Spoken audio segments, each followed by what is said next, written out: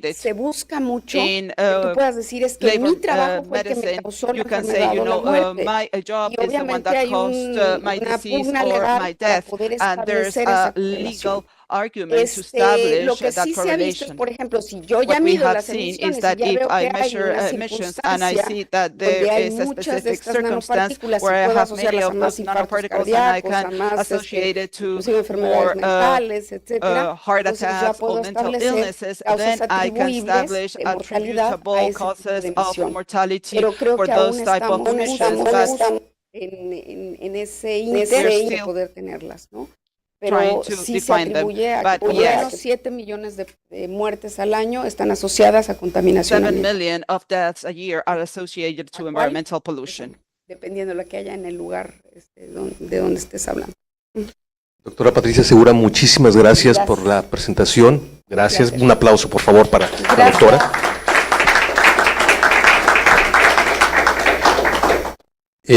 Como pueden ver, el desarrollo de política pública depende mucho de entender estos temas. Es por eso que CALAC recientemente tuvo un estudio para poder revisar el estado del arte en la literatura a nivel mundial y cuál es el efecto de las nanopartículas en la salud. Y para ello, la doctora Marlene Cortés del Instituto Nacional de Salud Pública nos acompaña. Ella es doctora en Ciencias en Salud Ambiental, maestra en Ciencias en Epidemiología e Ingeniería, ingeniera ambiental de formación. Ella es investigadora en ciencias médicas del Instituto Nacional de Salud Pública y miembro del Sistema Nacional de Investigadores e Investigadoras. Su investigación se centra en la exposición a contaminantes ambientales y efectos a la salud, especialmente en relación a enfermedades respiratorias, cardiovasculares y neurocognitivas. Ella ha trabajado activamente en diagnosis de la salud con enfoque ecosistémico y en la formulación de política pública para enfrentar la contaminación del aire. Doctora, bienvenida. Muchas gracias, muy buenos días a todas y a todos. Un placer estar. Okay.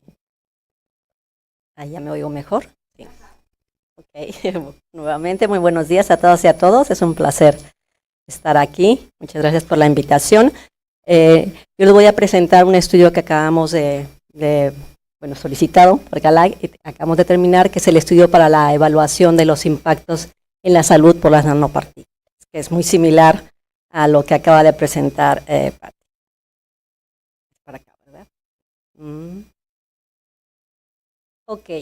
¿Por qué es importante? Bueno, creo que ya dio una muy excelente explicación, Patti, pero bueno, volviendo a decirlo, es como nuestro enemigo invisible, ya que, como explicó, es bastante pequeño, no lo podríamos ver fácilmente pues, a nuestra vista.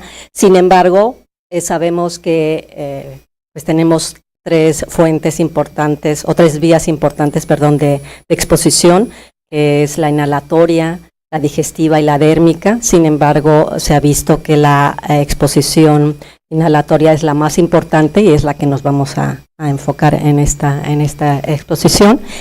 Y al ser tan pequeñas, penetran, respiramos, penetran en nuestros pulmones, vías altas, vías bajas, y pueden, como dijo Patti, también entrar a nuestro torrente sanguíneo, entrar directamente y afectar el corazón, y también pueden, a través del torrente sanguíneo, llegar al cerebro, pero no nada más a través del torrente sanguíneo. Dependiendo de la composición, hay metales, por ejemplo, como el manganeso, que tiene la predilección de entrar por el bulbo olfatorio y directamente hacia el cerebro y causar efectos cognitivos en él. And then it causes cognitive effects. So the effects are really toxic and important. And this has been associated to different cardiovascular diseases and also asociado. Realmente estos estudios son principalmente en Europa. En México no contamos con estudios para poder aseverar esto, pero esos estudios en Dinamarca y Alemania se ha visto que se ha asociado con la mortalidad diaria, principalmente por eventos cardiovasculares y respiratorios. Y bueno, también se ha visto que el 70% de la exposición se refiere o que viene de la exposición urbana de vehículos y pues obviamente por la combustión.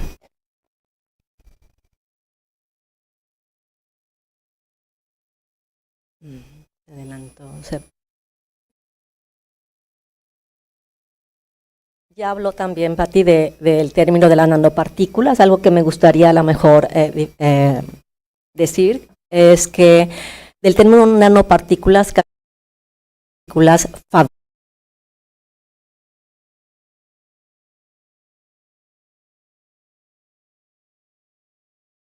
they have been used extensively because there are, for example, nanoparticles in aviation, in makeup, in lotions, and even in batteries to improve their efficiency. So these are manufactured particles, and that's what we mean when we say nanoparticles. However, when we talk about combustion processes, it's more common to hear the word ultra fine particles because that refers more to aerosols. Well, I'm going to use the term nanoparticles in this presentation, but anyway, I would like for us to take this difference into account. So you have already been explained what the definition was, and also that urban presence represents the highest concentration of our exposure in urban areas. However, there have also been studies in rural areas, because in many countries we have, for example, the use of the burning of biomass or wood. Well, the main definition when we talk about particles, we have a wide range of sizes. However, nanoparticles or ultra-fine particles, in terms of their mass, they occupy a lower percentage, but that is not the same with their numbers. So there is a difference with chemical reactions and how they gain mass in terms of their size.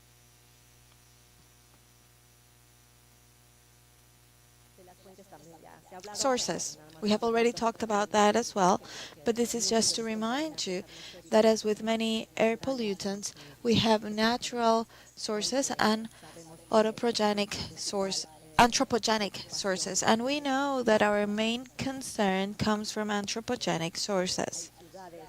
Though there are cities, for example, the city of Mexico where the volcano erupts, of course problems increase because this adds to the sources that we already have on a daily basis. So the problem becomes more serious both in terms of concentration and health effects. And now anthropogenic. Well, here we have urban transportation, but we also have internal sources. So our exposure is not only focused on the environment, but on everything that could generate concentration of particles in our households. And well, agriculture. Agriculture is also an important source of ultra-fine particle generation. For example, the use of pesticides, fertilizers, and water and solids remediation. And now let's take a look at the health effects. As we have seen before, we have three important systems. Well, this doesn't really follow my commands, this clicker. Well, I was talking about the respiratory system, the cardiovascular system, and the central nervous system. Those are the three main systems where we have seen effects due to nanoparticle exposure, as I explained at the beginning, because they are really very small, so they go directly to our first system, which is a respiratory system that receives that impact. So when they come in, there is a damage in epithelial cells. Epithelial cells are the ones covering our airways. They are damaged, and then there is an inflammatory response. There is interleukin liberation, especially IL-6, which inflames organs and cells. And therefore, there are impacts on pre-existing conditions such as pneumonia, COPD, asthma, and there could also be a higher risk to develop lung cancer. And all of that has an impact on the induced immunological reactions. So those are the type 2 immunitary responses. We are very used to seeing allergies, but actually type 2 is not the typical allergy one, but it is mostly referred to immunity-related diseases such as asthma. And now this goes through our circulatory system in our blood, and it has an impact on our heart. So this is associated to coronary diseases, myocardial infarction. Then this has all strokes, and this has also been associated with the risk of increasing hypertension. All of that because there is an accumulation, as Patty said, in our organization. So this is in our arteries, and the association of the hypertension risk has increased. And as I said at the beginning, there is an increase in mortality. And there are also alterations of blood clotting, and that increases the risk of thrombosis and alterations of blood clotting, and one of the main toxic mechanisms, as I said before, is inflammation and oxidative stress that is reflected in the walls of the blood vessels, and it forms plates that favor atherosclerosis amongst other diseases.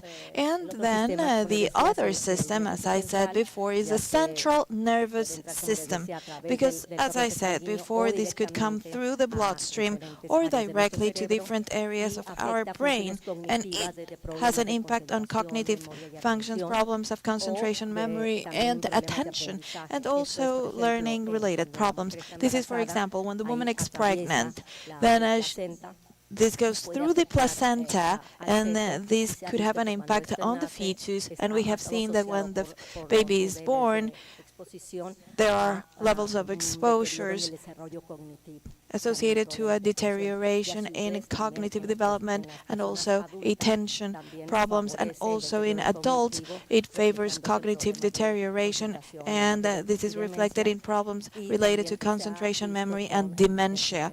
And we have also seen this in diseases such as Parkinson's or Alzheimer's disease. And now, these are studies that are directly associated to exposure to urban transportation.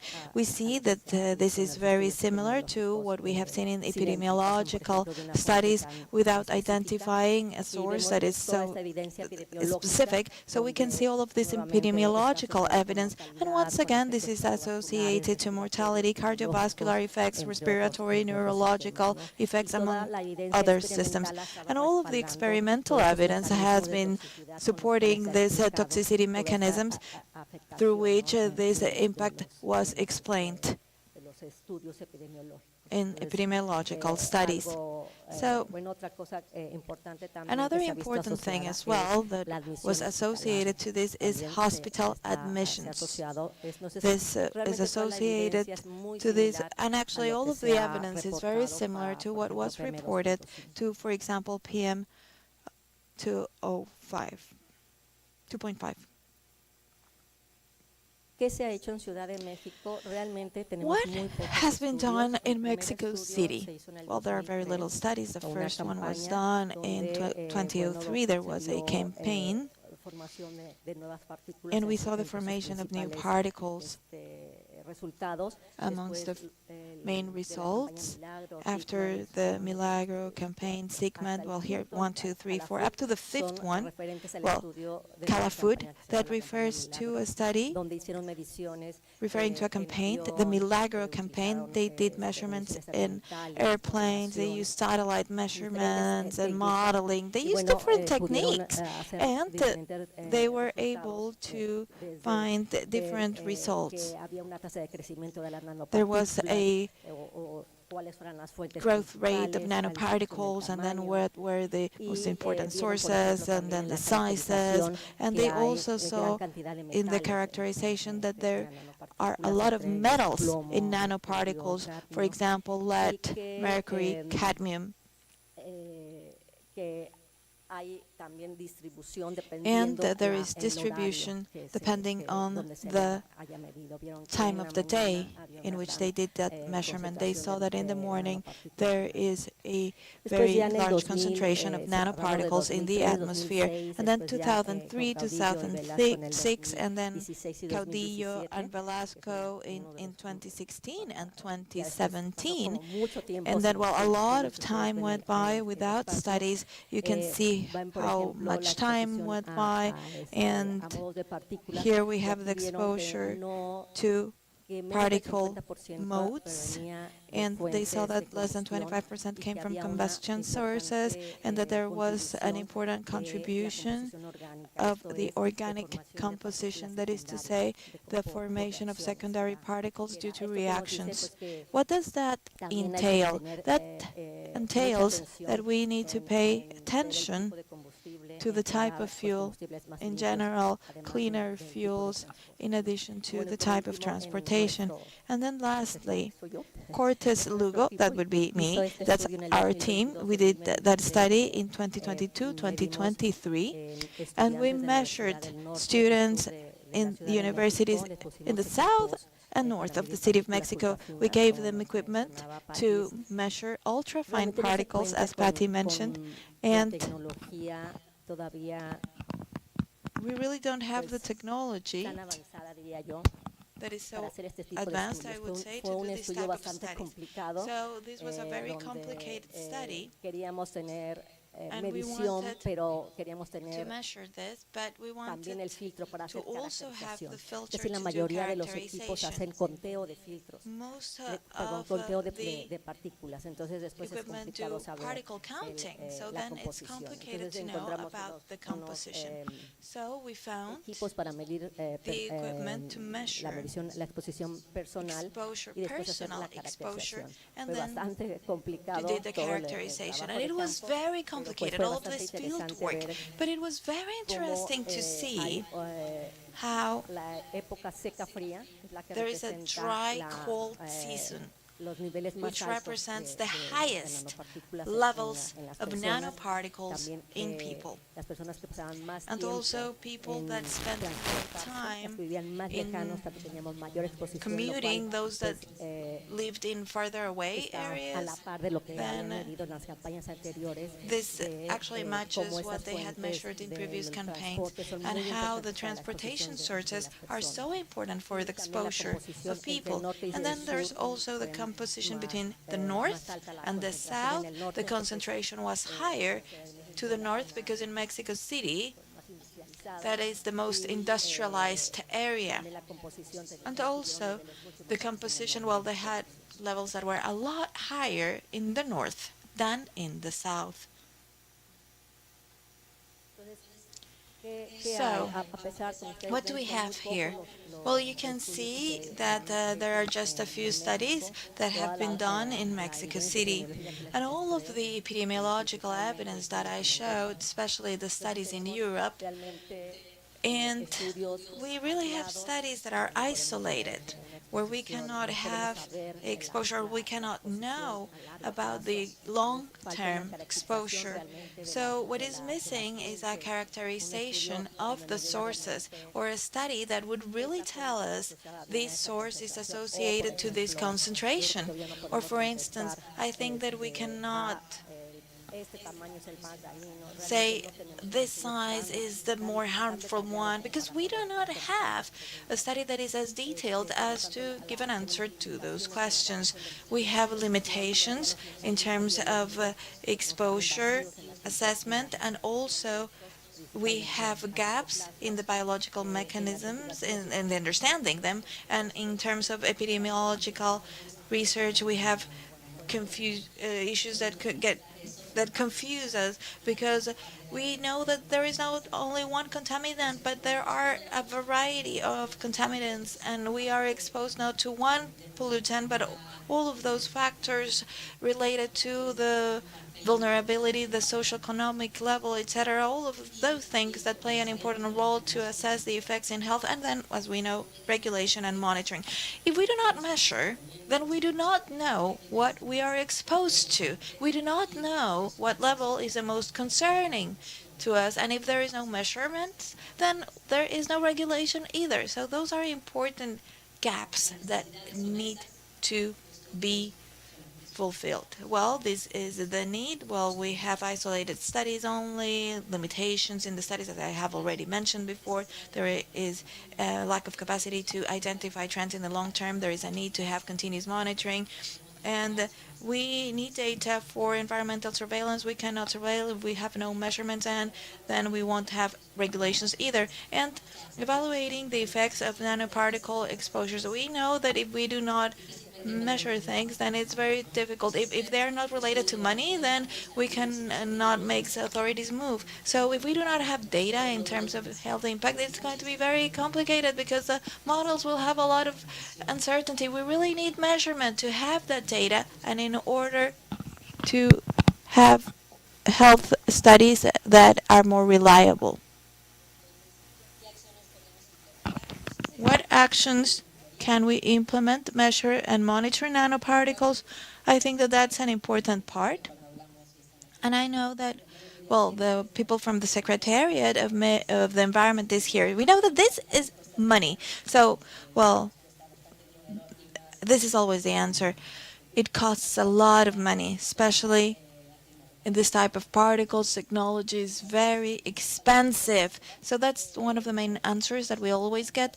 But I think it's important to do that, to regulate the emissions regulations for filters, these filters for particles, for diesel motors, but not only filters and regulations, but also maintenance is important, because we see, just as in the industry, we saw that in mining industry, they use this equipment, which is great over the first years because the filter works great, but if there is no maintenance, then we are going to have the same problems. And obviously also promote clean and sustainable transportation, public, efficient transportation with active mobility and electrification. Well, that's what we want to keep promoting in Mexico and in many countries of Latin America.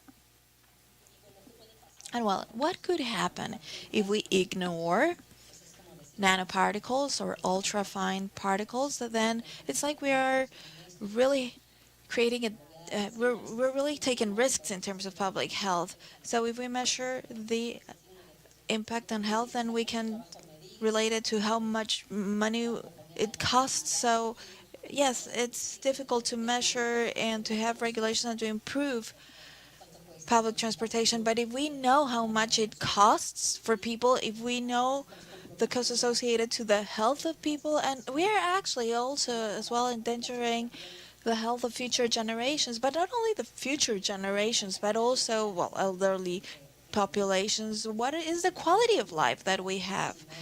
It is compromised if we do not look at these important sources that have all of these health effects that we have seen in studies in Europe. I think that that is all. Yes, that's all. Thank you. Thank you so much, Dr. Marlene, Dr. Patricia Camacho, and Dr. Marlene have talked about an issue that is very complex, but in simple terms. So we are really thankful. We're really grateful for your great work. I'm sure that we have questions for her, right? Patricia Segura, I'm sorry. Don't worry, I'm used to it. Marlene, I loved your presentation. Thank you very much. The question is, do you think that climate change will further complicate the process or the problem of nanoparticles? And how could this be associated to it? Well, first of all, it's completely associated to it. So one of the short-life contaminants that is associated to climate change is black carbon. Black carbon is within the composition of nanoparticles. So I think that we would be killing a bird with the same stone if we do that. Well, we would be really contributing to climate change with this. So it goes hand in hand. And now, I don't know about your countries, but in Mexico, we are talking about climate change and the quality of air because there is a convergence. We cannot treat them as though they were different because they share sources and effects, both of them. At the back, we also had a question, please. Thank you very much, Doctor, for your incredible presentation. In the case of Lima, Well, Lima is considered one of the most polluted cities because of the air quality that we have. My question has to do with urban planning. In this case, this has to do with vehicles and the increase of nanoparticles and their impact to our health, because this is not only an impact that it has in the health of the inhabitants, but the workers who are in constant exposure, and how this lack of measurement can maybe entail regulation or public policies, or maybe planning of sustainable governance. Well, I'm looking at Gabriel here. I think that one of our most important problems in Mexico precisely has to do with urban planning. A big part of our problems in this planning a lot of our problems has to do with planning, because, well, you first have the industry, then the people, and then the industry has to leave that area because of all of the inhabitants that are there. So it has to do with lack of planning. This is one of the key ways of managing exposure, for example, to the health of the population. But not in terms of the contaminants, because I think that goes hand in hand with the regulations. So if you don't know, you're not afraid, right?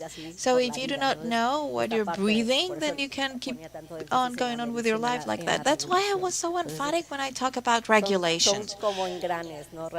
So these are gears in the same system. There is no single solution for our problem. We have a lot of factors, just as the health effects are not just only one cause, but they have multiple factors. So the same thing here, the problem of contamination, well, these two that you have mentioned are important to start facing the problems related to contamination and pollution. Muchas gracias, doctora, por la Thank you very excelente much, presentación. Doctor, for your excellent presentation. I'm Kristen Torres from the Ministry of Environment of Chile.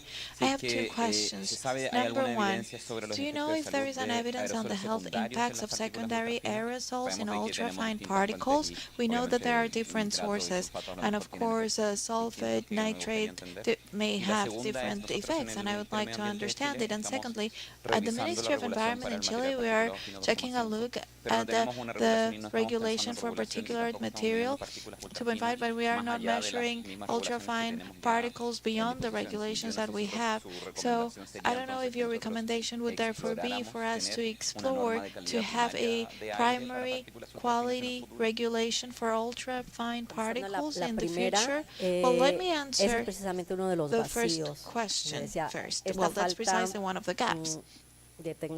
This lack of technology to do their measurements and to be able to differentiate between sizes and compositions.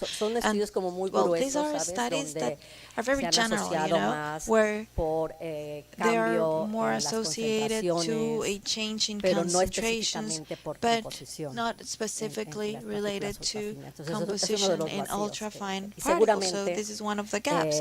And I'm sure dependiendo la composición that de la depending partícula on va a the ser la composition of the toxicidad. particle, La diferencia es you will have a relationship with entre más pequeña la toxicity. partícula se So vuelve the más difference tóxica. is the smaller the Eso es algo que particle, sí the se- more que sí se ha toxic visto, ¿no? it Entonces, is. That's something that has indeed been seguimos seen teniendo ese before. vacío entre So la we still composición. have that Pero sí, gap seguramente la in composición está composition, muy but asociada yeah, a- I'm a sure la that toxicidad. composition is associated to En cuanto a toxicity la as well. normatividad, Now, as sí, regards yo estoy- regulations, mi yes, grupo está a favor I am, or de- my group de is que in favor, debemos de encaminarnos because a we tener have una to normatividad start hacia el, having material regulations particulado más fino, that ¿no? address La finer ultrafina, particulate sé si se puede matter. hacer por ahí un Ultrafine, well, corte I don't know más if abajo there de las could be a 2.5, cutoff ¿no?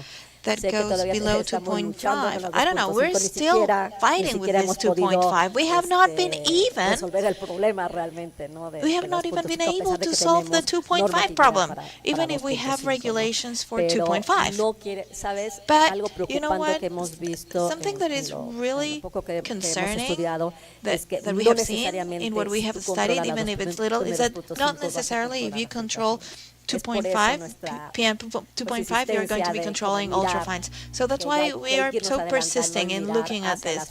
We have to look into the sources, measuring them, and characterizing ultrafines well, so that we can start thinking about that. But, well, I repeat, we still have the problems of being 2.5. So allow me to do a follow-up question. Do you know if the World Health Organization is thinking of updating their quality guidelines towards ultrafine particles? Because that also would help the decision makers in terms of regulations. Yes, precisely. The World Health Organization doesn't have those limits yet, but I think that they're getting ready for that.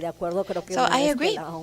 I think that once the WHO takes this step, then certainly we are going to feel forced to follow the recommendations. But yeah, but right now there are no regulations or standards by the WHO, but they are looking into it.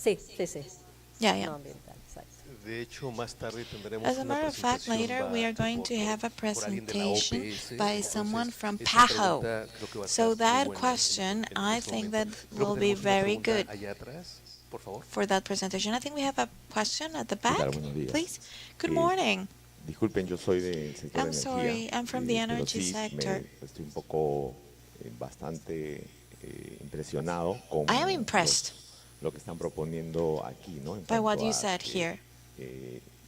Implementar nuevas normas, por ejemplo. Implementing new regulations, for instance. In general, I think that in Peru, we are lagging behind. I've just heard Euro 6 from Chile, and now you are thinking of including standards to include ultrafine materials. Well, in our countries, there's always the policies that are important, and when we have this social problem, it's a problem to implement more regulations, because people think that now this is a country where this is too problematic, there is a social issue. Well, a lot of the transportation here is informal in our country. So we have a problem. I would like to know how this is faced in countries such as Mexico, because you also have that reality in which, of course, the air quality has to be improved, and politicians need to understand that this is part of health, and if there's a social issue, then we have to work on that in parallel. But how do you manage that conflict? Because if we go beyond that, if we go to the technical part, it's important to understand how you solve these issues, taking into account the social problems and transportation, which is important in Peru, and health.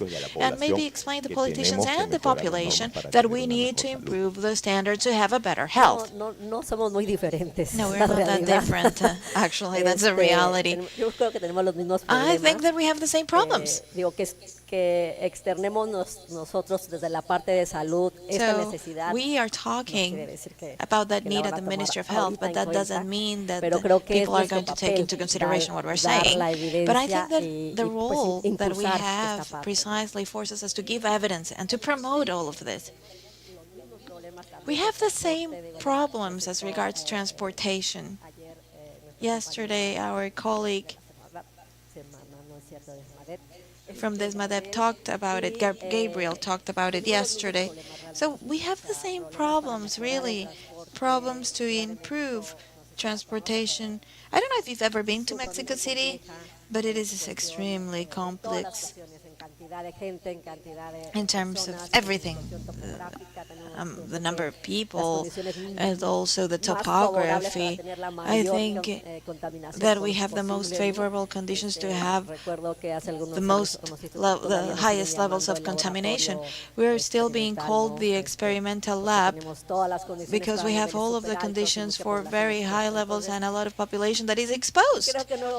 So I think that that is not different from what you're experiencing here in terms of transportation, and then the social issues of risk communication.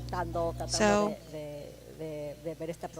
they're still trying to solve this problem day after day.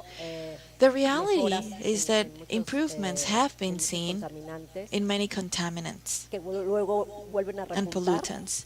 And then, for example, ozone was already debated, and then they go back because there are contingencies. with ozone. So I'm sure that Gabriel could answer this question a lot better because he works for the government, but I think that Patty wants to talk about this. Thank you. I believe that one of the solutions is to have all of the stakeholders sitting at the same table and working together.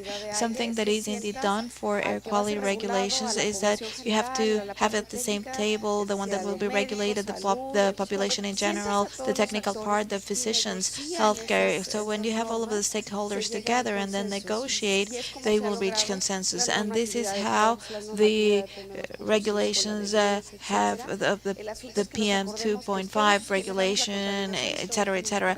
The important thing is that we need to remember that we all create pollution and contamination, and we all have to solve it. So there are social, public, private interests, and if all the interests are covered, I think that we can solve this. Well, with ultrafine particles, well, we have to start by measuring them. We need to know that they are there, and we need the evidence that they are causing harm. And after that, everybody can be accountable for that, and then say, okay, we need these filters, okay, I'm going to follow these regulations, because in the end, there is nothing more democratic than the air we breathe. We all breathe the same air. So it's important for all of us to work together in this. Yes. To conclude, in one of the recent studies, precisely, they have already worked well. This is different from some years ago, where there was a health research, and it was just the researcher and the population. But now, there are a lot of intersectoral workshops where different parties are involved, the decision makers, the population, the technicians, healthcare. It's not simple. Honestly, it's not simple. And I always say this in the workshops. I'm from the healthcare area, and, well, for me, it's more difficult to say all of this to the decision makers in the healthcare services. But I think that that is the only way that we have to move forward. We need to have everybody sitting at the same table. We have had a fantastic discussion, but we need to keep going, Doctor. Thank you very much. Excellent presentation. Toda esta evidencia nos hace ver la necesidad. All of this evidence makes us see that there is a need of taking public policies that would address these issues. One of the issues, well, that it's worthwhile for us to think about is what we have done to improve the efficiency of vehicles. The same efficiency improvement means that there is more production of nanoparticles because of the efficiency of the motors, but that is an important part to take into account. And now Una Trivanovic, she talked yesterday. She works at the Swiss METAS, at the Federal Meteorology Institute in Switzerland, and she researches aerosol synthesis of carbonaceous particles. So, Doctor, welcome. If anybody needs a translation, you might want to get one. But anyways, thank you so much to the colleagues who already spoke. I think you had very... Yep. Okay. The presentations this morning were very exciting, and I think that one thing that came up more than once in the discussion was the need to measure these ultrafine particles, and that's exactly what I plan to talk about. So, as was mentioned, I am from the Swiss Federal Institute of Metrology, and one of the things that we are part of is this consortium called Mitigating Transport-Related Air Pollution in Europe, or MITRAP, and we're working on improving our measurements in air pollution in Europe. So, a little bit about the project in general. This is a very large project from Horizon Europe. We have partners from 11 different countries working to improve urban air quality, and we're just at the beginning of this project. So I will tell you about what our plans are for the future, and hopefully you will continue to follow along our work to see the outcome. So we have a few objectives. The first is to bridge these gaps that we discussed already this morning.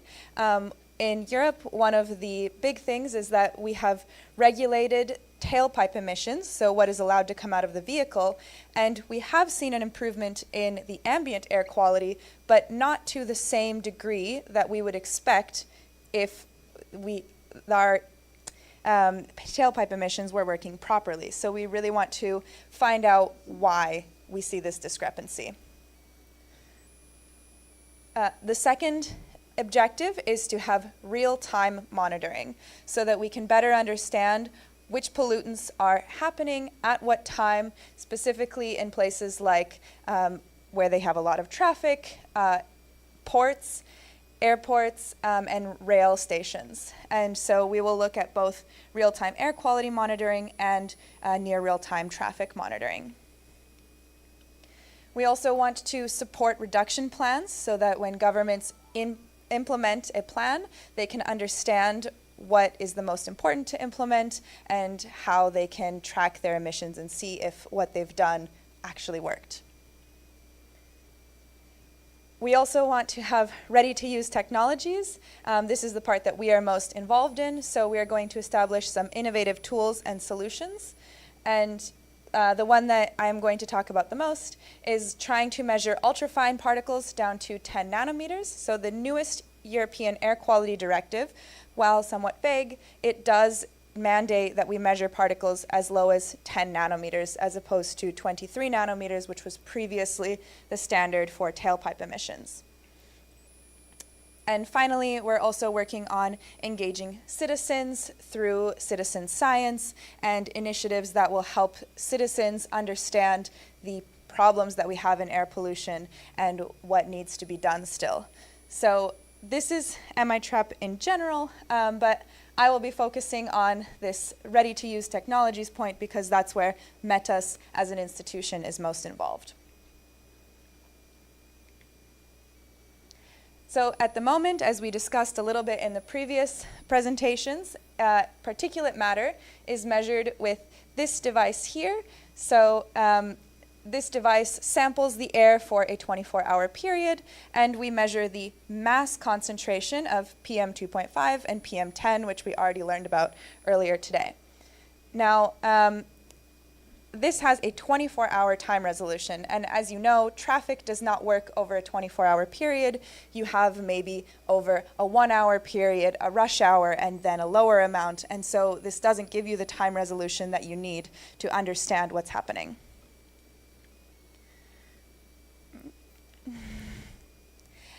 In addition, these ultrafine particles that we talked about, because they're so much smaller, they have a negligible mass compared to the large particles. And so even if they exist, you're really overlooking them with this method. And so this also does not give us enough information to do source apportionment. And what I mean by that is looking at our data and saying these particles came from vehicle traffic. These other particles came from a local factory. These other particles came from maybe a natural source, for example. We simply don't have that resolution at the moment. So our goals in MITREP are first to measure particle number down to 10 nanometers.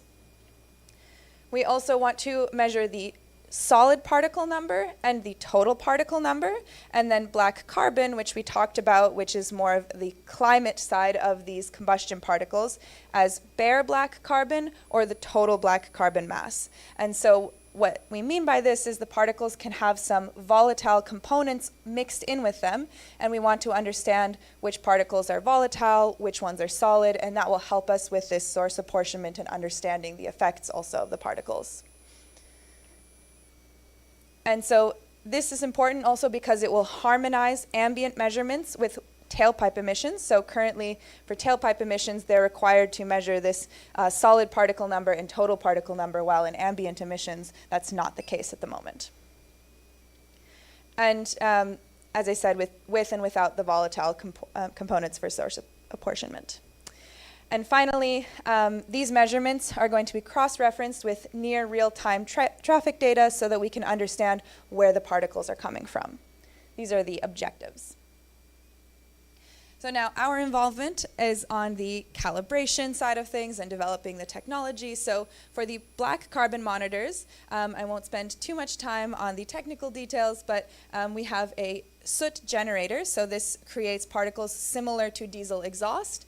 And after some dilution steps, we send it to different instruments. And a few of the novel things that we did this time was we used this photothermal aerosol absorption monitor, or PTAM, as our reference for black carbon. And then ethylometers are what's typically used to measure the mass concentration of black carbon, and we measure them on their own so that they can measure the total amount of particles, and with a catalytic stripper in front, and this removes the volatile particles so we can see how they perform with and without the removal of volatile particles. Another thing that we want to show here is that when I say polydispersed soot, what I mean is that they don't have just one single size. All the particles aren't the same. They have a distribution of sizes. So here on the x-axis you have the particle size, on the y-axis the concentration. So you can see we used 3 different median sizes, but they're a range of sizes for each population of particles used. And so this is what we used in our calibration. This is what it looks like in the laboratory to give you an idea. And just a small thing that I want to show from the results is that we have used our fresh particles with no catalytic stripper. We also use them with a catalytic stripper. So these fresh particles are just like what would be emitted straight from a tailpipe, and these look exactly the same with and without the catalytic stripper. Then we also used a device to age the particles artificially, so as if they were in the atmosphere for some time.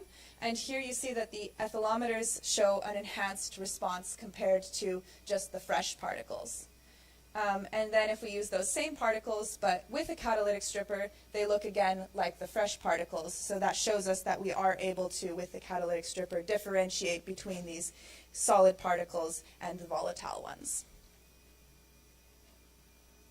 Now the next thing I want to talk about, it doesn't show up super well in this image, but we've been developing a mid-cost particle counter, so hopefully to fill this gap in measuring the number of particles down to 10 nanometers in ambient air.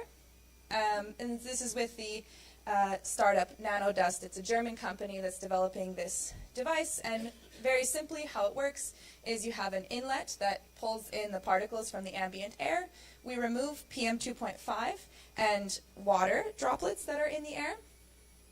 Then it goes on to a dilution stage, and we have a second removal stage that removes particles that are PM 0.5, so greater than 500 nanometers.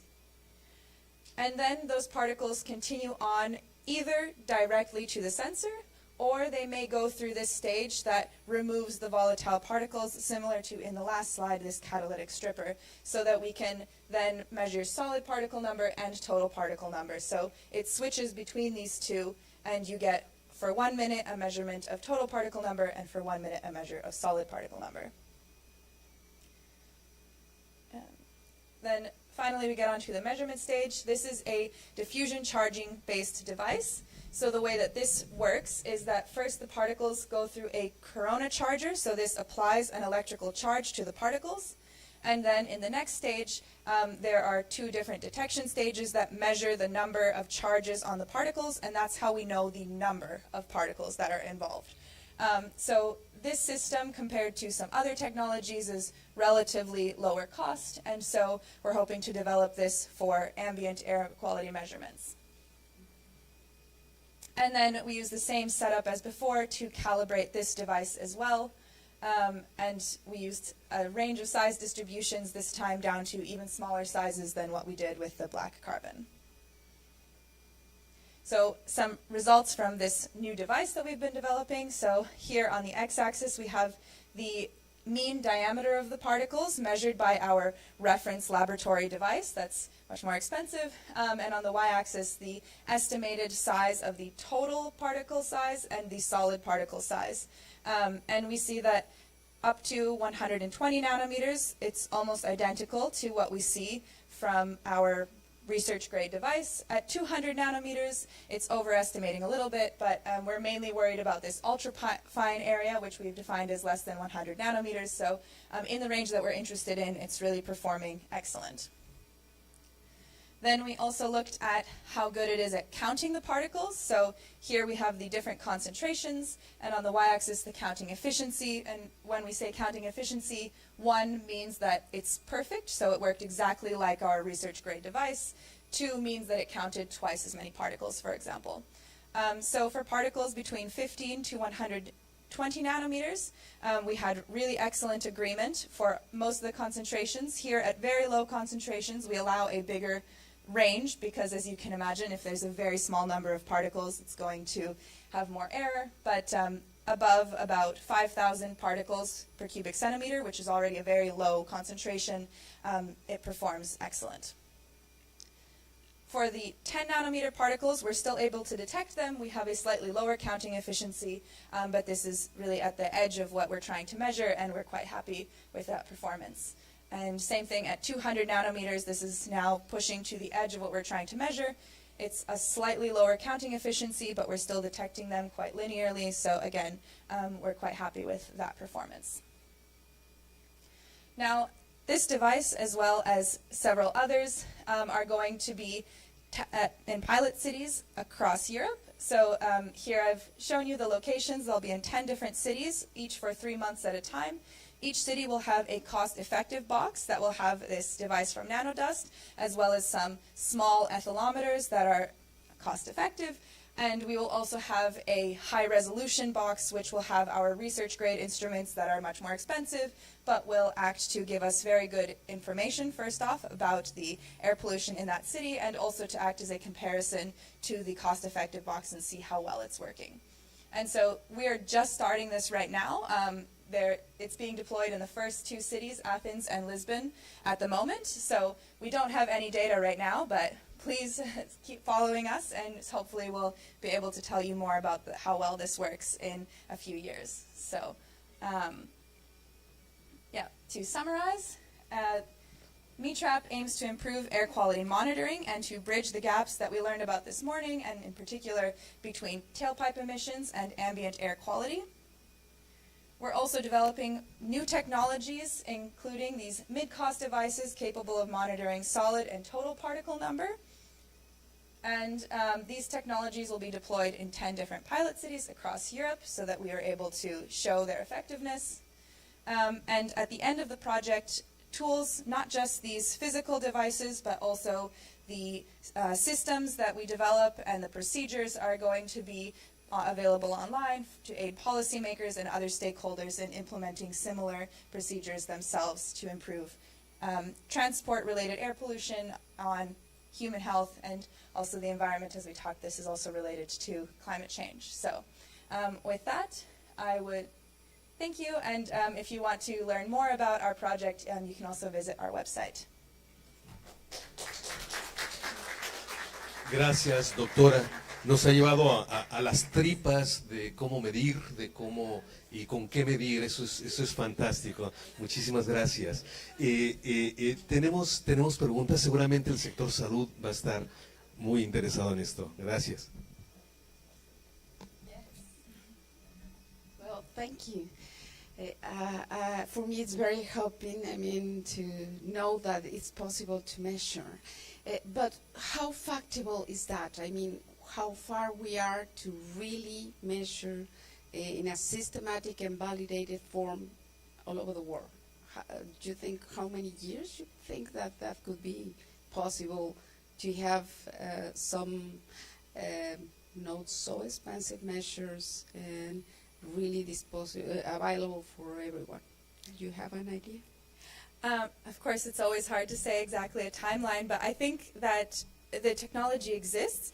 It's a matter of putting it into a package that's cost-effective enough. We can measure these particles. The question is not can we, the question is, is there the will to put it into a package that's going to be cost-effective enough? So hopefully we can do that. I do think that in the next few years, if there is a demand for those kinds of measurements, so if there's a regulation in place, then the manufacturers are incentivized to create it. But if there isn't enough, if there's nobody willing to buy those devices or nobody with enough money to buy them, then the manufacturers also are not incentivized to create them. So that's, yeah. Excelente, gracias. Por favor. Thank you so much for your presentation, Doctor. You said that you were going to do some source apportionment with the data from these monitoring stations. So could you develop a little more how you're going to do that? Because one of the main problems that we have with regulation is that when you do, for example, a decontamination plan and assessment plan, is that you do bulk actions for all the sources that are identified in your emission inventory. But if you could do this apportionment that you mentioned, it will be easy to actually focus on the 20% of the sources that are developing the 80% of the emissions. Yes, definitely. So this is something that we as Metas are not personally involved in, but our other colleagues in the consortium will be working on that. So they're developing that method, and I know that they have also put it into, like, they've tested it in the laboratory now, and it'll be tested in the pilot cities. So I can't tell you the details of exactly how they did that because that is not something I personally was involved in, but I can certainly get you in touch with the colleagues that are working on that, and they can give you the full details of what they've done. ¿Tenemos preguntas en la parte trasera? Sí. Aproximadamente, ¿cuánto tiempo demora en quedar en suspensión las nanopartículas? So how long the nanoparticles are suspended in the air approximately? Particles that are this small, they can stay in the air for until it rains and they're removed that way. These particles are so small that they really don't settle out from the air in a matter of hours or even days. They could stay in the atmosphere for up to 2 weeks is the estimate. I think 2 weeks is maybe a bit extreme, but it's not something that over the course of one day will be removed. It's there for at least days.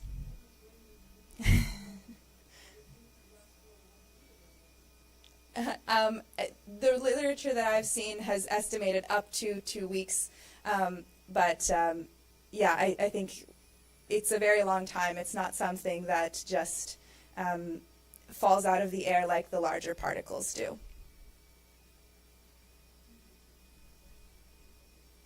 Tenemos, por favor. Sí, muchas gracias por la presentación.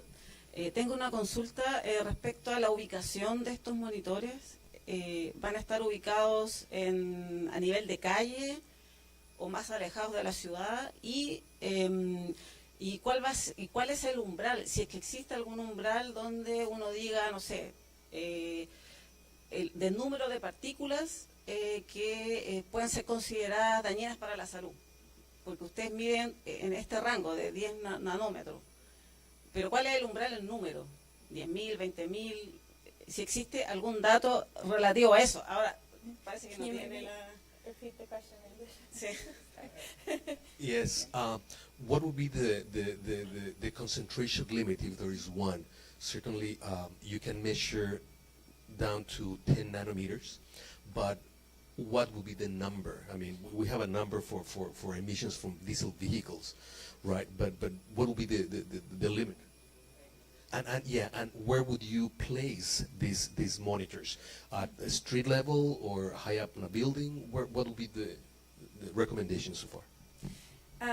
Right now, we are planning to put these monitors at pollution hotspots, so places where there are a lot of traffic, or a seaport, for example, to understand marine traffic, at railway stations to understand rail traffic, those kinds of places where we expect a lot of pollution.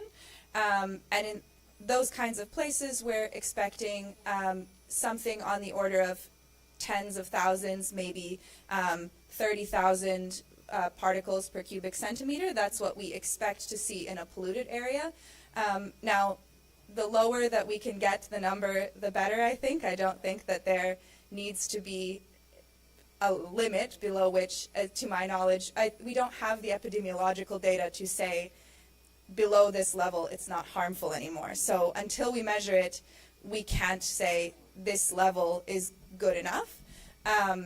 But yeah, so I think the lower the better at the moment. And first we need to measure the levels and understand what we have and do some epidemiological studies so that we can know which level is good enough, because at the moment we simply don't have that information.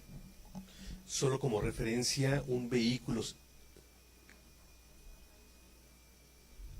creo que tenemos un tema de traducción. I think we have a problem with the translation. Sí, Resumen, en este momento no tenemos los resultados de cuánto sería un umbral límite en la parte de abajo, evidentemente. A limit. So of course, if it's low, then that's better. And well, we have the emissions of a diesel vehicle without a particle trap. It can reach 10 million particles per cubic centimeters, just for you to have a reference. With a particle trap, that number can be reduced in the order of 10, 20, 30, and up to 50,000 particles per cubic centimeter.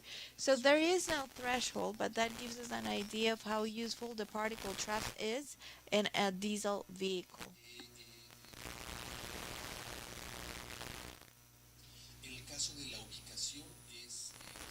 Location. Well, they are being placed in areas where they estimate that there are large emissions of these particles. That was the answer. And then the next question, please. Meanwhile, manufacturers maybe could invest in some development for this kind of instruments. What about to work with universities in the academic area? I think that it would be possible to collaborate. I don't know if it's possible to involve some of our universities because we have some labs, we have some resources, and already some groups that are working in not exactly this kind of topic, but similar topics to this. So I think this could be a very good collaboration opportunity to start to meter, no, right now. Yes, certainly. We already are collaborating with universities, and we're open to collaborating with more universities. So that's certainly something that we are happy to do, and we already do on a regular basis. La colaboración con las universidades está abierta y es más que bienvenida. Cooperation with universities is more than welcome, and I think that Metas showed that yesterday. There are ways to contact Metas, and they will be happy to cooperate. So yeah, thank you. So yeah, it got solved. Okay, great, thank you. I think that we have an additional question over here. Actually, something that really impressed me is about the collaboration, international collaboration in the project. And I'm actually willing to know more about if this project will be possible to expand in maybe Latin America, in universities here, due to the fact that we are affected by this pollution and nanoparticles. Thank you so much. Yeah, this project is funded by Horizon Europe, so it runs for a fixed amount of time, and hopefully our goal is to make the tools that we develop freely available as part of the project, but certainly we're also open to collaborating with others, and we can apply for more funding and start our own projects with Latin America, and certainly we're not bound by the borders of Switzerland by any means, so we're happy to work with anybody who's interested in the topic. Nuevamente una excelente presentación. Once again, what an excellent presentation. Thank you. I have a question. I have to ask it. I know that it's difficult to estimate. I will ask a question in English now, but certainly this is very interesting. But how much does it cost to put one of these systems? Okay. This device costs approximately 10,000 euros. So that's why we're saying mid-cost. It's not yet a very low cost, but this particular device that I've shown is 10,000 euros at the moment, approximately. Excelente. Doctora, sí, Adrián menciona algo, ¿no? Los TEOM costaban con $30,000 costs around $30,000, so it doesn't sound that bad. As a matter of fact, in Mexico, in the vehicular inspection programs, around 50 TEOMs were bought. They are not being used right now, but well, we can look for money to do this. The cost benefit at the end of the day could be very interesting. Dr. Una, thank you so much for your presentation. La siguiente presentación. The next presentation is linked to health. We are going to have a virtual meeting. In this case, we have Juan Jose Castillo. He works at PAHO, Pan American Health Organization, and he's a regional advisor on air quality at PAHO, and he delivers technical cooperation to the health teams in the countries of Latin America and the Caribbean, and he strengthens the capacities in order to respond to the morbidity burden linked to air contamination. He has been an executive director of nonprofit organizations. He is a professor, researcher, and he has also been a public officer in the sectors of transportation and environment. Can we turn the lights off in order to have a better look at the presentation? I don't know who can turn the lights off. Well, I tried, and I think that it's not possible. I don't know. They're checking. Okay. Juan Jose, welcome. Thank you very much for your presentation.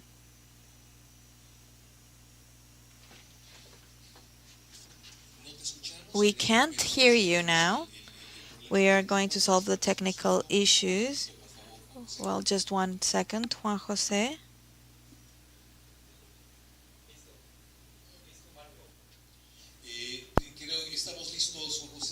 We're ready, Juan Jose. Welcome. Thank you very much. We can hear you. We need more volume, but, well, we can hear you. Perfect. Thank you very much for inviting me, and congratulations for this event. Well, we feel that we are there looking at the cameras and some of the familiar faces. My name is Juan Jose Castillo. I'm an advisor on air quality and health, as it was mentioned before, at PAHO, and we are pleased to be in this conversation today. When we have the opportunity to cooperate with CALAC in these issues, well, we think that this is very relevant, and we congratulate the organization for working on these important issues, and they also make an effort to have a comprehensive approach, not only to reduce the specific emissions, but also they want to understand how this role is linked to the healthcare sector. And as a matter of fact, some tools have been developed, and also we need to understand how this is linked to different sectors for the development of different activities. Today I want to talk about the cooperation agenda at PAHO, and maybe I would like to start by saying that we just finished in March, from March 25th to 27th, we just finished the Second World Conference on Air Contamination and Health. We had more than 700 participants representing 100 countries in the world, and it was a very good opportunity for Latin America and the Caribbean. And as a matter of fact, CALAC and some people who are in the meeting today were there. We had around 200 participants of the region, together with more than 30 speakers of the region in this international conference. And to us, it's a example of the development of the region, and when we speak of the region, particularly want to focus on Latin America and the Caribbean. Historically, many of these conversations or dialogues that seek evidence have focused on the northern countries, the US or Europe, but now we can see the participation of countries of Asia, well, China, but America Latina also had a voice there, and that is a result of your work, the work that you make, because you have prioritized this issue and you want to develop actions that will create a better air quality for all. One of the issues that were discussed in the conference is what commitments can the countries and institutions do to improve air quality. And I would like to take a minute here to mention that those commitments are still open. So WHO is proposing a 50% reduction goal in health impact of air pollution by 2040. This, of course, is a goal that will require the effort of many stakeholders. On the one hand, reducing emissions, but also measuring the impact and generating mechanisms that would allow the policies and interventions that have proven to be effective to be implemented, so that after a cost effectiveness analysis and also equity aspects can be included. So please visit this QR code, to go to this website and see whether your institutions or countries can develop commitments in order to reach that goal. This is not exclusive for the member countries of the WHO, but this is open to all of the stakeholders that need to play a role in these actions. During the conference, we also had an event that was called the pre-conference event. It was a conversation that we had on the 24th, March 24th. We had a dialogue there with the regional stakeholders to identify the opportunities of the region so that we can work together in a unified manner before the conference. Here we had different participants. Some are here with us in the conference.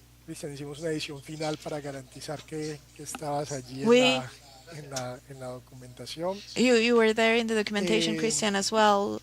So this was an opportunity for us to discuss some of the issues and how to build the technical basis for the preparation of an action plan in terms of air quality and health for Latin America and the Caribbean, and we are working strongly on that. As the PAHO, the WHO is working on a global roadmap for air quality and health, but in this region we want to have an action plan that is only built by the organization, but with the participation of the inputs of the countries and the actions that the countries are doing, and we want this link between air quality and health to be clear. In addition to that, this was useful to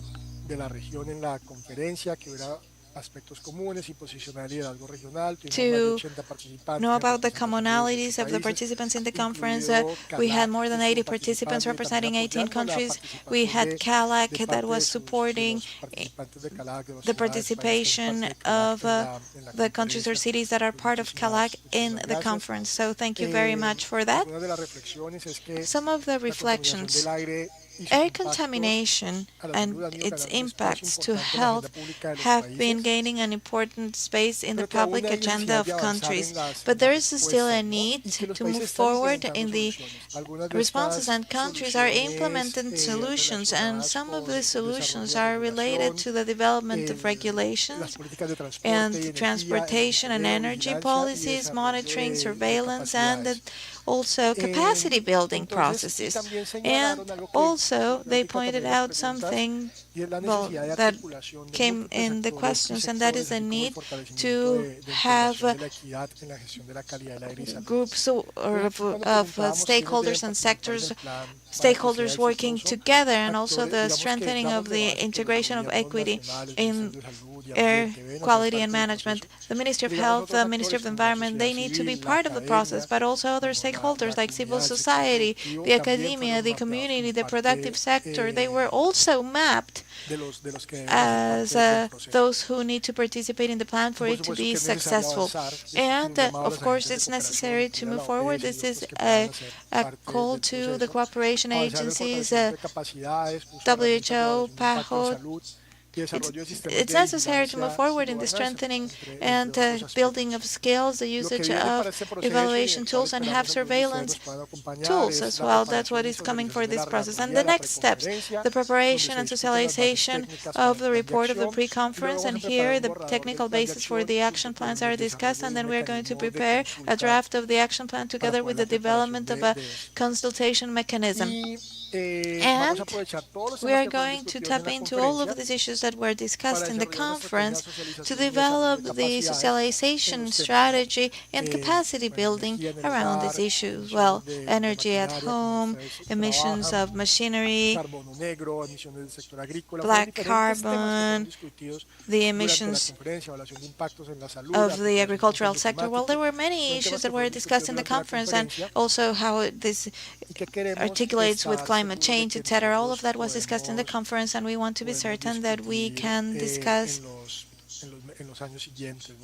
on the following years, so that it's not only one event that took place, but this should feed the cooperation agenda. And for that, of course, we hope to keep on working with partners such as CALAC and the Swiss cooperation. Well,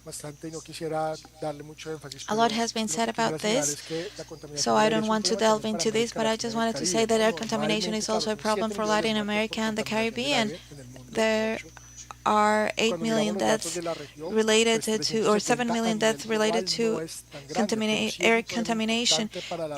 And in the region, it's 370,000 deaths that can be attributed to air contamination. And it is an important problem. We are at a tipping point. The concentrations have lowered, or they are lowering, but at the regional scale, the problem is still significant. And when we go, well, these are the average concentrations, but we take a look at the local areas, when we try to see in the cities who's been affected and in rural areas, how do they use energy at home? Well, that shows the importance of moving forward. And we are still far from the recommendations of the WHO in terms of the air quality guidelines. And well, here we have recommendations in terms of air and health, and here we have 7 pillars. Governance and intersectoral action is one of the pillars, planning and regulatory frameworks, primary care and health infrastructure, surveillance in health and integration of information systems, how to respond to emergencies of air contamination, and of course research and capacity building, clean, healthy and sustainable environments, and there is a financial component as well, a financing component. Well, it's important to develop as well tools for decision-making purposes. I'm going to talk more about the use of these tools, but first of all, I wanted to say that these tools help us so that different sectors can sit together to strengthen the health care view in our actions, even if the interventions are not specific for the Ministry of Health or Ministry of Environment. Here, for example, we are talking about green areas and also mobility and industrialization, and how this can have an impact in healthcare, and how the cities and the planners have the opportunity to play an important role in public health. Well, as I said before, I'm not going to delve into this, but well, you can take a look at the link and see more details about it. And then there's another component. We need strategies that are more sustainable for cooperation. So a project training, but also we need a critical mass of experts that have the skills to execute those works. We now have a group of more than 180 people who can use AirQ+, more than 70 cities that carry out an environmental impact assessment with AirQ+, and in-person workshops, but particularly a group of experts. And we think that that's a good strategy for countries to keep on going in the sustainable use, to use these tools and to incorporate them continuously in decision-making processes. At PAHO, we are very happy to be part of this dialogue. We know how important partnerships and collaborations are. And to us, it is a good opportunity to have a dialogue with you today. CALAC is one of the main partners of PAHO as regards these issues, and we hope to continue collaboration. Now that this phase of the project is over, we hope that we will continue to work together still. Juan José, thank you very much. Now we have the Q&A session. Mi pregunta My question is, en el tema de la as participación de regards la the sociedad civil, participation of the civil society, me preocupa o me I'm parece que worried, or sería I think that importante it's que important asociaciones de for pacientes patients de associations, cáncer, for example, cancer patient associations or stroke patient associations or cardiological patients. So these organizations should be part of initiatives such as AirQ, because they are directly affected by air contamination, but I normally don't see that they are there, and they don't even seem to know that air contamination or air pollution has important numbers of mortality and morbidity that can be attributed to it.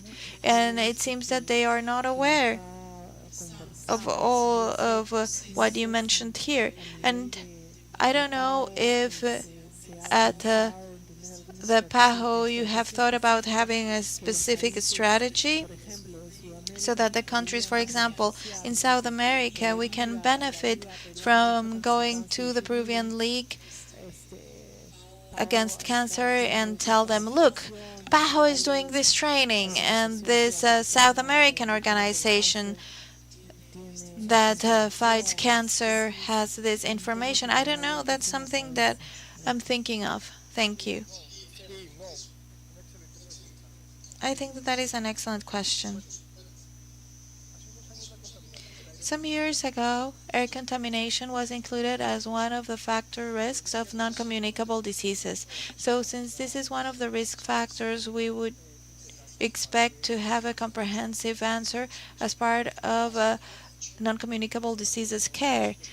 As you said, when we talk about the 8 million deaths that can be attributed to air contamination, 70% are non-communicable diseases. That includes heart diseases or COPD and lung cancer.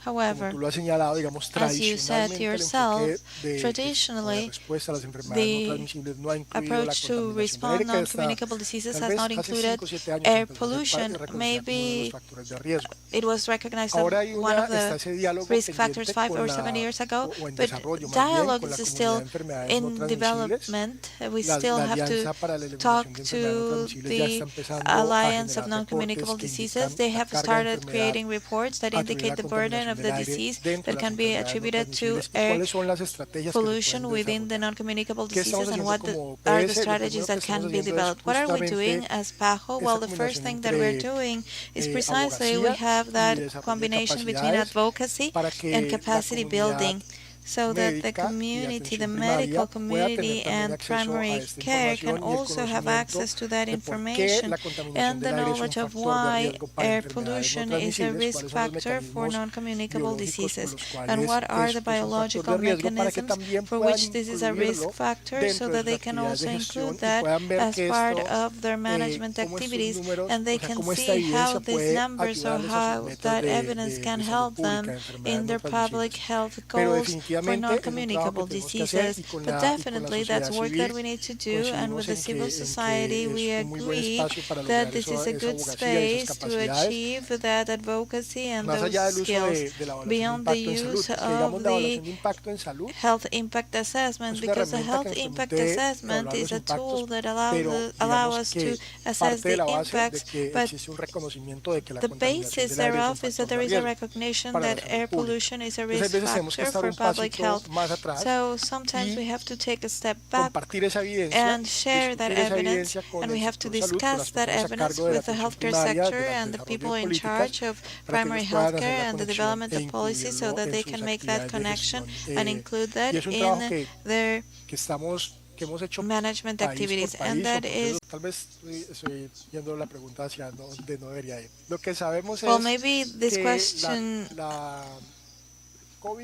I'm answering it maybe in not the right way, but well, COVID-19, the final evidence shown that it can be borne by aerosol, and the improvement of ventilation and interior air quality was an important point for the response of COVID-19.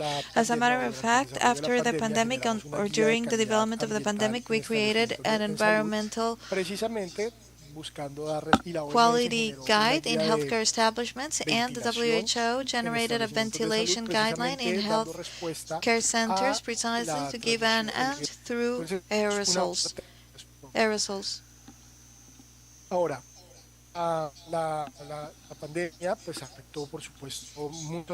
The pandemic, of course, changed the emission patterns in the cities. There were changes in the use of emission sources and energy sources, and there are different studies that have documented how that had an impact on concentrations, but also it had an impact on health variables because we had an over mortality due to COVID-19, well, in addition to general mortality, but there were different specific episodes of healthcare-related issues. So when we talk about mortality, well, there was a lot of over-mortality, and there were temporary changes in the concentrations of contaminants, and the trends changed. So normally we are not assessing the COVID-19 years, and the next updates of air contamination will allow us to have some new elements of discussion. Thank you very much for your question. Juan José, muchísimas gracias por tu Juan José. participación. Les pido un aplauso para Juan José Castillo, por favor. Juan José Castillo, please. Fantástico. Si dejamos las luces así, no importa, porque la siguiente presentación también es vía remota. Y en este caso nos estará acompañando David Rojas. Él está con el Colorado State University. Y David es epidemiólogo ambiental y profesor en la Universidad Estatal de Colorado State University. He has worked for more than 15 years in the evaluation of the health impacts of environmental risks on public health, and he has collaborated with WHO in the development of health impact assessment tools such as RQ Plus and Green UR and HEAT for walking and cycling. Dr. David Rojas, welcome. Do you want to say something to guarantee that we can hear you? Hello? Can you hear me? Yes, we can hear you, but can we turn the volume up for a bit? Or maybe, doctor, you can turn your own volume up. I think that we can work on both sides, and you have the floor. Perfect. Thank you very much for the opportunity of being with you. As Juan José mentioned, I will talk about the tools that we have achieved to develop and that the WHO and the Pan American Health Organization are using and recommending for the different governments and participants in these areas of interest, such as air pollution, in order to do these evaluations and quantify the opportunities that we have in public health to improve our environment. And I will start by giving you an example of the 3 tools that we have developed and that we offer systematically to quantify changes in the RQ Plus case in air pollution. If we can improve the air quality, what would be the impact or benefit of the community? And in terms of active transportation, that would mean to walk and cycle. If we can achieve to change the motorized vehicles, what would be the benefit for those who decide to change their transportation method? And then there is a tool that we have, Green UR, which is in terms of vegetation. And this might sound weird, vegetation, because in urban areas, one of the tools related to climate change is to increase the area of trees, the green areas in the cities, but also this is to reduce the impact of heat waves. And also, in some cases, this could help us in the context of air pollution. Well, not as much as we would like, in terms of the impact of air quality. And just to give you a general image of what these tools do, the idea is that all of the tools follow a similar methodology. This is a quantitative risk assessment, and we try to identify a risk, and that is what we have at the beginning of this image. In this case, we have suspended particles, and what we try to assess is how we are now versus how we would be if there is an intervention or if there is a change in air quality. That we try to identify the difference in exposure, and we translate this And we translate it into risk. And this is what the epidemiological evidence tells us, and how this is translated into the probability of change in the health status, whether this is death or disease, and then we compare it to the size of our population to know the risk, and also what is the rate of disease that we could have in this population that would allow us to estimate the changes in health. So the tools are designed to be as simple as possible, while they're not super simple to use. But this can be used by stakeholders or governments that are interested in these issues, so that they can do these quantifications on their own. So what they're interested in these tools is that, well, they ask, what is the level of contamination? What is the level of current contamination? Where are they heading, or what would be the goal to measure contamination? So what is the size of the population, and what is the incidence for the population that is being analyzed? Here, for example, it says dose response assessment. This is the synthesis of scientific evidence that exists, for example, in terms of PM2.5 or ozone or PM10 or nitrogen oxides. So we have worked on a series of experts, and if we do consensus series, we identify what is the quality of epidemiological studies and what epidemiological studies can help us be clear about the causal relationship between exposure, health impact, and which ones could be synthesized and give us these two answers. Well, the tool contains a lot of the exercise, and it does a lot of the analysis on their own, and they try to facilitate this complexity, epidemiological complexity, in a tool or in tools that could be applied in real cases. Once again, these are three tools that we commonly use. The first one is AirQ Plus for air contamination, and this is the interface of our tools. AirQ Plus is a tool that can be downloaded directly from the WHO website. If you look for examples in Google, you will find this. This is a very small file. If you download it, it will be stored as just any other file in your computers, and it doesn't need internet every time that you are going to use it. And the interface, that every time that you open it, it's this one, and that will give you an explanation of what this is and how they can do the analysis. So the general idea is that the health impacts are estimated in the short and long term. So if there are sudden increases of contaminants, then they can estimate what is happening with a change of concentration that is important in terms of days, or a long-term impact, which is the most important one in general terms, because we are not only exposed to peaks of contaminant concentrations, but we are exposed day after day to levels of contamination, and 90% of the world exceeds what WHO recommends. So the long-term recommendations give us a more realistic view of air contamination in the health of population. AirQ Plus considers different contaminants. So if you're interested in suspended particles, it includes estimations, or the tools to do estimations for PM10, PM2.5. So if you are more interested in gases, CO2, and then black carbon is also included here.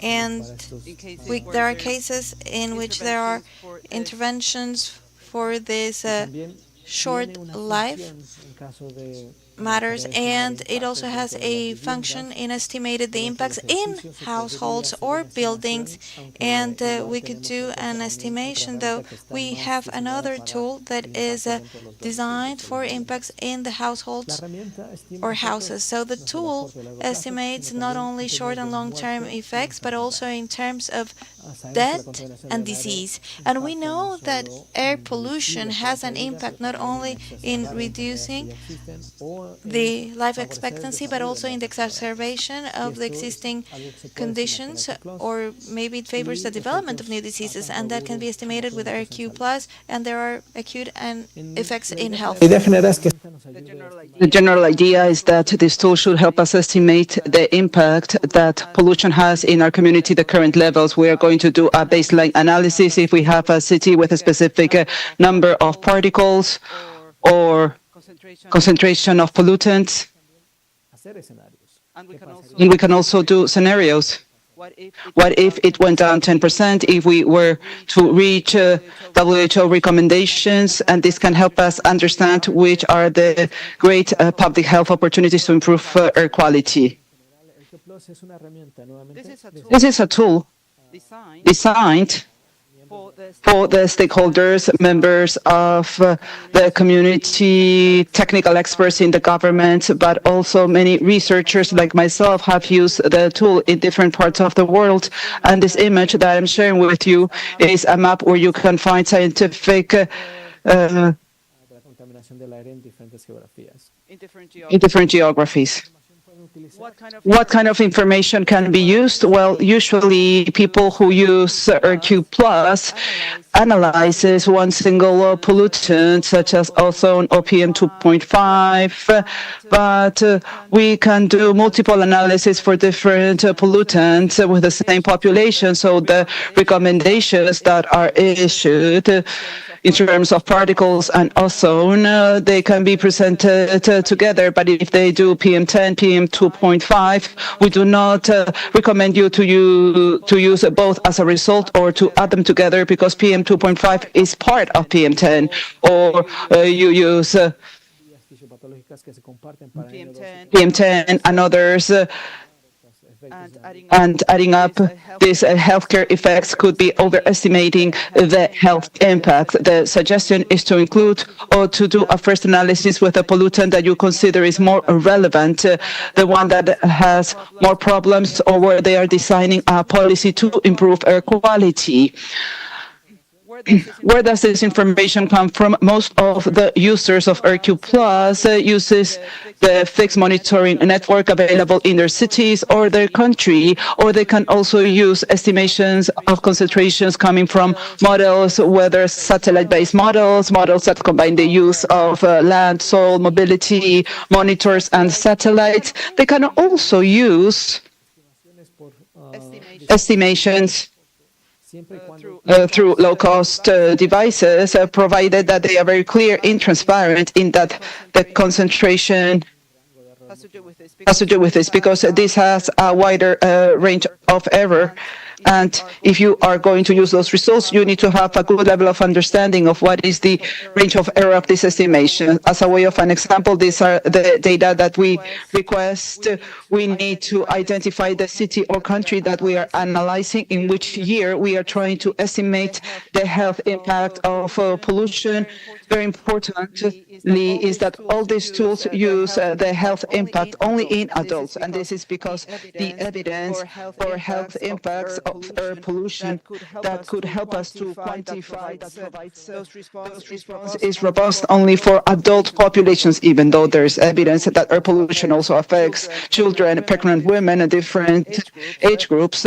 Not all the health effects have a good quality or sufficient number of studies or carry out those response analysis that can be synthesized and transformed into a quantification. Another piece of information are mortality rates, whether it is based on a mortality estimation or morbidity rate or incidence. If this is based on the morbidity index, we need data such as the mean animal concentration of suspended particles, concentration of gases, or once again, this needs to be for the same year in which they are using that population, and they need to characterize and define where is the information coming from, if they are using the monitors, the fixed monitoring network, models.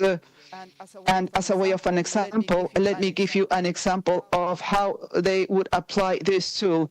Let's say that we have a hypothetical city with a concentration of 50 micrograms of cubic meters of PM2.5, and we want to use the tool to learn which would be the impact of the air quality improvement by reaching a point where they recommend the levels of concentration provided by WHO, which are 5 micrograms per cubic meter. The scenario is to change from 15 to 5, being 5 WHO's recommendation in a population of 1.5 million inhabitants, and this is the type of results that RQ Plus provides. It tells us how many mortal cases in adults we can reduce annually if we were to improve air quality from 15 to 5 micrograms per cubic meter of PM 2.5. It also tells us that those 600, how important are they in terms of the population size? In this case, in this hypothetical population, it accounts for 8% of the deaths that occur every year. They are attributable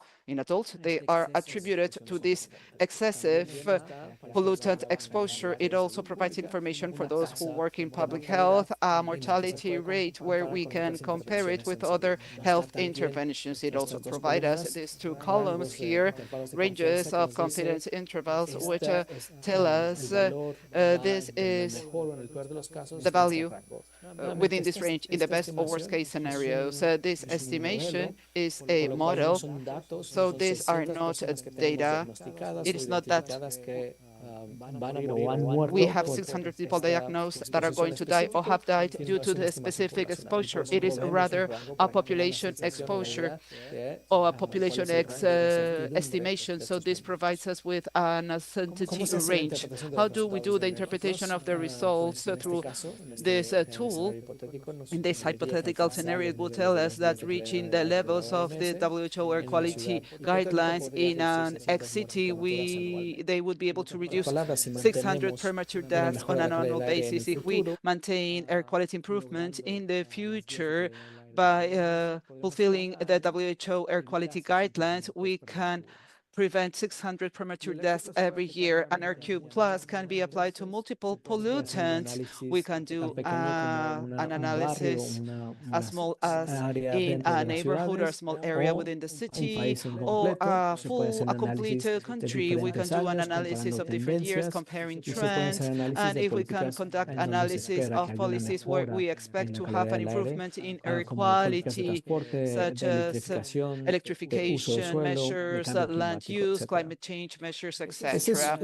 Well, this is the global context of RQ Plus. In the case of the other tools, it is very similar. The only thing that changes is the risk factor that we analyze. In this case, we have a HEAT, Health Economic Assessment tool for walking and cycling. Once again, this has to do with active transport, walking and cycling. HEAT, perhaps the name is a little bit different, because it sounds like if it were to estimate the heat effect, but it's just an acronym. In English, it is an online tool. In this case, you do need internet connection for the analysis. Once again, if you do a Google search on heat for walking and cycling, what you will find is this web page where you can analyze changes in the levels of pedestrians and cyclists. What you can see is the interface with the results, and this tool will ask the user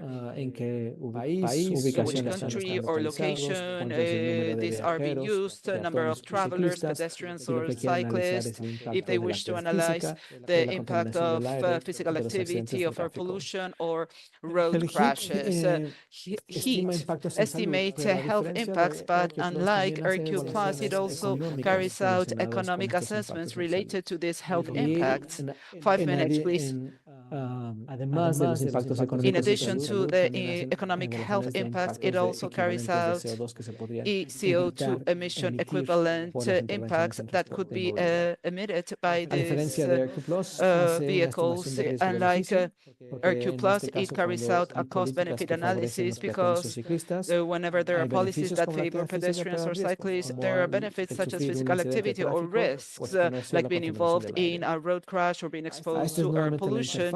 This is once again the interface of heat, and what it estimates is the number of minutes that each person or the population is expected to be walking or cycling, the impact on health in terms of premature deaths, and the environmental impact in CO2 equivalent. It provides us charts like this where it compares the risk and benefit. What you can see on top of this chart are the benefits for cyclists and pedestrians, and what you can see below these lines are the risks, crash risks and air pollution exposure. In this way, you can see that benefits outweigh the risks in many cases, and this is important because anytime they develop active transport policies, usually we are in cities where they have significant levels of pollution, or there's a risk of road crashes.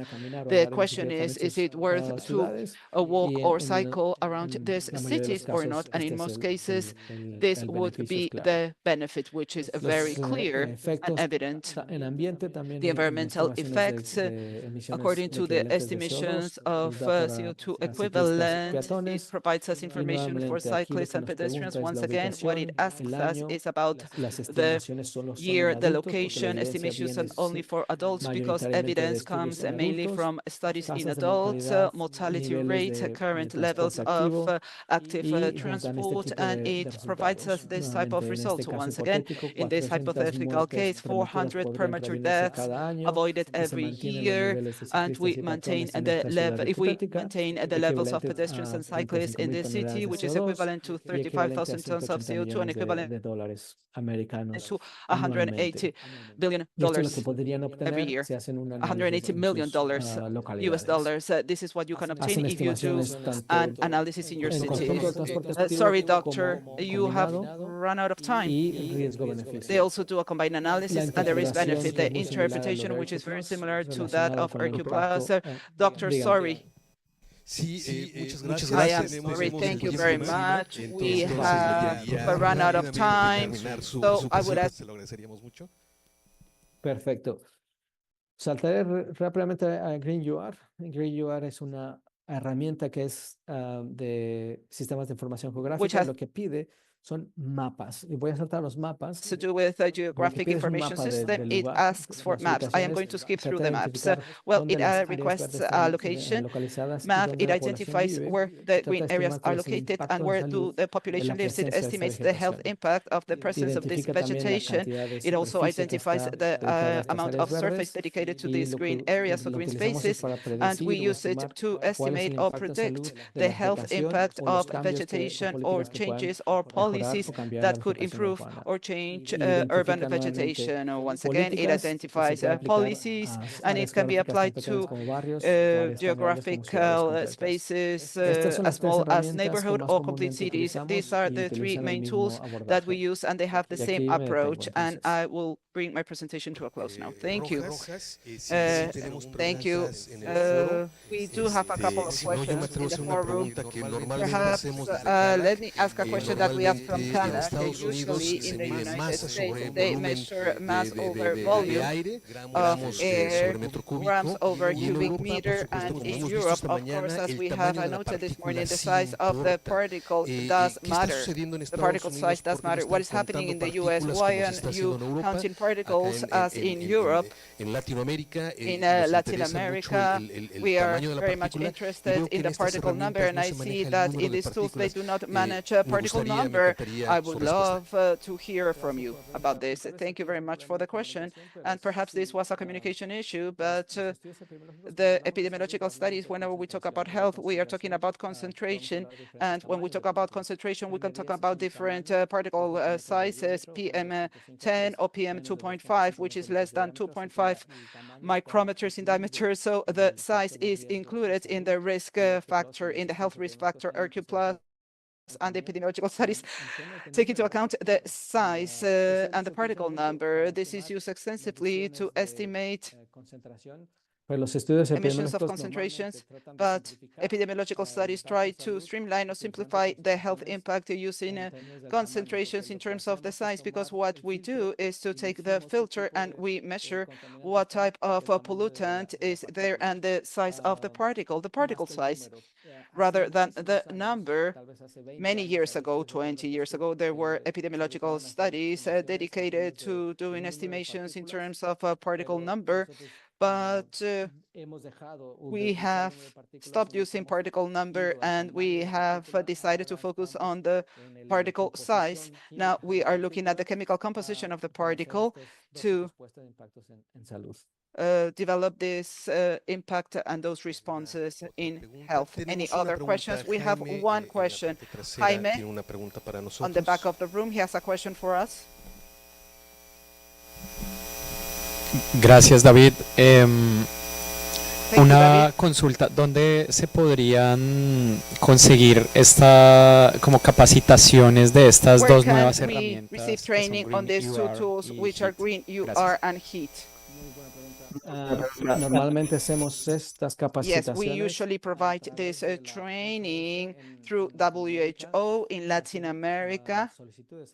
Y Juan José sería la persona.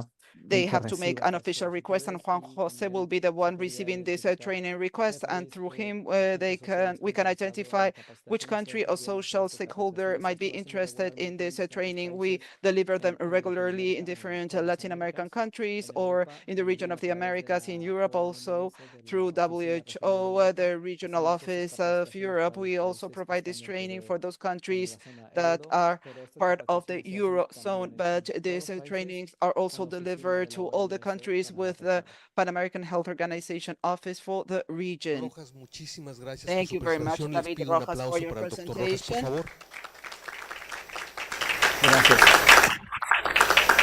Muchas gracias. Thank you y very nos much. Vemos pronto. And we will see you soon. Thank you. Para nosotros que estamos en presencial, For those podemos of tomar un us who are in break. person, we can now take a break. Café, galletas y There's coffee, cositas ricas allá biscuits, afuera. and other Y nos snacks. vemos muy pronto. And we Estaremos poniendo will un reconvene soon.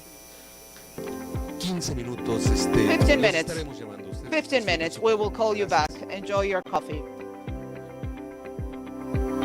Muchas gracias, doctor.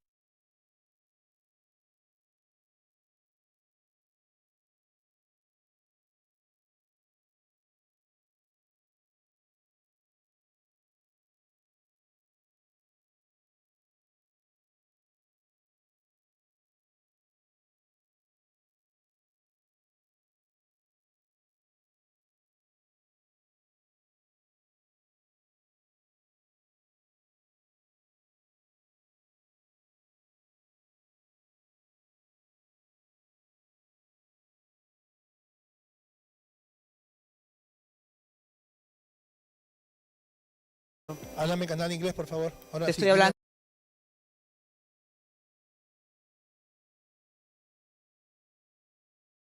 ¿Cómo lo escuchas? Con pito, a ver si Ya, hay que modularlo. Sí se ha creo. metido Sí. como un pito acá para Se todos. escucha un corriente. Por el momento, sí.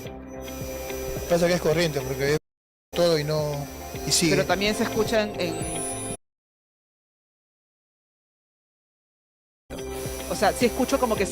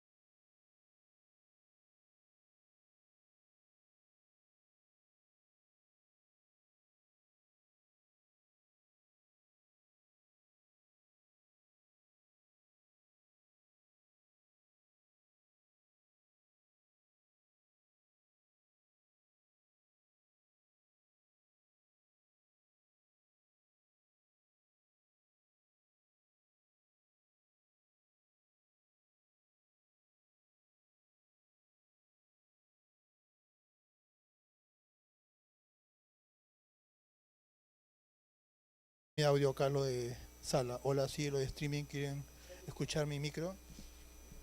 Hola, sí, hola, hola, sí, hola, hola, hola, hola, sí, probando, hola, sí, probando, hola, hola, hola. Hola, hola, sí, probando, hola, hola, hola, sí, hola, sí, hola, sí, hola, sí, hola, hola, hola, hola.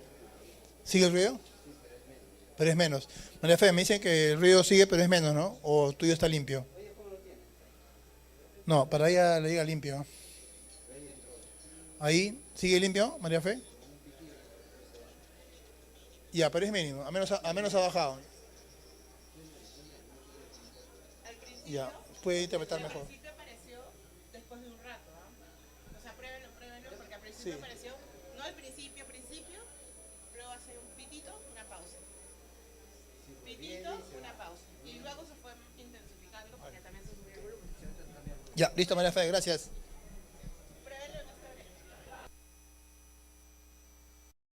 Listo, María Fe, por correo, por WhatsApp. Estás corriendo, María Fe. Chao.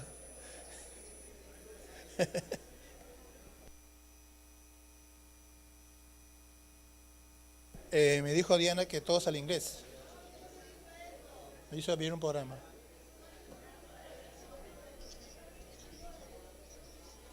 Claro, claro, eso. Ok, sí, está bien. Sí.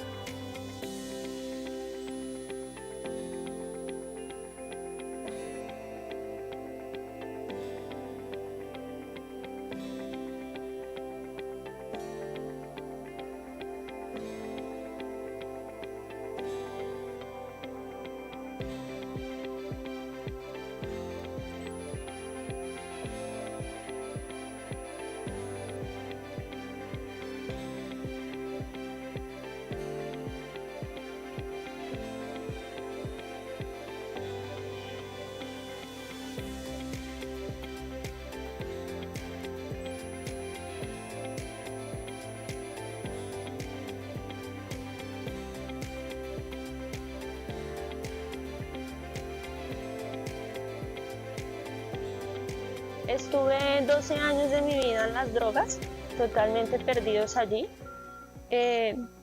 Básicamente perdí a mis hijos. Sí, entré a una fundación que se llama Aliento de Vida. Gracias a ellos pude ingresar a esta empresa. Sí, a la Rolita les agradezco mucho porque gracias a ustedes puedo darles un futuro, puedo mostrarles que hay nuevas oportunidades, que se puede luchar por avanzar, por crecer. Les doy gracias porque ahora puedo ofrecerles lo mejor, gracias a ustedes y obviamente a Dios, dándole gracias también porque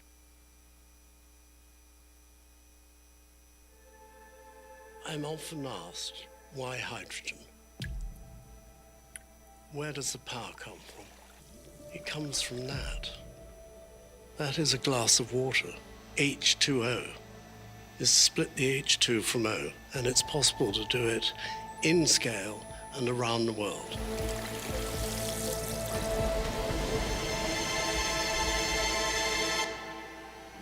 This is power. The power to move the earth. The power to change the world. This is JCB's hydrogen combustion engine at work.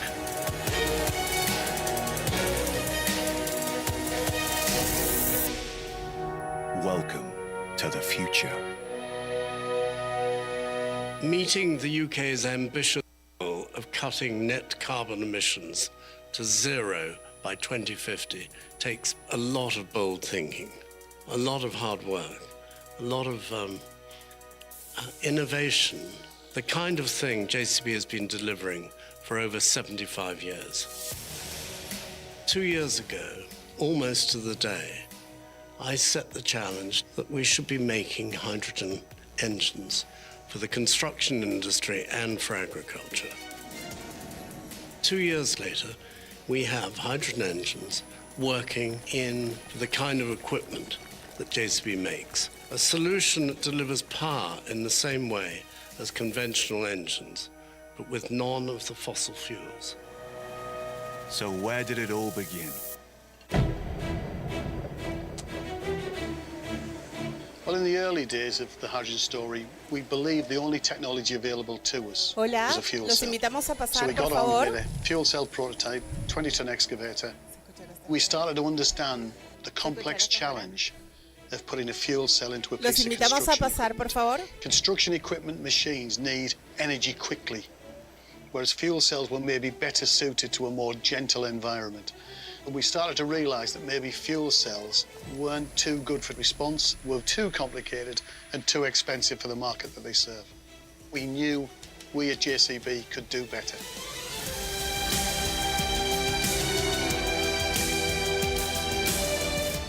The two machines we have on site are game-changing. Firstly, we've got a backhoe loader.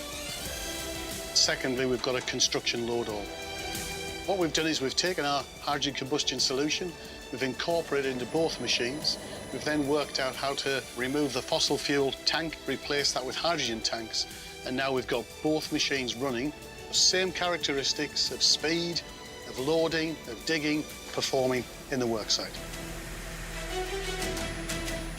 So what's the secret? It's this. This is not a conversion, this is brand new combustion technology. We've had to look at almost every facet of the engine and we've completely re-engineered it to run on hydrogen. It's a zero carbon fuel and it gives us a zero CO2 solution. We've kept the DNA of the engine. The components are familiar and common. The big difference is the fuel. We've gone to a zero CO2 hydrogen gas. We inject it into the engine, we've lowered the pressure, we've lowered the temperature, and that gives us a clean burn and a zero emission product. We've worked really hard on the performance characteristics of this engine. We've done that to make sure that we deliver exactly the same power and exactly the same torque as the diesel power plant that we've replaced. But it's on refueling that the hydrogen combustion engine really comes into its own. Most of our machines, 97% of them in fact, The fuel is delivered every day while the machine keeps working. So we've developed a fueling system, a hydrogen bowser, so we can take hydrogen from the tube trailer, decant it, and deliver that hydrogen fuel to the machines that are working on site.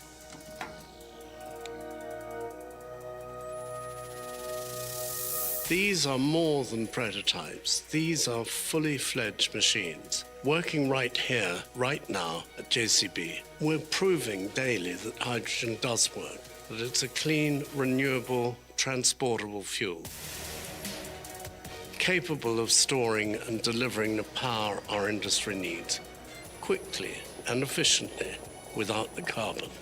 We're working towards a hydrogen future with zero emissions.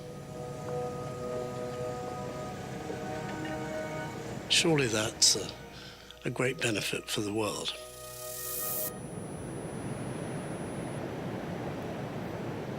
JCB, always looking for a better way.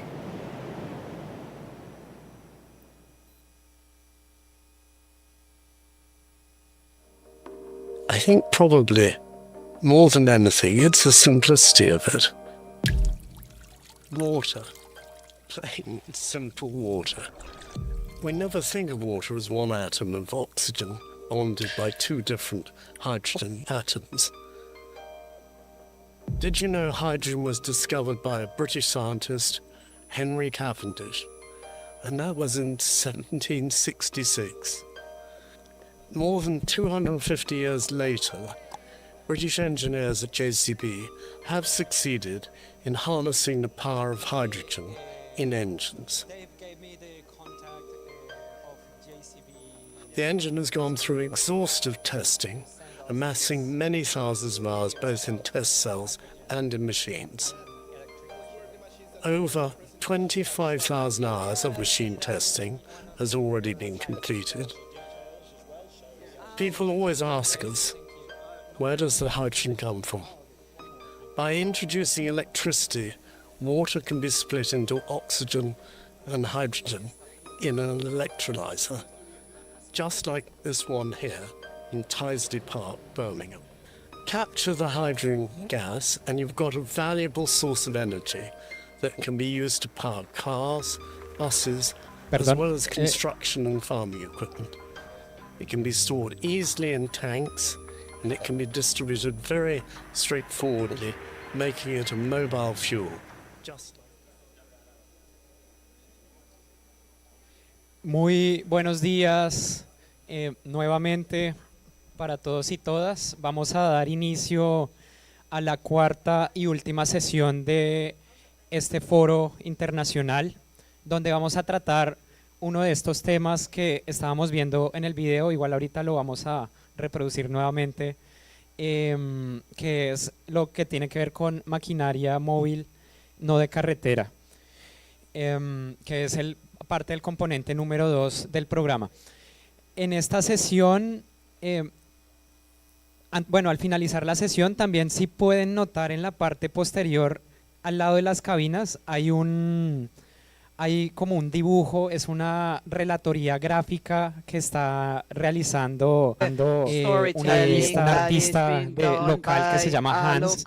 Entonces vamos a tener también una foto grupal con esta relatoría gráfica que nos está brindando Hans, y muchas gracias, Hans, storytelling provided by Hans. Thank you very much, Hans, for your support. Lo veremos con mayor detalle. Les and pido we'll be también un able aplauso to también see it in more detail. Let us give Hans a big esa hand expresión de arte for que such a también, beautiful expression of art that is also part de las acciones of para the el actions engagement o la apropiación de los temas de calidad del for aire. the engagement Bueno, or en esta awareness of air cuarta sesión, quality issues. In this fourth vamos a session, iniciar we are going con to dos expositores start with two del speakers programa o parte de from los socios the del programa. Vamos a iniciar con program. They Mayra are Lancheros Calaca de partners. We are Colombia. going to Mayra, start te with pido, por Mayra favor, Lancheros from Colombia. nos puedas acompañar. Mayra, y ya can you please permítanme un momento y voy a abrir join us? First, let me open her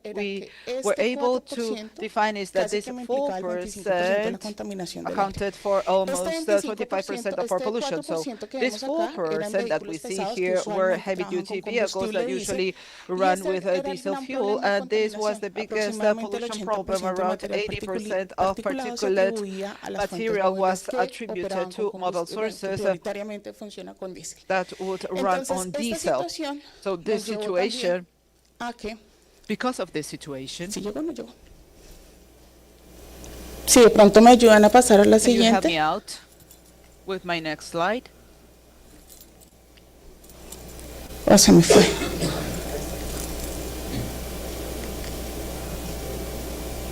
Perdón. Acá. Entonces, con el apoyo de CALAC, with the logramos support of establecer el CALAC, we were inventario de able emisiones de to maquinaria establish ferrocarretera. the non-road use mobile machinery inventory. So now we have almost 91% of these machines run with diesel fuel, and 37% of this fleet has over 10 years of use. We have this distribution. Well, this inventory was the first one we did. This is to recognize non-road mobile machinery. We had no inventory whatsoever. Previous to this, we had information of over 20 years in mobile sources, but we are quite new in this field of non-road mobile machinery, and we are in the process of continuous learning here. So here we established this pie for non-road mobile machinery. However, under the regulation that we issued, we didn't include agriculture. Our country is a highly agricultural country, and we didn't want to generate much noise among the sector stakeholders. That is very difficult, and we have been working for 8 years on that standard or regulation. Because of that, we had to make a number of decisions. One of these decisions was not to include the agricultural field, but this doesn't mean that in the future this could become one of the main topics to be addressed in this area. But this also allowed us to say that this machinery was going to be part of our whole regulatory scheme and everything that we did. This is not much different to what we have been discussing in our working groups. We want to improve fuels.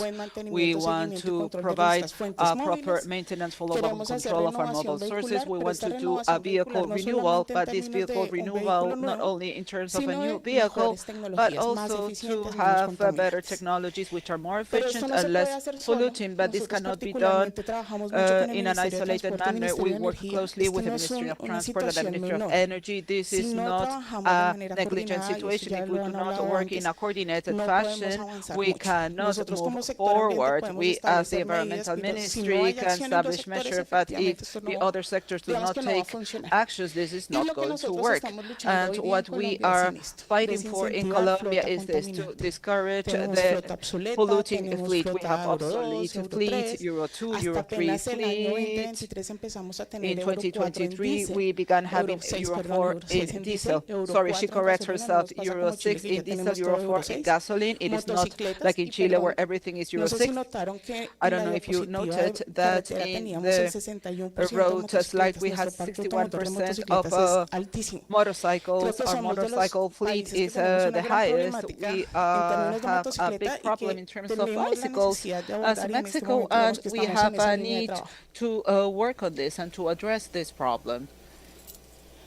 Ahora bien, esto es un poco lo que les estaba mostrando. This is what I just showed you. En 2023, we had a fuel of 15 parts per million diesel. We were able to adopt Euro 6 in diesel and Euro 4 for gasoline in 2022. However, we had 2 years of transition because it just entered into force in 2024, and the same will happen when we want to have Euro 6 gasoline, and our goal is the year 2030, so we still have a long road ahead of us in terms of gasoline. Additionally, gasoline affects also the motorcycle fleet, so in this way, we are seeing a setback in terms of motorcycles. So we took the stage 3B tier for non-road sources or non-road mobile machinery. 2 years ago, I visited Peru. They asked me, why didn't you opt for the highest one? Well, Chile had was about to issue the regulation for adopting a stage 5, if I'm not mistaken.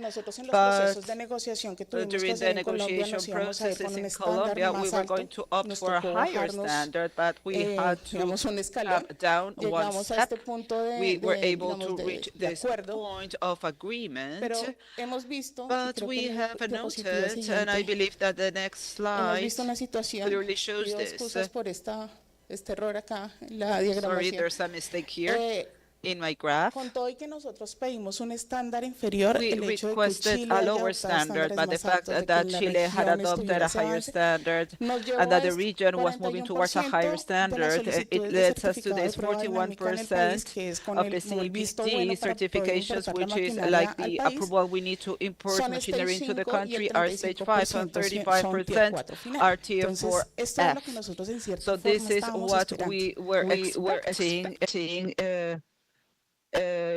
some way, because in the end, everybody opted for a higher standard than that expected. This was a really good win, and Chile did help us with this because they implemented a higher standard. Yes, thank you for that. It really helped us. When they start, I mean, we are not a very big market, so when they adopt a standard in the region, a high standard in the region, it is like the critical mass move towards a standard because we are not a large market in Latin America. So this allowed us to reach these levels. We have requests of a stage 3B and tier 4 intermediate. We do have them, but our largest mass is moving towards this. So that is beneficial to us. So the dynamic test emission certificate, which is like the approval for the machinery to enter the country. This applies to road vehicles and non-road vehicles. Here we have something worth mentioning. We are still fighting for the implementation. Something that happened to us in the last few weeks is that we have noted that there was machinery that entered the country inadequately in terms of tariff items. There are benefits of certain tariff subheadings that prevented them from having the certificate, but when we issued the standard, this has made a lot of noise because there was a poor classification. They wouldn't be introduced through a certificate where they should have had the certificate because these were road machinery. This is what we have noted. We need to do further, we need to further investigate this, but what we think is happening is that yes, the independent importers are making a lot of noise. The independent importers are the ones bringing them machinery on an individual basis because the degree of detail, I mean, it is very difficult to reach that level of detail, but with the new standard, we start identifying other problems. So these are some readjustments we need to work on. The technical mechanical inspection, we have already mentioned this. We need to improve our monitoring and particle counting system. We have been working extensively with CALAC on this regulation of OBD. I talked to our colleagues from Mexico about vehicle environmental labeling. It is not the efficiency labeling, but those are the in-use vehicles. How can I classify them? The urea issue has already been discussed. We are also working on this. Vehicle noise, as I said, we have motorcycles. And they are adapting resonators, so the power, the noise, everything is stronger. So we want to work on this, but in terms of motorcycles, we have a different situation, and these are the cyclomotors. With all the migrations, migration flows that we have seen over the years, we have seen an increase in the use of delivery motorcyclists. Delivery models or motorcycles. Some of them have adopted two-strike motorcycles in their motorcycles, and this generates a lot of noise and pollution. So this is a critical issue that we are starting to address for this purpose. An important data here is that Colombia, through the Ministry of Transport, adhered to the agreement of 1958 in terms of road safety. We took a step aside or a step back. Those of you who are familiar with this UN agreement know what I'm talking about from the environmental perspective. We decided to take a step aside, and this has brought a number of consequences in terms of operational technical inspection, because in Colombia we do it jointly between the Ministry of Transport and the Ministry of the Environment. So when this happens and we adopted the UN regulations, the European Union regulations, we have to readjust our regulation in terms of technical and mechanical inspection, but we are working on that because, as with any process, we have just begun implementing the European regulation around road safety. What we are doing in terms of technological promotion, in Colombia we have the obligation of regulating the zero low emission technology and the zero low emission energy sources. Sometimes those two do not converge together. Energy efficiency, that is one of our priorities overall, especially with the purpose of increasing the mass towards electrical mobility. And the financial economic benefit, we have tax and tariff benefits. Another big task ahead of us in our pipeline is the tax rate or the vehicle tax. The tax rate in Colombia works with a specific allocation. The vehicle tax is like a tax raising or collection, and it has to do with transport issues in general. But the vehicle tax for us applies to that. The older, the cheaper. And the newer the vehicle, the more expensive the tax. There is no environmental variable associated with emissions that is present as part of these taxes. And the work that we have been doing for several years is how can I include a factor associated with environmental pollution in the vehicle tax, or how can I formulate this retributive tax. Those are the two scenarios we need to work on. The technological promotion fund. There is a budget allocated by the government that allows us to sponsor or finance technological promotion funds for these issues, public transport systems, freight system and taxes for heavy duty and light duty freight systems, because previously we only had it for heavy duty. So this is one of the main developments, because it also includes light duty and also taxis. The idea is that this fund will allow us to leverage resources, so those who have obsolete fleets or vehicle fleets can start doing renewal, especially towards zero emissions, if possible. We are working with the Ministry of Transport. As I said, we have a serious situation with the motorcycles in my country, so we work with the Ministry of Transport to move forward in that area. As I said,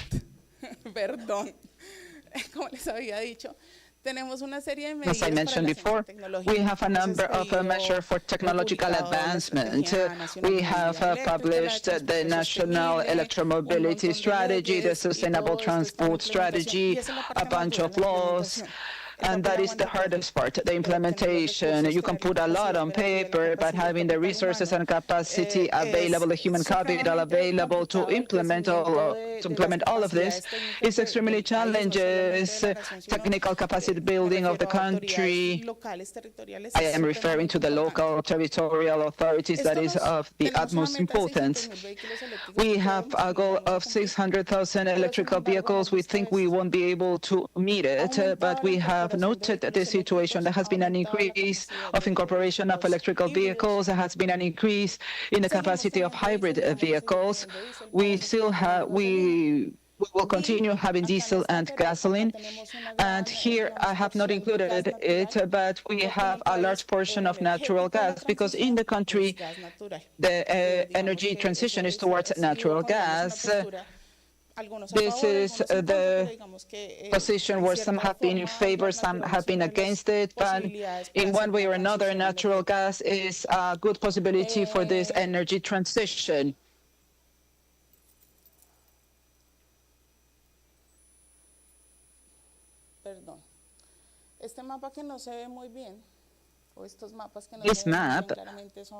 These maps that cannot be read clearly, this is Colombia, of course. Here we see how the different hydrocarbon driving or conduction lines, and these are for transmission lines with substations. Something, as I said, we can put a lot on paper, but we do have several goals and several purposes, but not all locations have access to all these energy sources. We have a natural gas available in different regions of the country where the electrical power is not of the best quality or is not accessible to these locations. So we have other locations where we have hydrocarbons or we have very good electrical power, but we need to update the infrastructure, as in the case of Bogota. So in that case, we are subject to the update. We need to expand our networks and whatnot so we can have a proper energy transition throughout the national territory. And as a way of conclusion, we need to continue working on the strategies that we have formulated for technological advancement, sustainable transport, updating measurement methods. We are still working on capacity static tests, which do not necessarily represent the reality, definition of zero and low emission technologies, regulation of energy efficiency, vehicle labeling standards, not only in terms of efficiency, but also on the road vehicles. So visually people can identify this vehicle is less polluting or more polluting. Finally, the dynamic test emissions laboratory. In many places I have been told, why do you need an emissions lab when we are moving towards electromobility? Well, the issue is when. So I think we still need to look at it. We have to look at a number of documents. This is done by the National Environmental Licensing Authority, but we also want to do the on-site monitoring, the verification, territorial or on-site control as done by Chile, and we want to do it in our country to verify that whatever is entering the country is actually what is indicated on the certificate. Thank you very much for your attention. Muchas gracias, Mayra, por tu Thank you very much, Mayra, for your presentation. We are going to give some time for questions. Listo, tenemos dos manos levantadas. We have two hands raised. A nuestra izquierda. Adelante, Cristian, por favor. Muchas gracias, Mayra, por tu presentación.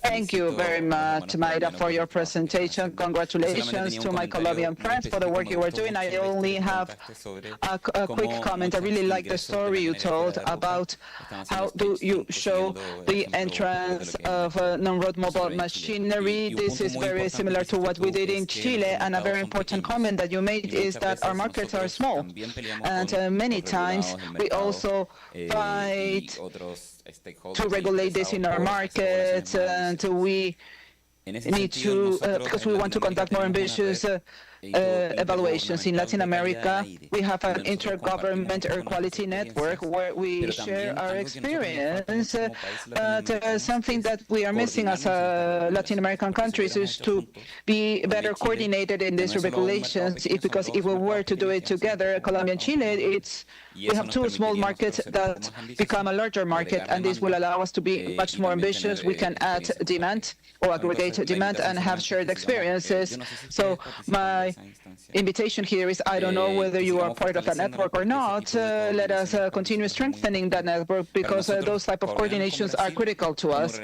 For us, coordinating with Brazil was very relevant because Brazil is the largest market, but if Brazil does not follow our example, then we are going to lag behind, and Chile, we want to move forward more quickly because we have a very serious problem. So once again, congratulations, let us continue working together. And kudos to Colombia because you're doing a great job. Just to add to your comment, yes, we are in line with your proposal, actually, but we also have a particular situation. The markets are different. We have assemblers, not only for imports, and because of that, we had to negotiate, I don't like using that word, but we had to negotiate, quote unquote, the entrance of that machinery, but we were working in line with you, the original proposal during the public consultation, which was even higher, and in spite of that, we had to lower it, and sometimes as a government, we need to make decisions which are not necessarily the best, but when we didn't have absolutely nothing to move to having a stage 3B, that was a win for us. We are still in line with you. Unfortunately, we had to step down a little bit, but since it's a technical regulation, every 5 years, we need to review it and update it, and by then we'll be able to be fully aligned or one step forward. Thank you, Mayra. Thank you very much for your presentation. And my comment is related to what was mentioned by my Chilean colleague in Mexico. We are currently working on a standard. Hugo Landa will tell us more about it.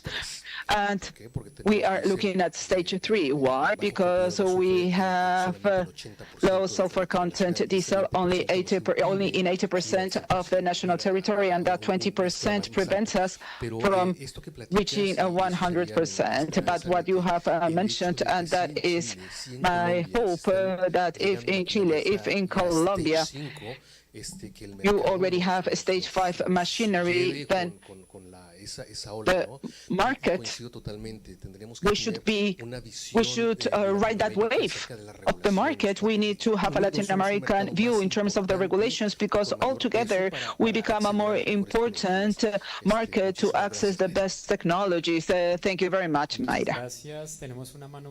Thank you, everybody. We have one more hand raised. Thank you. Good morning. My name is José Luis Reynoso from the Ministry of Transport of Peru. Thank you very much for your presentation. Unfortunately, here we do not have the non-road mobile machinery regulation, but we are in that process, and we had a question in your presentation. I noted that you hadn't mapped the mining sector, or perhaps it was my perception. I saw information on agriculture and other areas. I want to know, how are you planning to run the dynamic tests to the machineries or the vehicles, considering that this could be both for its entrance into the country or when they are on the road, and which is the identification system you are planning to give to this machinery, since they usually do not use a vehicle identification plate as the on-road vehicles, the regular on-road vehicles.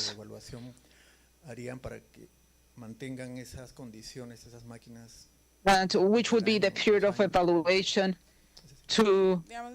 Sorry, I didn't understand the final question. Sorry, you are asking the questions that we are actually trying to solve.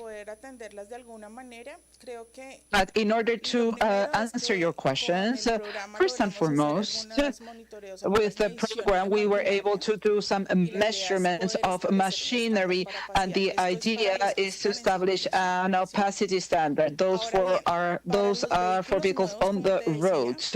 For new vehicles, as I said, we have a document review that we carry out. As part of the document review, we ask them for information on the emissions done internationally with accreditations and whatnot. And from the identification of these standards, there is an authority in charge of this document review. The authority tells you, okay, fine, you can enter the country, or you cannot enter the country, or you need to provide additional information. There's already a process that needs to be followed. But at this moment, the review is done at the document level. So the idea is to include also a non-road machinery, but as part of our review, we need to see how are we going to implement it, whether we are going to do it by phases, because implementing this lab is very expensive. We need to be very careful during the implementation, but in the meantime, we are doing it at the documentary level. So the customs authority in charge of checking those documents should be able to issue an approval. Opacity would be for vehicles on route, and we have something known the territorial environmental authorities or the regional environmental authorities.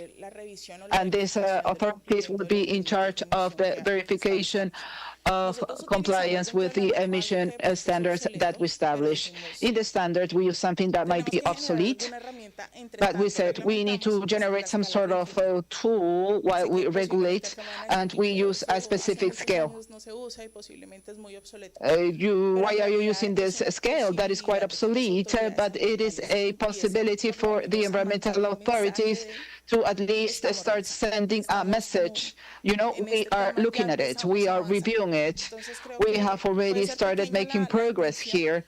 So I know that our intention is the small scale, but it can start making noise in the sector. Well, thank you very much for your questions. Presentación y participación.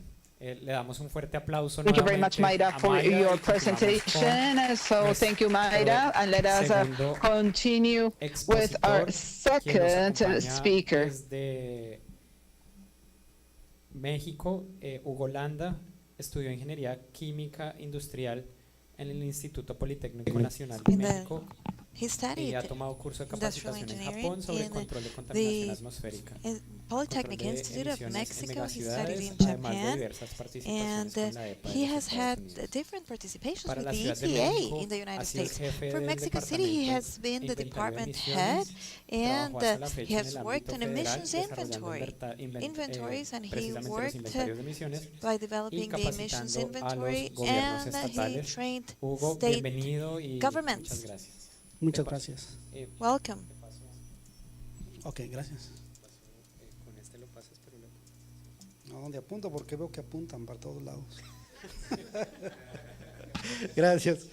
Muchas gracias. Nosotros lo que les vamos a presentar es en este paro, en estos 2 o 3 años que hemos tenido el gusto de trabajar en conjunto con CALAC, las experiencias que fuimos generando y la herramienta y las herramientas que fuimos consolidando con el apoyo y por supuesto el aguante que tuvieron los expertos de CALAC con nosotros. Muchas gracias a CALAC. Y lo que tenemos es I would like to thank CALAC very much for that. And well, we have a very important problem in different cities in Mexico. We have the emissions inventories and prognosis. Well, we might have very important differences in some of the prognosis. So what were the problems? Well, particularly matter, and the idea was to see where they come from, and whether they are being generated or not. We have classifications in the city of Mexico and in the country. We already have a national classification, and we were able to clearly identify that something was missing, and that was off-road or non-road vehicles. So that went from a finer disaggregation that would allow us to know what we had and what is it that we could do, and what was the best way of carrying it out. And after that, the idea was to see if the regulation could regulate this type of activities or this type of equipment in the country. Luego, ¿qué dijimos? Tenemos una norma que cubre esta cierta temporalidad y teníamos que actualizar o tener una norma que pudiera regular los equipos más we had a regulation that could regulate the equipment that is to be replaced, or the equipment that will be installed, that will be replacing other equipment, or the equipment that just will be getting into the country. Do we have a pointer? Yes. Okay. So what did we do with this? Everything that were related to this, customs, economy, and other federal institutions, we needed to know what was the path to follow. Of course, we needed the support of local governments, because they know what machinery they're using, in what areas they're using it, whether there is more construction, whether there is mining or not, if they have some sort of earthworks that can generate contamination or pollution in these areas. And here the participation of the government of Mexico was very important.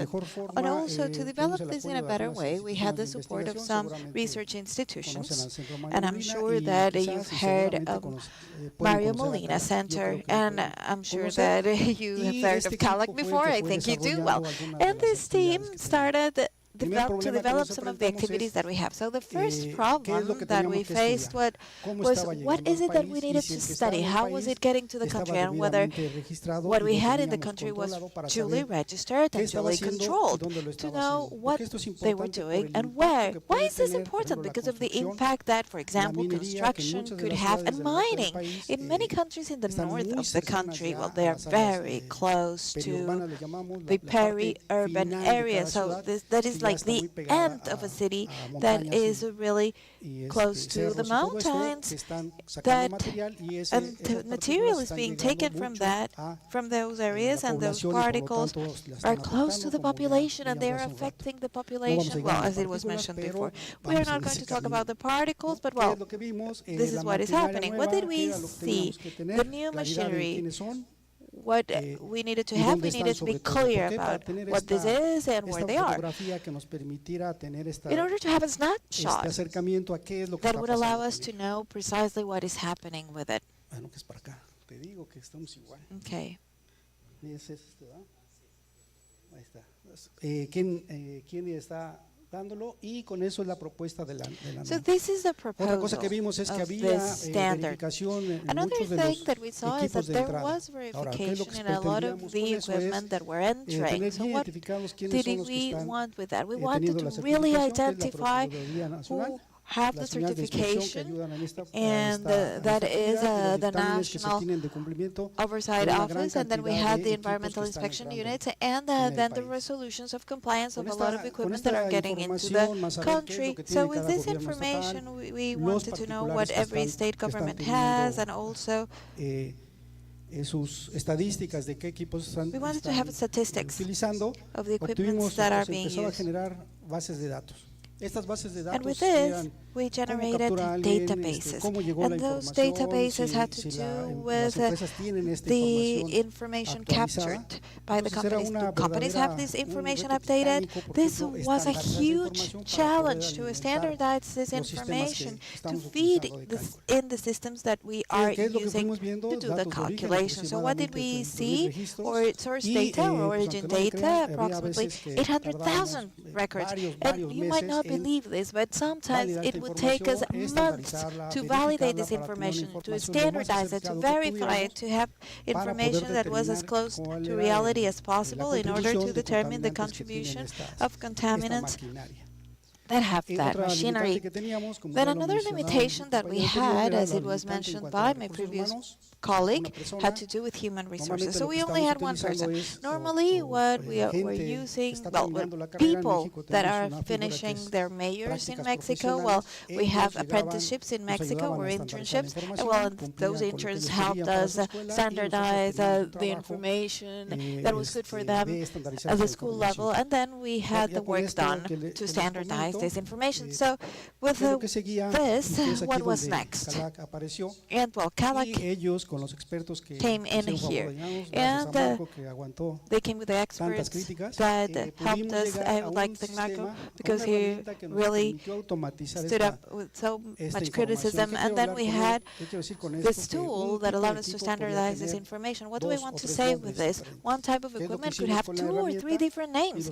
So that is what we did with the tool, and the work that we did was to standardize this type of items so that we could have a more standardized database, and in this way we could use it in different activities. What did the tool allow us to do? To have a reduction from months to weeks.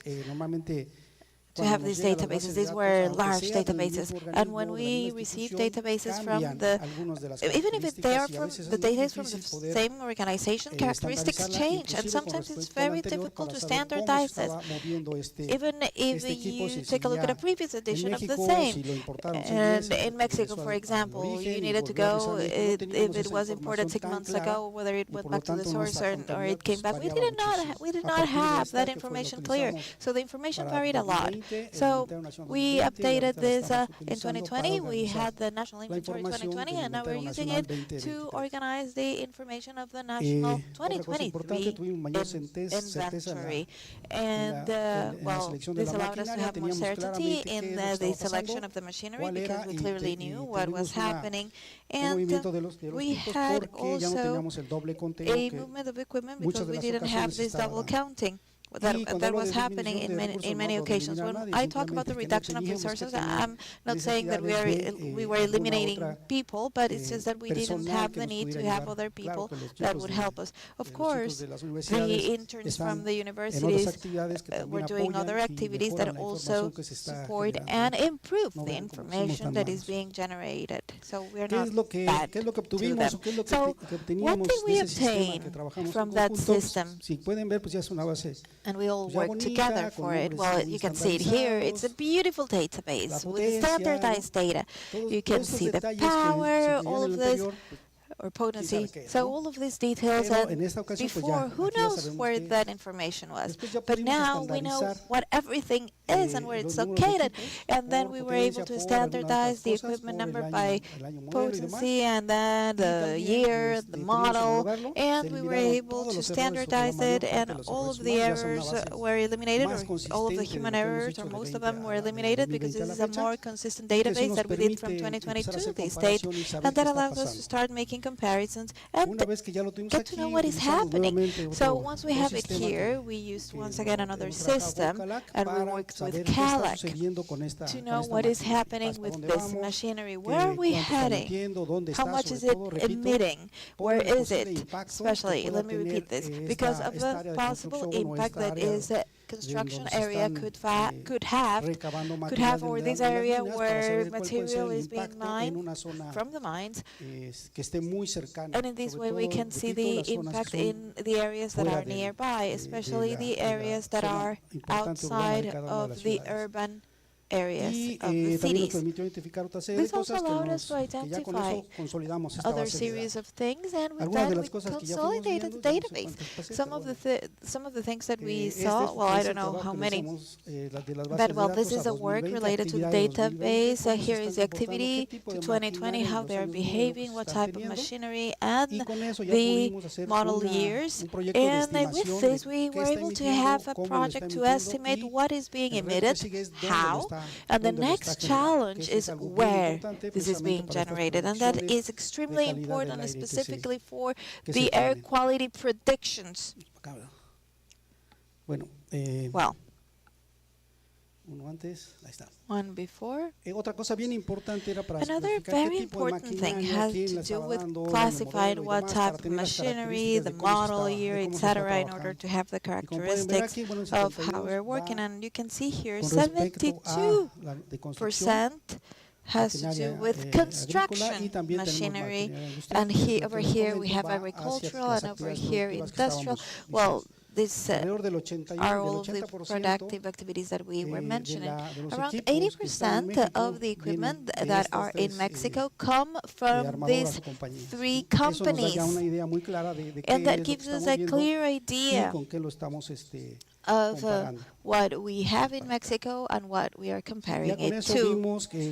And here we saw the specificities, what characteristics it had, what technology we were observing, and with this we were able to establish this type of analysis precisely in order for it to be considered, and we could verify the data. We already had that in the draft bill that was being prepared at that moment, and that helped us verify the values and also our reflections for that regulation. Oh, I was criticizing the people who spoke before me because they did not know how to use the clicker, but I'm worse than they. Well, what do we have in the country? Well, we have standardized methods for the other sources, and this is one of the important points that we need to improve. Here you can see the input of mobile sources. We knew that these were vehicle buses, heavy-duty vehicles, etc. But this part, that was the finer part, was missing, and we needed to do that. That's one of the great value added of the work that we were carrying out with CALAC. What is the contribution that each one of them has, and where do they have a higher contribution? And with this, we can be clear about what we wanted to do and what we wanted to have. Well, here we used a model, which is a Mexico. It is the same as the North American one, but we adapted it to Mexico, so we didn't have a lot of problems with that. But in this part, we weren't clear about the impact or the contribution. With all of the work that you saw, the update or the tool that we designed together, we were able to see which of these contaminant sources was the most important one in this part. So with this, we had this verification, and the regulatory areas coordinated with us so that we could see the impact, the areas of progress, and where we were heading. So that's an important contribution. And the impact that it could have is very important in many of the Mexican cities. Now, with all of this information, what did we do? Well, we met again, and there was a project that was submitted in order to have Regulation 174 for the equipment that would be coming and going, and then we could regulate certain operation circumstances in order to establish certain limits.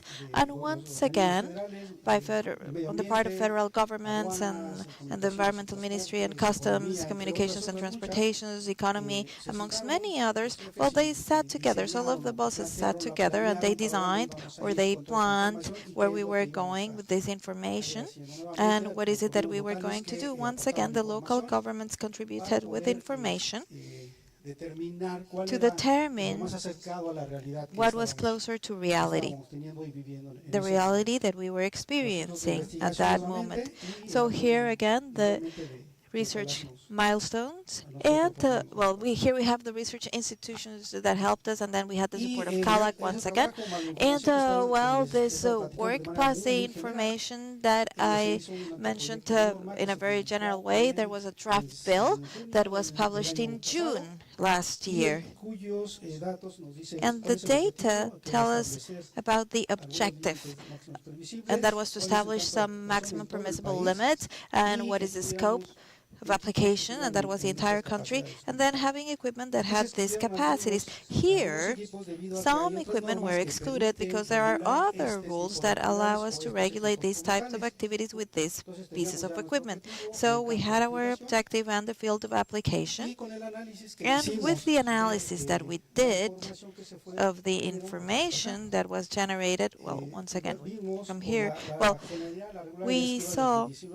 well, that it went from 19 to 560. That's the power of or potency of the motors, and we saw what could be regulated in these pieces of equipment so that they can work following a test cycle, and they could be in following the regulations. We could regulate it.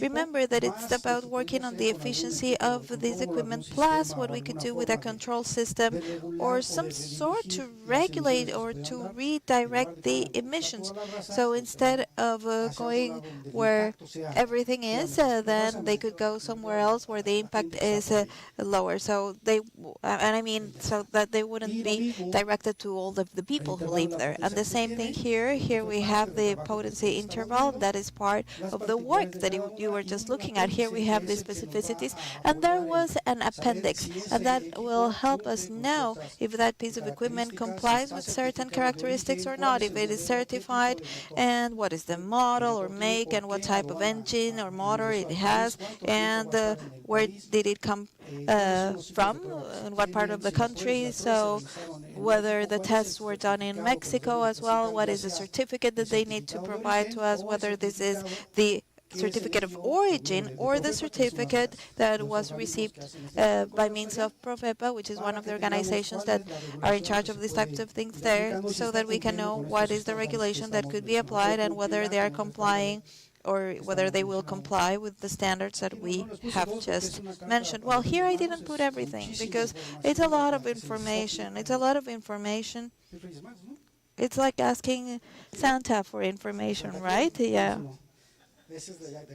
Well, Santa is something that they use in the Northern Hemisphere, but well, anyway. So here, this would be certificates and all of the equipment and, well, all of the information that will allow us to classify this piece of equipment in the best way, or that replacement of the equipment.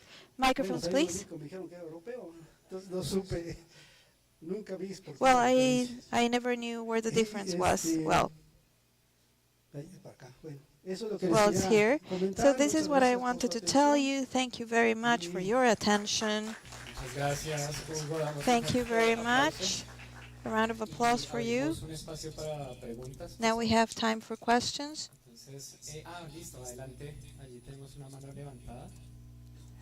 Here we have a hand up. Hugo, thank you so much for your presentation, and thank you for the flowers regarding Calac's work. I have two questions. Well, I know that you are not in charge of the standard. The first thing has to do with the Mexican regulation that we have been working in, and it only involves the usage or the import of new machinery.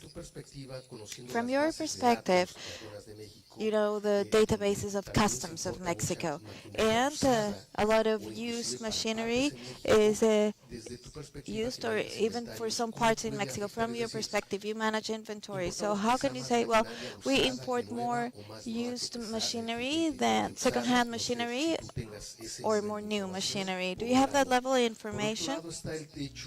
So on the other hand, we in Mexico, we are looking to have a stage 3 standard. Well, we do not have 100% of low sulfur diesel in the country. However, recently, it's a requirement from this year that all of the new equipment in Mexico should be Euro 6 with a particle trap. So why are we doing it for heavy-duty vehicles and not for machinery? I know that these questions are complicated and maybe it doesn't depend on you, but I don't know if you have an opinion about that. But well, just to summarize it, it's new machinery versus second-hand imported machinery in the country. And then number two, why aren't we looking for a higher standard if we're already doing that for heavy-duty trucks? Well, really, the discussions that we have were really good and very hard for you. So they were very hard for you. So let me repeat once again, thank you so much for working together with us with that great commitment. Well, the law is the one that regulates older equipment, and that regulation did not apply to the new equipment. That is why there was a need to create this new rule. I think that answers to your question very well. And the third question was what? Well, you said that you were going to have two questions, but you asked three. Well, so the third one was what? What did you ask? Because of the regulation, I think that I already answered to that. Yeah, the new machinery versus second-hand machinery. I know that 074 is for diesel vehicles, but now this new regulation that we have that we're working on, it applies not only to new machinery.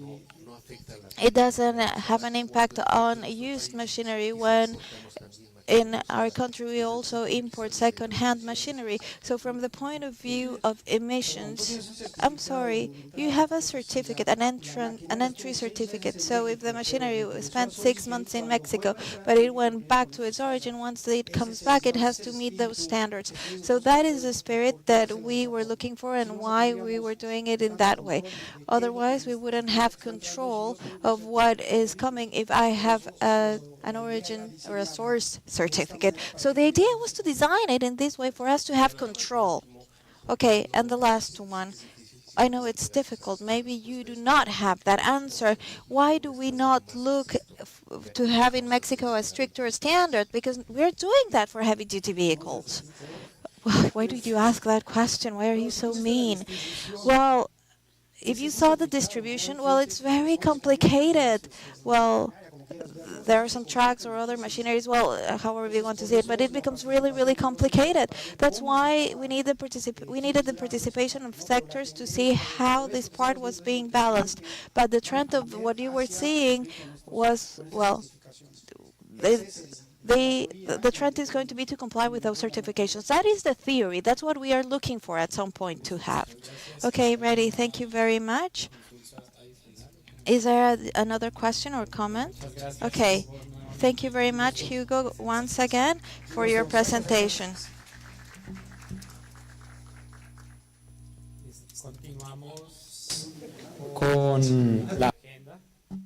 So let us continue with our program. The next presentation is by David Lascom from CEA.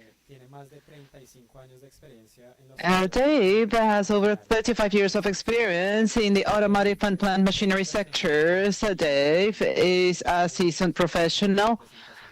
In the area of public affairs and industry representation, he has held influential roles within various trade and membership organizations, advocating for the interest of these industries at both the UK government and the European Union. His expertise in the understanding and negotiation of technical standards has been instrumental in shaping policy, notably leading efforts to secure UK governmental subsidies for the electric motorcycle and scooter sector on behalf of the UK motorcycle industry. Dave, can you please join us here? I don't know whether you rather use this mic or the other mic. That one over there, okay. Right, thank you everyone. First of all, can I say thank Muy bien, you muchas gracias a todos. Primero que nada, quisiera agradecerle a Cala y a todos sus Peru to present. It's an honor, it's a privilege. Never been to Peru before, and I intend to resolve that, and I will be back. So thank you, it's been wonderful. I've found the last 2 days informative and inspiring. The energy in the room, the energy amongst all of you to solve the problems you have with climate and carbon is inspiring. So it's something that I think I can take back with me and say to my friends, my colleagues, that if you're involved in green technologies, if you're involved in greening up our industry, South America is a fantastic opportunity to do that. So that is who I am. And I work for, let's go back one. Come on.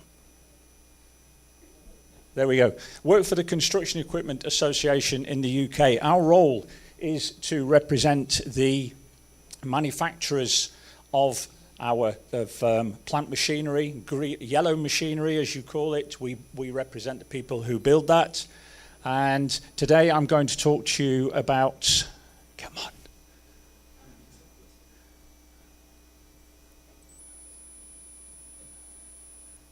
No. I'm going to talk to you about two things. I'm going to talk to you about a registration scheme that we created to solve crime and how that led to another registration scheme to help us manage and measure some of the challenges that you've been talking about today. And that is a system that is called emission compliance verification. So we've heard today from Dr. Marley and Dr. Una about the importance of being able to measure something to improve it. We've heard today that if we can make the public aware of the problem, that will help us solve the problem, because we can then engage public pressure, and that public pressure will then engage the politicians who want to keep the public happy. And what I'm going to demonstrate to you now and explain to you now is how we did that, how we have created a system that can be used to move regulation and to create public pressure to move the politicians to do the right thing. And it's something that is proved quite easy. But let me take you back to the start of the story. So we're going to cover all of those things today. We're going to cover the story of why we needed to do this in the UK, and we're going to cover the scale of the problem, and we're going to look at how we created a solution and what that solution looks like.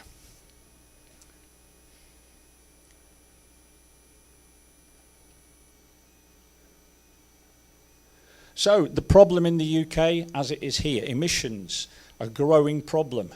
We heard earlier, we heard from Lucy about a death being related to emissions, to air quality. And that sort of thing really focuses people's minds. It makes people realise that we need to do something. And that isn't just through NRMM, it's also through, would help if a clicker worked, there we go. It's also about road traffic as well. Now, road traffic in the UK is very easy to manage. We heard from Lucy about the schemes we use in the UK that use cameras. And that restricts access to certain areas based on the emissions of the vehicles.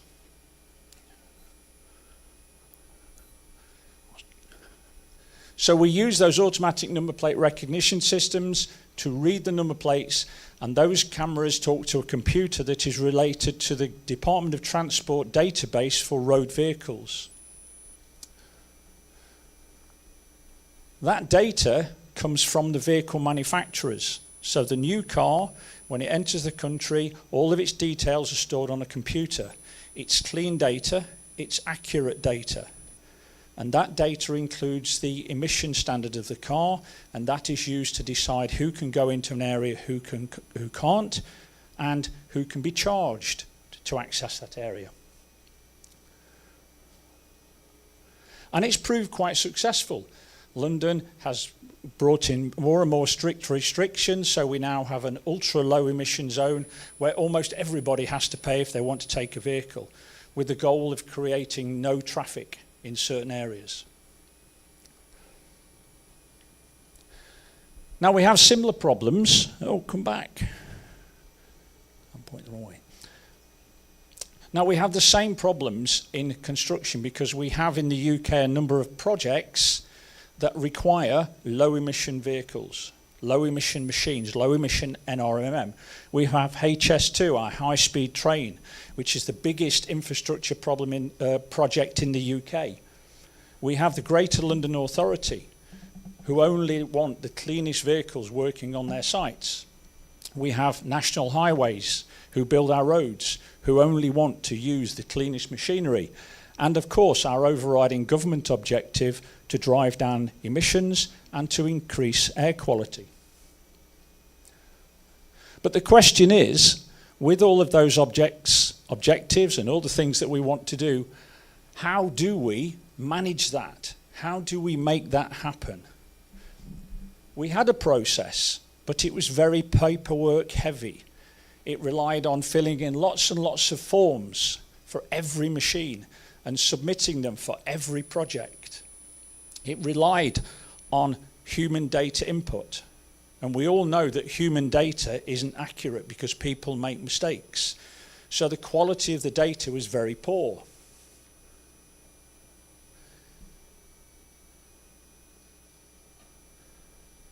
And on top of that, despite what it says on paper, how do we know what happens on the ground?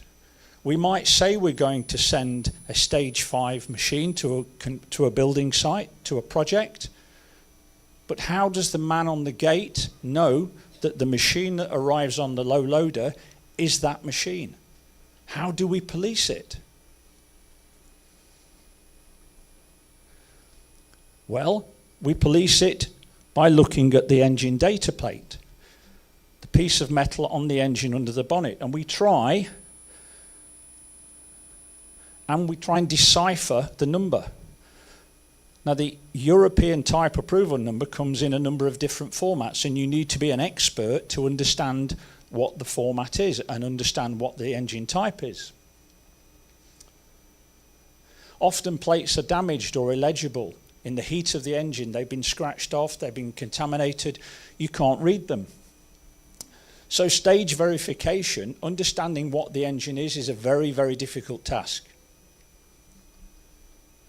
On top of that, you've got the health and safety risks. You need to send a man onto a live construction site to stop the work, to open the hood on a hot engine and reach inside and understand what the label is.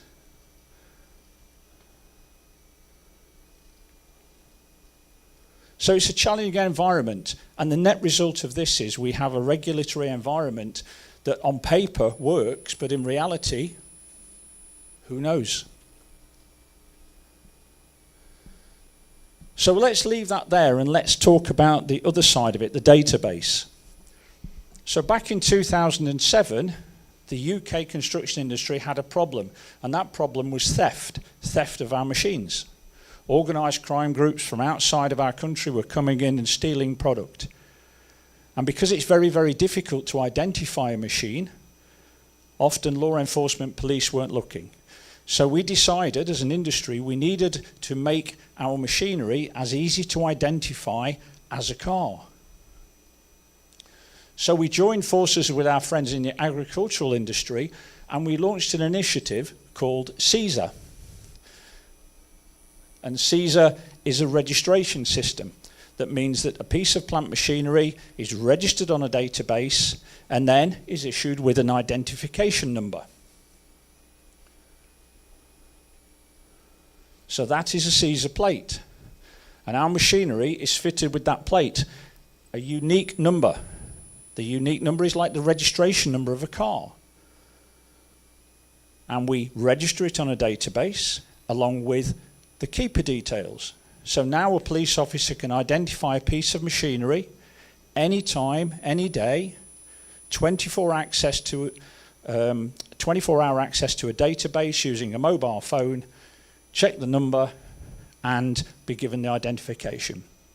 The plate is a high security vinyl, and we also fit to the machine radio frequency identity transponders, microdots in a chemical DNA, so we forensically mark the machine.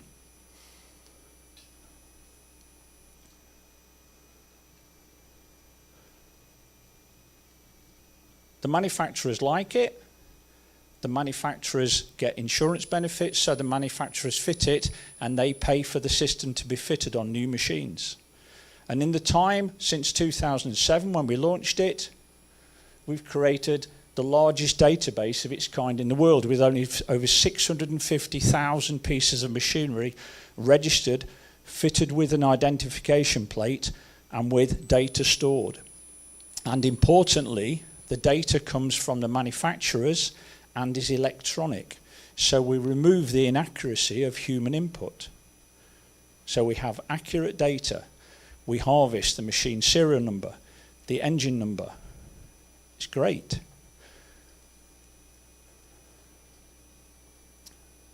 So let's go back to our emissions problem. We needed a way of harvesting the information about the type approval number of a machine. We already had a database that was harvesting the engine number and the machine make and model and serial number. All we need to do is ask the manufacturer for that extra piece of information, the type approval number. So that's what we do. And we create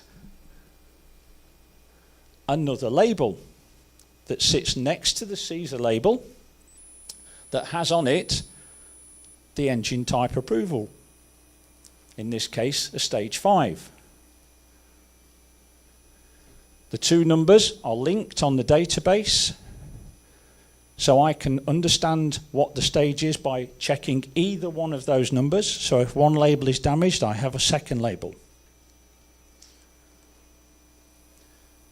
And the engine emissions data is held on that same database and is accessible by authorities quite easily.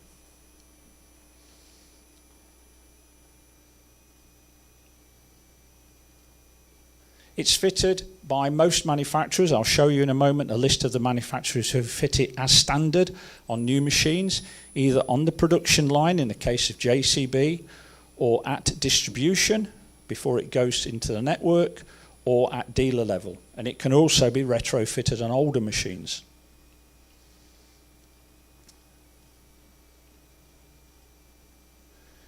We have 4 labels. Electric, 0 emission. We have stage 5 for the cleanest, 4, 3B and 3A. In the UK now, everything that's being sold is stage 5. And this provides for a very easy, simple, first-line verification of the identity of the machine. Because they're color-coded, you don't need to be able to read the number on it. You can stand 100 meters away and know that the machine is clean. Know it is of the highest standard. Remember I mentioned earlier about how we can engage the public with this?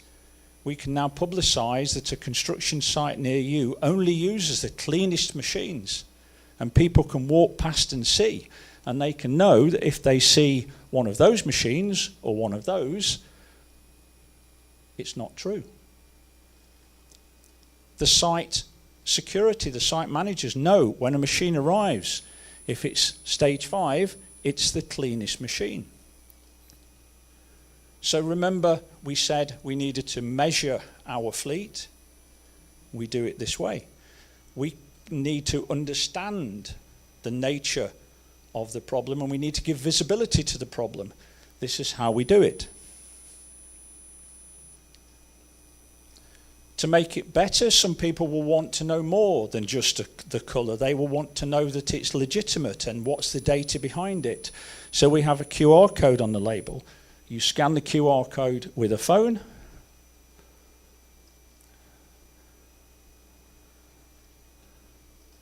And that's the data you get. So we get all the details. We get the ECV code, we get the CESA code, make, the model, the fuel type, the engine number, the engine stage, and the type approval number. So if you want to audit and double check, you can take that those details, you can lift the hood and you can read the number and cross-reference and make sure it's accurate. So now we have accurate machine data at anyone's fingertips. Anyone can access that data.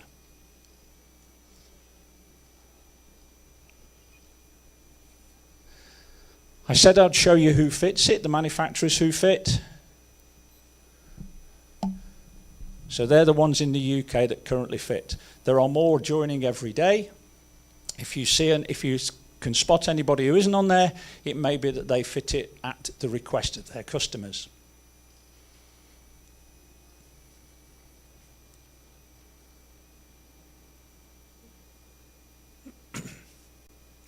So how did we make this happen? How did we persuade the industry to invest in this? Because as I said before, the manufacturers pay for this. They fund this. It doesn't cost the government. It doesn't cost the end user. The industry do it. So how did we do that? Well, we did it by incentivizing their customers, by persuading their customers. So HS2, they have a mission to be clean, to be green. This helped them.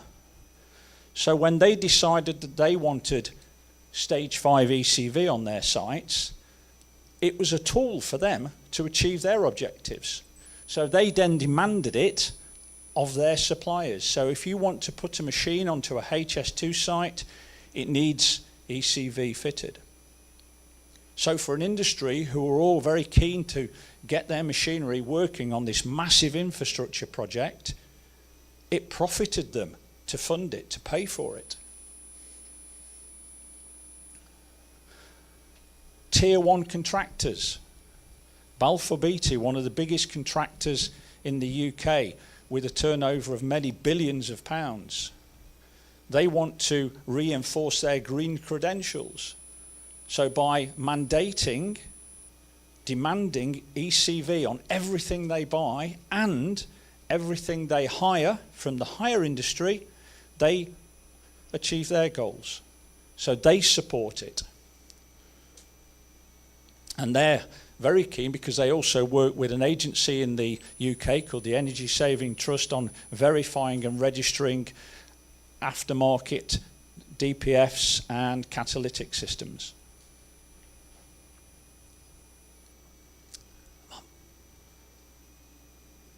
The plant hire industry, once they realised, the plant hire industry, once they realised that they could profit from this too, because they could then hire more of their kit into these high-profile projects, they suddenly supported it. So everyone down the supply chain recognised they could benefit from this, so they all supported it.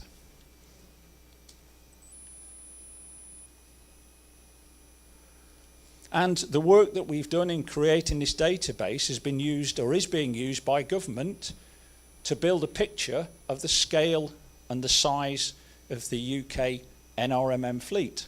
And we've been working and partnering government agencies in doing that. And this will help shape legislation, because for an industry, the last thing we want is the government creating regulations that cause us problems. So as an industry, it was more productive and it was more beneficial for us to see the problem and create our own solution to it, so we could say to government, we've solved the problem for you. This is the solution. Rather than government telling us, we're going to impose this regulation on you. So now the government are saying to us, thank you. That's great.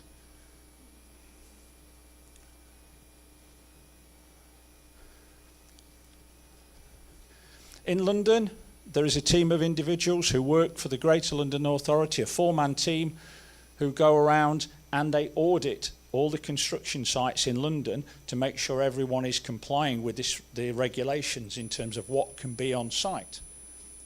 They now use ECV. They've adopted it as their preferred method. So again, confidence in the system means that everyone does it.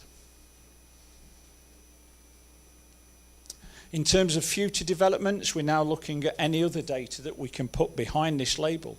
Once we have the machine on our database, if there is a static data set that the manufacturer wants to include, like weight of machine, like noise level. Noise is a pollutant as well, and that is becoming more and more significant in the UK. So what's the decibel level? All of this data we can now put behind there as an additional data set. So it's a never-ending opportunity for us.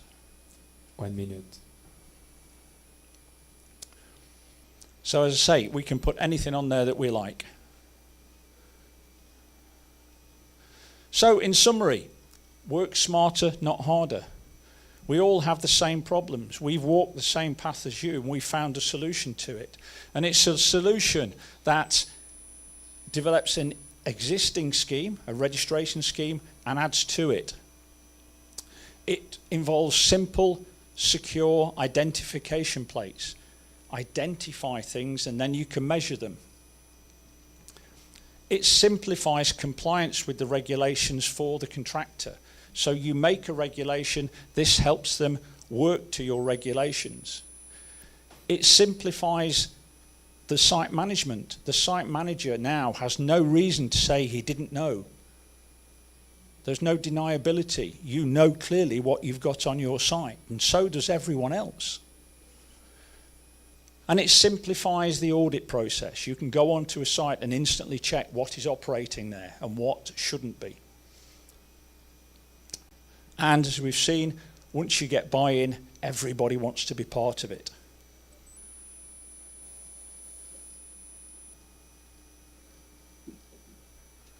There is more. And ultimately, it helps you understand your fleet's air quality.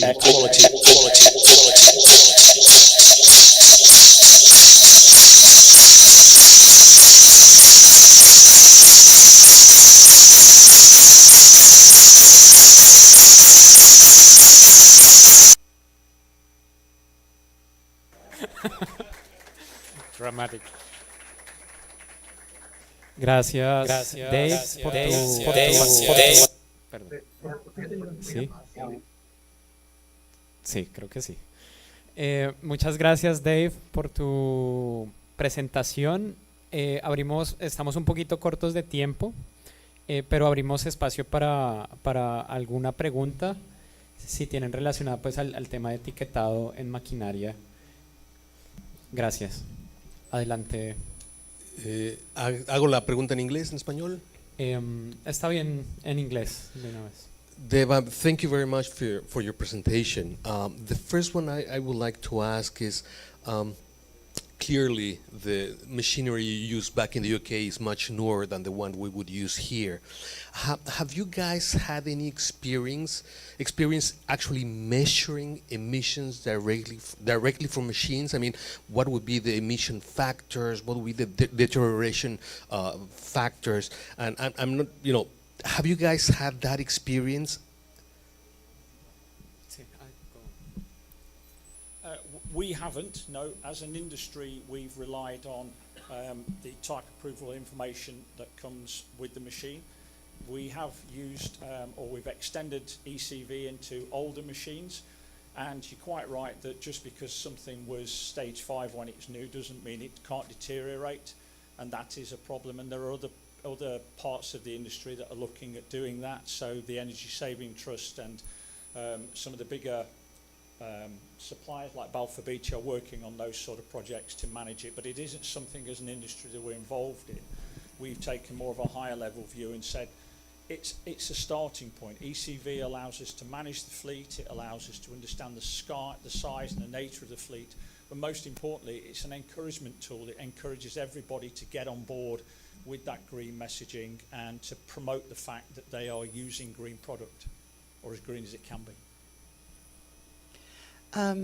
Just to answer that point, Marco, in Switzerland, as part of their scheme monitoring, they have people that go on site not only looking at labels, but measuring the emissions to make sure the particulate trap still works, is still fitted.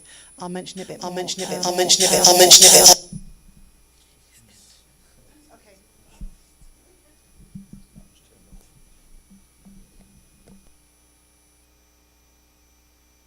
Sí, sí.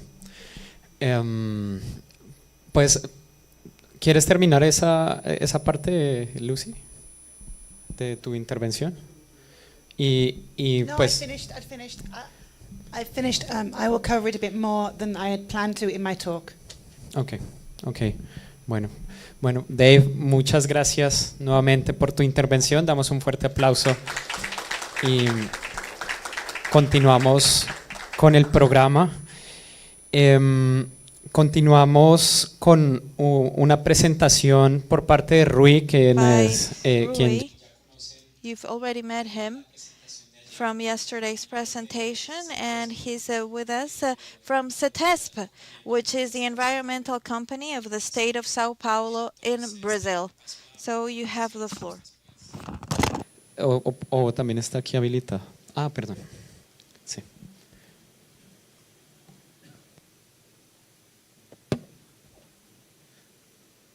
Buenos días a todos. ¿Puedo hablar en português? Sí, não, así es. Não há problema. É um prazer estar aqui novamente, hoje com um tema um pouquinho diferente do de ontem. Vamos falar sobre o programa de máquinas agrícolas e rodoviárias do Brasil.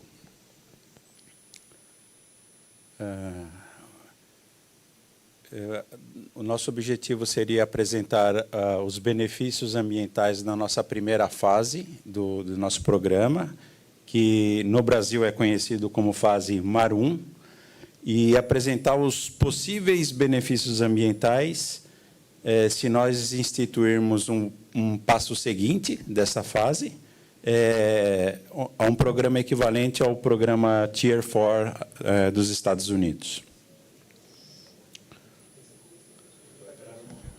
Perdón. ¿Podemos esperar un momento mientras adecuamos la traducción? ¿O en inglés la podrías hacer? I can try. Okay, good. Okay.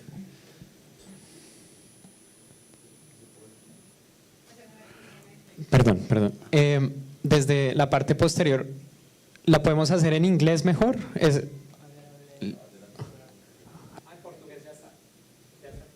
Perdão, já está em português. Adelante, puedes continuar. Então, o objetivo é apresentar os benefícios ambientais do nosso primeira fase do nosso programa, que no Brasil é conhecido como fase MAR 1, e apresentar os possíveis benefícios ambientais se instituirmos no Brasil uma segunda fase, que chamaríamos de MAR 2, equivalente ao programa Tier 4 americano.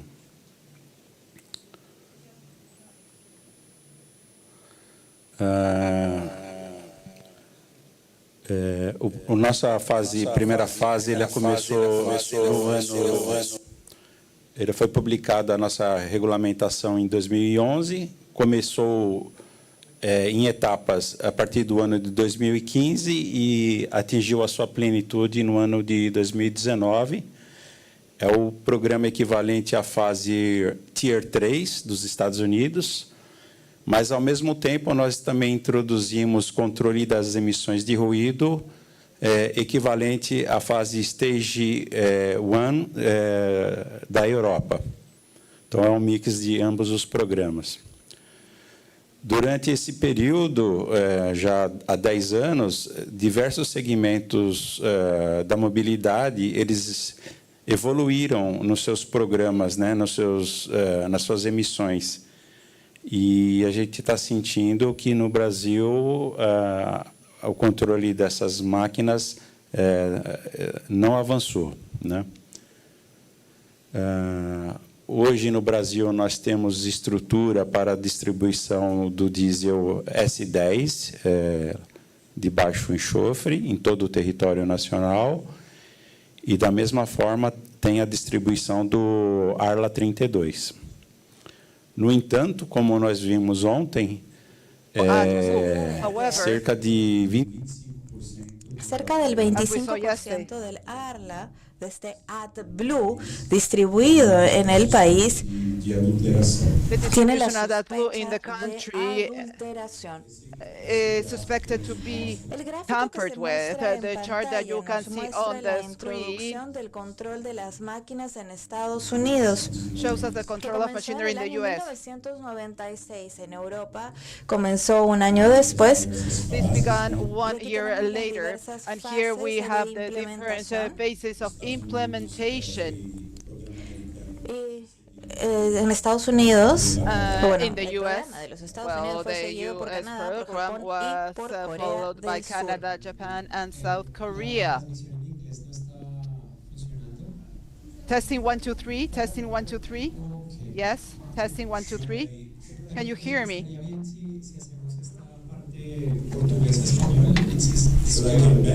Can you hear me? Testing 1, 2, 3. Entonces, por favor, atrás sí podemos hacer la traducción desde... Testing 1, 2, 3. Testing 1, 2, 3. Y retomamos desde tu presentación en inglés. Sí. Vuelvo. No, vuelvo. Disculpen los temas interlenguaje. Can you hear me? Testing 1, 2, 3. Continúa en inglés, por favor, y vamos a tener uno de los canales, la traducción al español y el otro directamente en inglés. So this geograph shows the introduction in the States and the Europe and the Canada, Japan. And the South Korea follows the American standards, and the China and India follows the China and India maybe is the biggest machinery fleet in the world, follows the European standards. Chile adopted the both programs, and Colombia is initiating Tier 4, correct? Okay. Stage 3B. 3B. Okay, so for interim. Sorry by my mistake. That's right. This graph shows an estimation of the Brazilian fleet. We have the sales record since from 1960 up to today, this first part, but we have no data about the scrapping rate.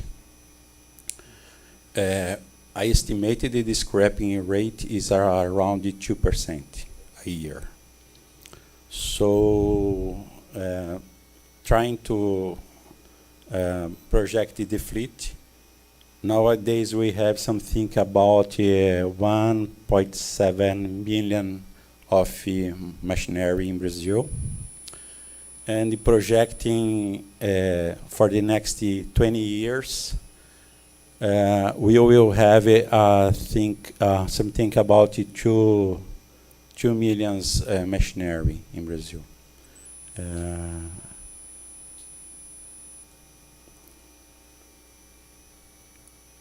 I projected to the next 20 years because as the renovation rate is low, in order we understand the environmental benefits, is ideal we see in a long term, not in a short term time. Based on the type approval of these machines, Tier 3, and this is the average of the homologation of these machines. I projected the environmental benefits. So since from 2015 up to 2024, we how can I say, evitar? We avoided around more than 500,000 the emission, more than 500,000 emission of carbon monoxide, almost 4 millions of the sum of the total hydrocarbons and the nitrogen oxides, and more than 300,000 particulate matter in the Brazilian atmosphere. The projecting, if we keep our program as today, projecting for the next 20 years, we can see we will reduce the emission of particulate matter. We will reduce the emission of total hydrocarbons and the nitrogen oxides, but we will improve, we will grow the emission of carbon monoxide. It means our phase is not enough for our fleet growth. We need a next step. It's a must. If we keep this program, we will launch in the atmosphere more than 18 million tons of carbon monoxide. So it's a lot of carbon monoxide in the atmosphere. This graph shows the reduction between the phase tier 3 to tier 4. So we have a reduction around the 80% for the high ranges of the power of the engines, and 37% of the range from reduction, the range from 19 to 37 kilowatts, but we have no reduction foreseen for the range from 37 to 56, sorry. Even so, is a significant reduction. The reduction of a particulate matter is more than 90% for all ranges. So however, we have no reduction for carbon monoxide. The emission limit is the same, from tier 3 to tier 4. But if we take the homologation from the average of the homologation from the imported machines that already meeting the stage 4 in Brazil, so I consider these values.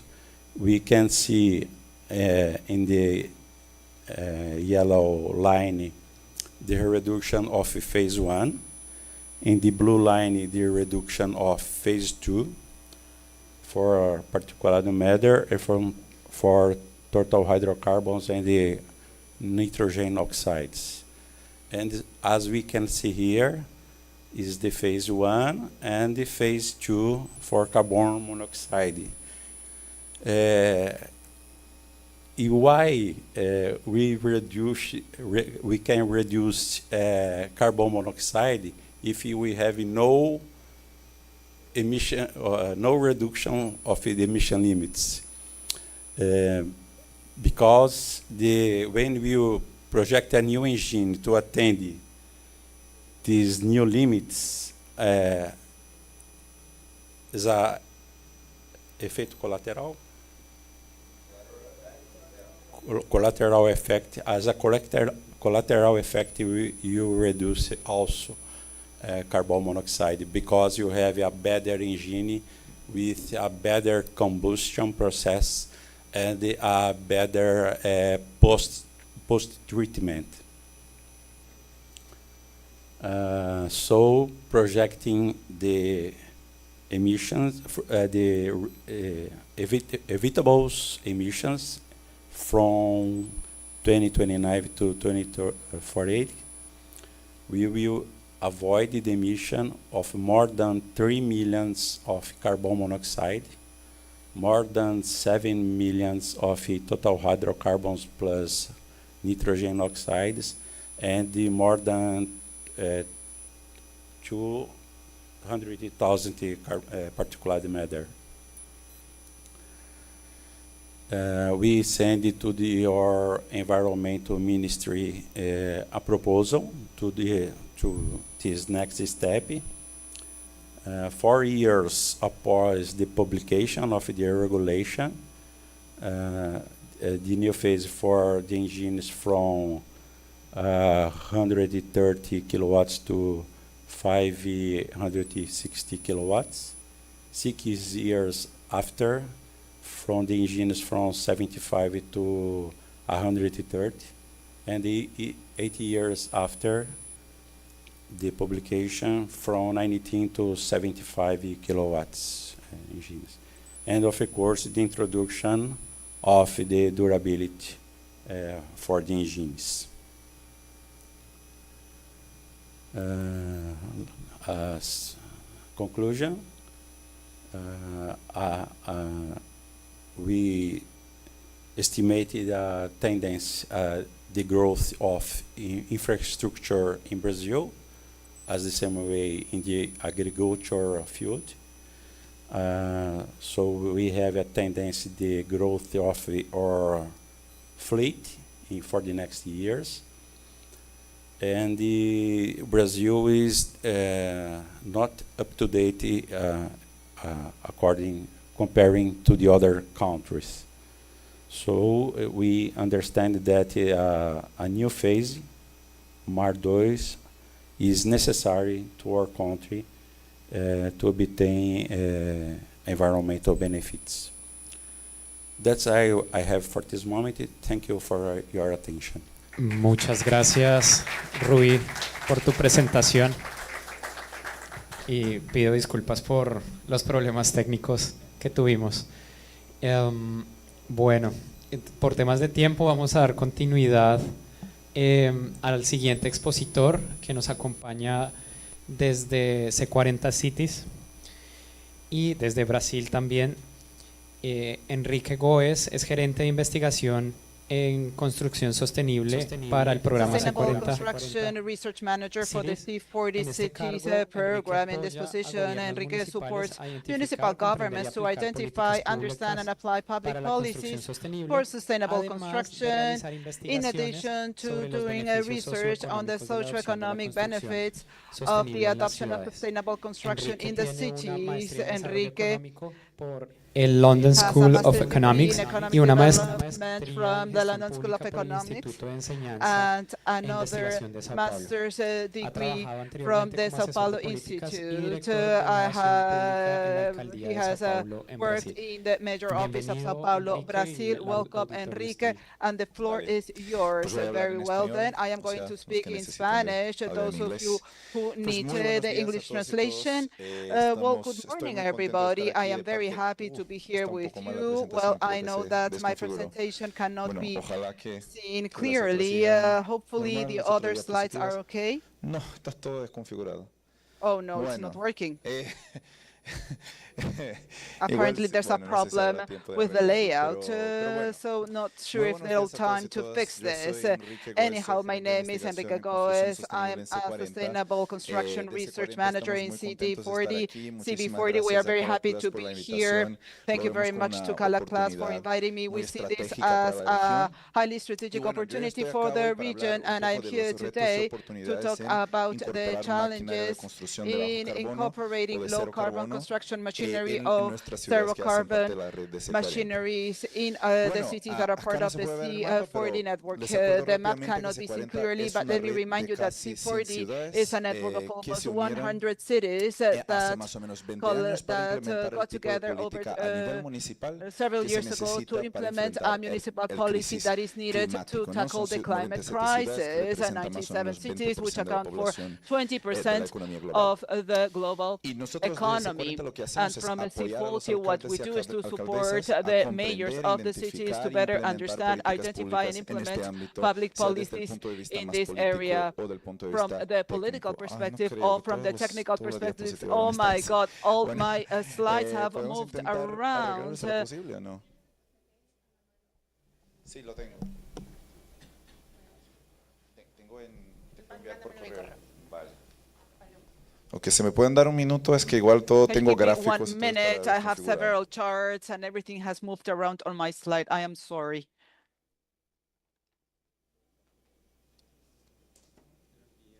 ¿Tienes el correo? Sí, yo creo que si quieres arreglamos esto y pasamos a la siguiente presentación. Ah, vale, mejor sí. Okay. Sí, y si gustas puedes cuadrar ahí con Paloma de una vez. Vale, perfecto. Dale. Perdón, nuevamente por Sorry los once again, apologies for these technicalities. A solucionar el tema We are de la going to presentación solve de Enrique's presentation problem as soon as possible because there's been a problem with his format. In the meantime, we are going to wait for Lucy as well, para continuar con la presentación. so we can continue with the presentation. Give us a couple of minutes.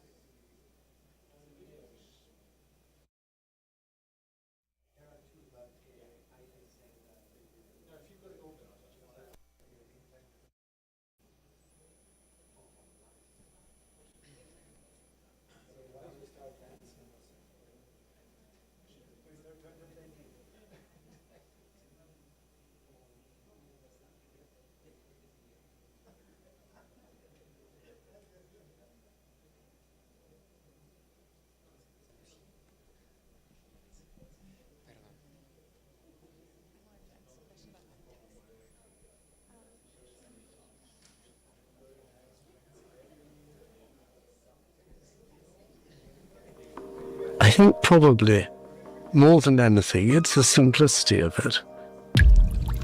Water. Plain, simple water. We never think of water as one atom of oxygen bonded by two different hydrogen atoms. Mientras se solucionan los... Did you know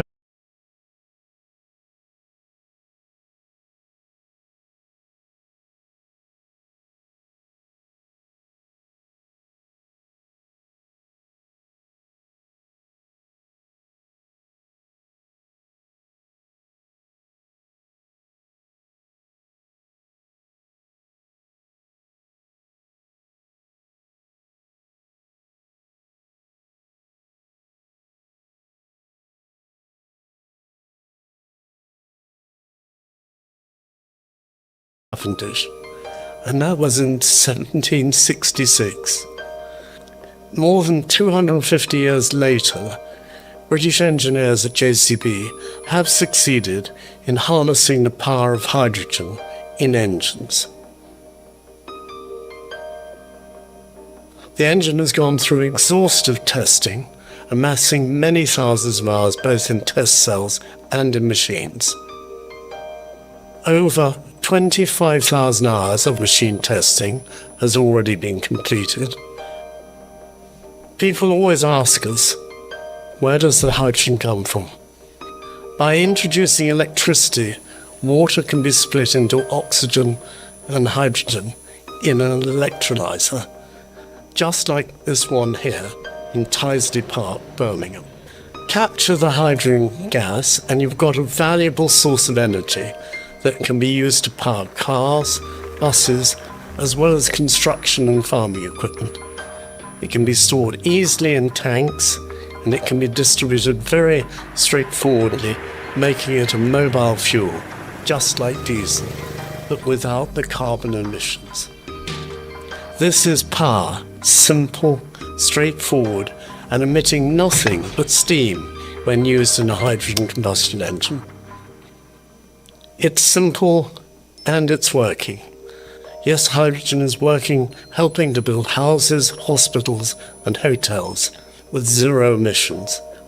It can work anywhere and it can work everywhere. It's simplicity itself.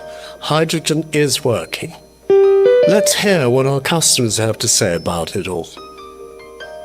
I often say with climate change, there's no winners or losers. We're either all win or we all lose. So decarbonising something like telehandlers is a huge challenge. So it's really, really important that we explore with our partners different alternatives for powering our fleet. And already today, we've seen a 25% reduction in our overall carbon footprint. But hydrogen really has the potential to take it further, not just for us, but also for the wider industry. We're very, very pleased with the operation of the JCB machine. We call them the heartbeat of the site. So when that heartbeat stops, the site stops. As innovation lead at BAM, we're introducing new things like the hydrogen fuel machine. It is different, it is novel, but it's safe to use, it's simple to use, and it's part of our future. If we are going to benefit longer term with a cleaner environment, hydrogen looks to be the way forward. Obviously with your diesel plant, you're getting a lot of harmful emissions and you don't get that with hydrogen plants. I think as hydrogen production becomes more mainstream in the UK, it will certainly help with energy security and reduce any risk of global supply chain shocks. For operating this machine, it has actually been a very nice machine. When you're driving diesel vehicles, on a good day I could easily go for a tank of diesel. So you think about emissions that I'm putting into the air due to that tank of diesel I'm using. With this, you're not doing that. To a large extent, we're at the bequest of the OEMs like JCB, and we're dependent upon them to work with us to find solutions that our customers want. This is where we need to be, that actually we need to be changing quite rapidly in order to adapt to what our customers want, to what our broader stakeholders want, but also to what we believe is our responsibility in addressing the challenges of climate change and biodiversity loss. When talking to our customers, they're interested in sustainable solutions that are stable, that are available, and that align with their own carbon or decarbonisation policies. Hydrogen powered, no fossil fuels, is exactly what everyone's looking for. This is the future of our fleet. To have a net zero offering to our customers is critical to our longer term objectives. Zero carbon machines on our sites is 100% the way that we need to go. It speaks volumes for us as a business. It drives our net zero, it hits our KPIs. It also shows our clients that we're committed and we're committed to that change. For me, it's quite groundbreaking, to be honest with you. To be in a project where you see the first hydrogen machine, for me, it's quite fulfilling as well. Essentially, it's using internal combustion technology, which is well known within the market. We already know that technology, we know that fuel process, so it's quite easy for customers to relate to that type of technology. Currently, we fuel with diesel through towable fuel bowsers that we transport about site. The same principles apply. It's still point of application. It will be directly where the JCB is sat, and it will be fueled. There is no real differences, no differences in performance at all. So if you were blindfolded and put them on, you wouldn't know which one you were in. So currently we have around 6,000 generators across the network. This is where hydrogen gives us such an exciting opportunity to potentially replace a lot of those diesel generators and use hydrogen as a greener option. I think it will be the future, and it definitely is going to be a lot better for everyone in the long run. Using hydrogen is going to be a critical part of us meeting our net zero carbon targets. We've set very challenging carbon reduction targets, and we're going to be reliant on technology such as the hydrogen telehandler to help us get there. We've proven that hydrogen engine can be produced on our existing engine assembly lines here at JCB. Storing hydrogen, distributing hydrogen, and using it as a carbon-free fuel in JCB machines is straightforward, as we've just proven. Hydrogen-powered machines are working on building sites in Birmingham right now with the fuel they need coming from Tyseley Park.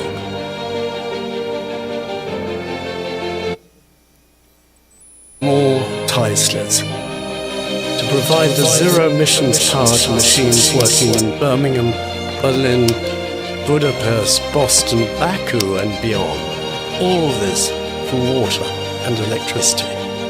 The production of hydrogen at scale and at a competitive cost is critical to the decarbonisation challenge in our industry.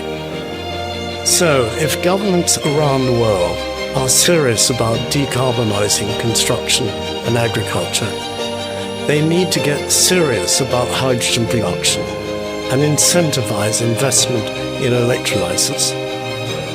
This is just the beginning, but the future for hydrogen machines on site is clear, enabling the zero carbon construction we so desperately need.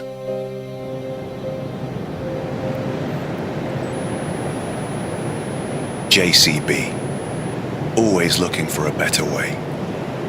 Bueno, continuamos nuevamente con Enrique para que... ahora sí. Sí. Adelante. Ya, muy bien. Ahora sí. Bueno, continúo acá. Solo para acordarles... Just to remind you what I was telling you about, C40 is a global network of male and female mayors that collaborate together to face the climate crisis. We began 20 years ago and we represent 97 cities here, many of Latin America, even the city of Lima. And we support these C40 cities in identifying and promoting public policies in the climate field across a number of issues: air quality, waste, water quality, and the team I am part of is the team of sustainable building and construction. Why is it that we talk about construction and why is it that we talk cities? Cities is critical to understand climate change. In the C40 cities, the construction and building sector accounts for 40%, 23 to 40% of greenhouse gas emissions. It is an extremely important factor for climate change, and we know that it will continue to be an issue for the future because increasingly more people are moving to live in the cities, and we know that 60% of buildings that are going to be built until 2050 have not yet been built. It is not a problem of the past, this issue of construction for us, particularly in the global south. It is still a problem of the future. Very well then. Apart from that, and we have heard a lot about this, I am not going to delve into this, but the construction sector has particular importance for air pollution, local air pollution, which is where the construction process takes place. Apart from it, materials and all of that, which is also a critical issue for pollution at the local level. And we can note that the construction sector, particularly the construction machinery, has particular relevance for air pollution. El mapa también aparece, pero no pasa Very nada. well then. Nosotros entonces I know we cannot see the map here, but that's okay. Since 2019 in C40, we founded a sustainable construction program which seeks to support the cities located on the map in this specific issue of reducing or decarbonizing the construction sector of their cities by looking at the entire life cycle of a building. We are talking about emissions from the production of materials, extraction, transport, etc., the use of buildings, and the end of life of buildings such as demolishment, deconstruction, etc. A small part of that has to do with the construction sites pollutants, the machinery during the construction process. Very well, with this, I would like to go into the main topic of this presentation. I will share with you some challenges and opportunities that we have identified in the cities that have taken part of this program and that have tried to decarbonize their non-road mobile machinery for the construction sector. These are a few examples that are not from all the cities that you have seen before. These are just some cities that have decided to start working on this. Some challenges that we faced in our cities, the initial investment cost of non-polluting machinery is significantly higher than similar machinery or machinery similar to diesel or the pollutant in the cities, even though in the long run the operational cost can be reduced significantly. The investment cost is between 0.5 to 3.3% more expensive In the electrical version, access to market, this is not a widely developed market. The access to the machinery, it's very difficult. The market does not have all the machines with sufficient machines, and especially if we are looking at heavy-duty machinery, this is even more difficult to obtain because of its high level of technological sophistication and other logistical issues. Perhaps one of the main challenges has to do with energy and the charging of equipment on the construction site. Today, if we're talking about electrical machinery, we know that most machinery does not have the capacity to run for one whole day without one charging period, and this entails a number of planning challenges for those cities who wish to propose this type of decarbonization. But we also have many opportunities.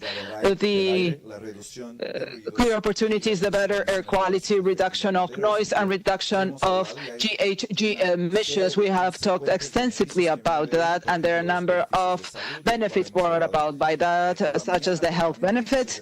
We have already discussed those in the morning, but also financial productivity benefits that are related to health. But apart from that, we have worked with the Global Union of Construction Workers. They have conducted studies on the impact of decarbonization on the construction site. We know that there are significant impacts for the health of workers, but apart from that, there's an important impact on the job accidents. A potential mechanism is that with the noise reduction, it is easier for the workers to identify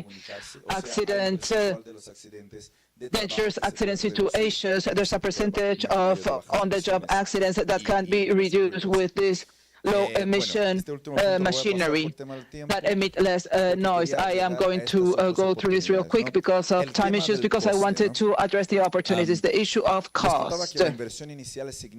I was telling you that the initial investment is significantly higher for the lower emission machinery, but what we have noted is that the maintenance and operational cost, based on the experience of our cities, has been lower in the case of low emission machinery. For instance, for a small excavators and loaders, the energy cost is half its equivalent in diesel. So this poses an important opportunity.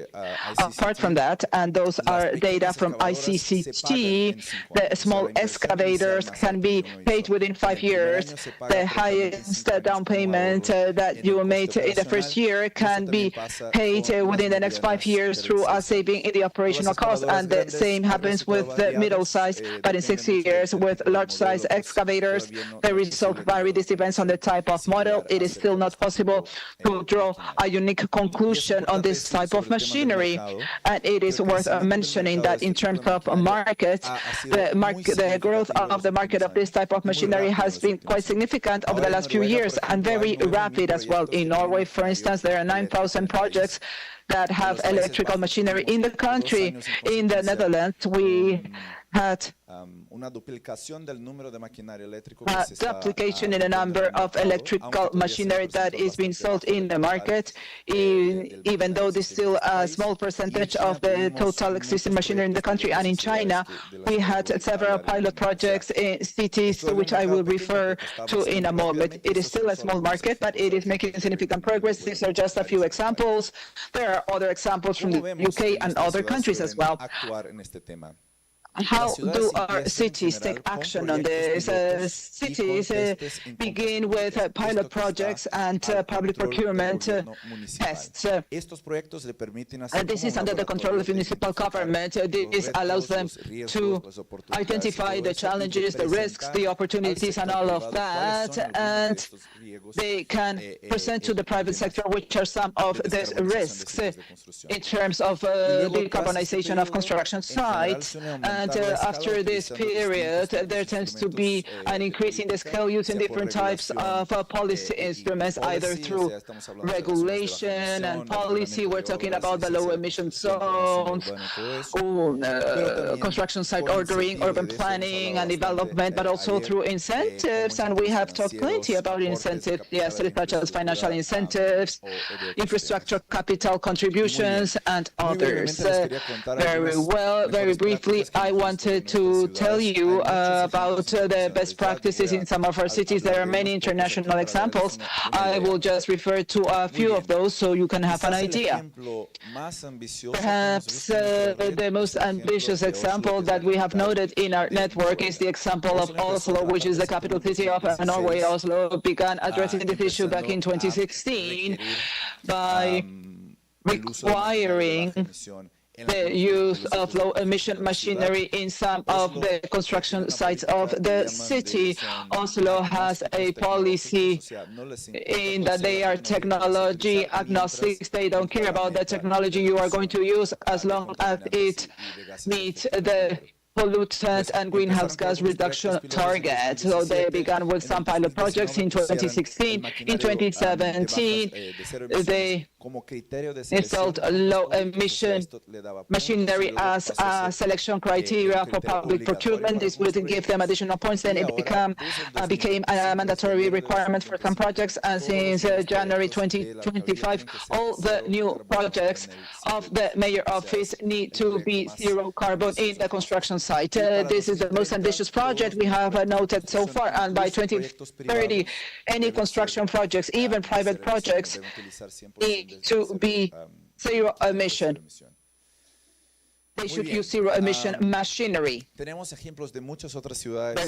We have examples from many other cities. We have the example of New York, which is passing regulations to gradually channel the private works towards this road. There are some examples from London. I will let my colleague Lucy to tell us more about this. And we have some examples in China, Hangzhou, Dalian, and Chengdu on the use of this type of machinery. But we also have examples from the US, Singapore. Many cities are proposing different mechanisms, whether it is in terms of regulation, incentives, different forms to reach this same point. And Rudy and I were actually talking about the advantages of working at the municipal level. The municipal level is very close to the population, and many of our countries have the trend of being there tends to be less ideological discussions.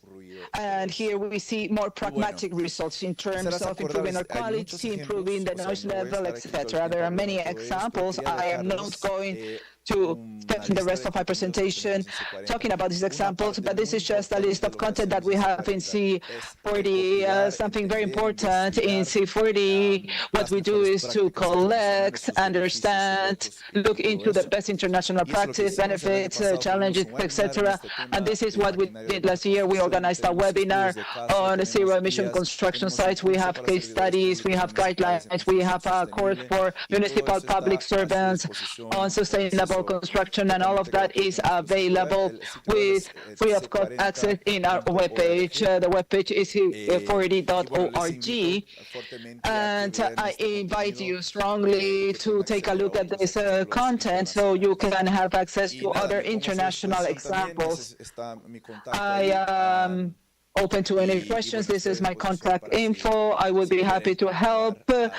If you wish to continue with this discussion, please feel free to contact me. Thank you very much. Habilitamos el espacio si hay alguna pregunta. Okay. I don't know if there are any questions. Oh, because of time, no, we have to continue. Thank you very much, Enrique, for your presentation. And we are going to conclude this block with the final presentation. Lucy joined us yesterday, Lucy Sadler, who is going to talk about this integration in low-emission zones. Lucy? Okay, voy a usar esto para poder mover mis manos. Wrong talk, wrong page. There was a talk I sent this morning. Jaime? See, I send it. So you'll be very pleased that my talk will be very short. It's not half as pretty as Enrique's or Dave's, but eventually we'll get to see it. So, and also it'll answer, he's gone, Marco's question, but Marco's left, so he can't. Okay. Oh, there he is. Okay, you just moved. Okay. I'd also want to echo, while waiting for the slides, echo what Dave said. I'm really, really privileged to be here, to be invited here. It's been a fantastic conference. And my husband said, you're not going to Peru for 3 days. You're going for a week's holiday. So I've been around Peru, and it's an amazing country. I'm trying to work out how I can get myself and my family over here, or over this side of the Atlantic again. My daughter will say, you're not allowed to fly because it's bad for CO2. So I'll have to see how we can persuade my daughter. Any luck with... No, they're still working on the slides.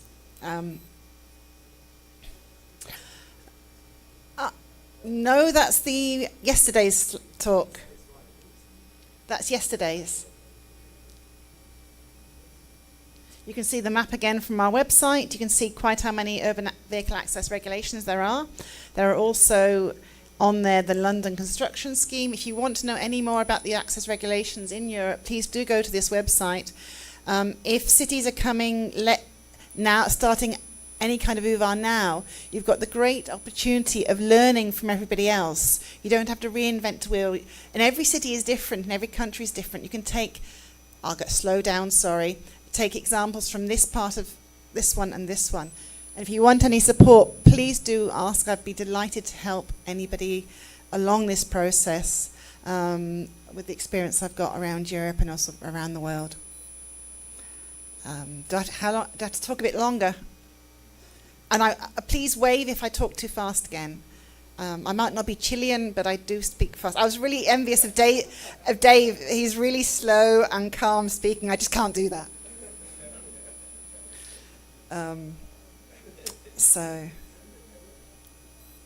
Well, I was going to be a short talk and nearly get to lunch, but the technology is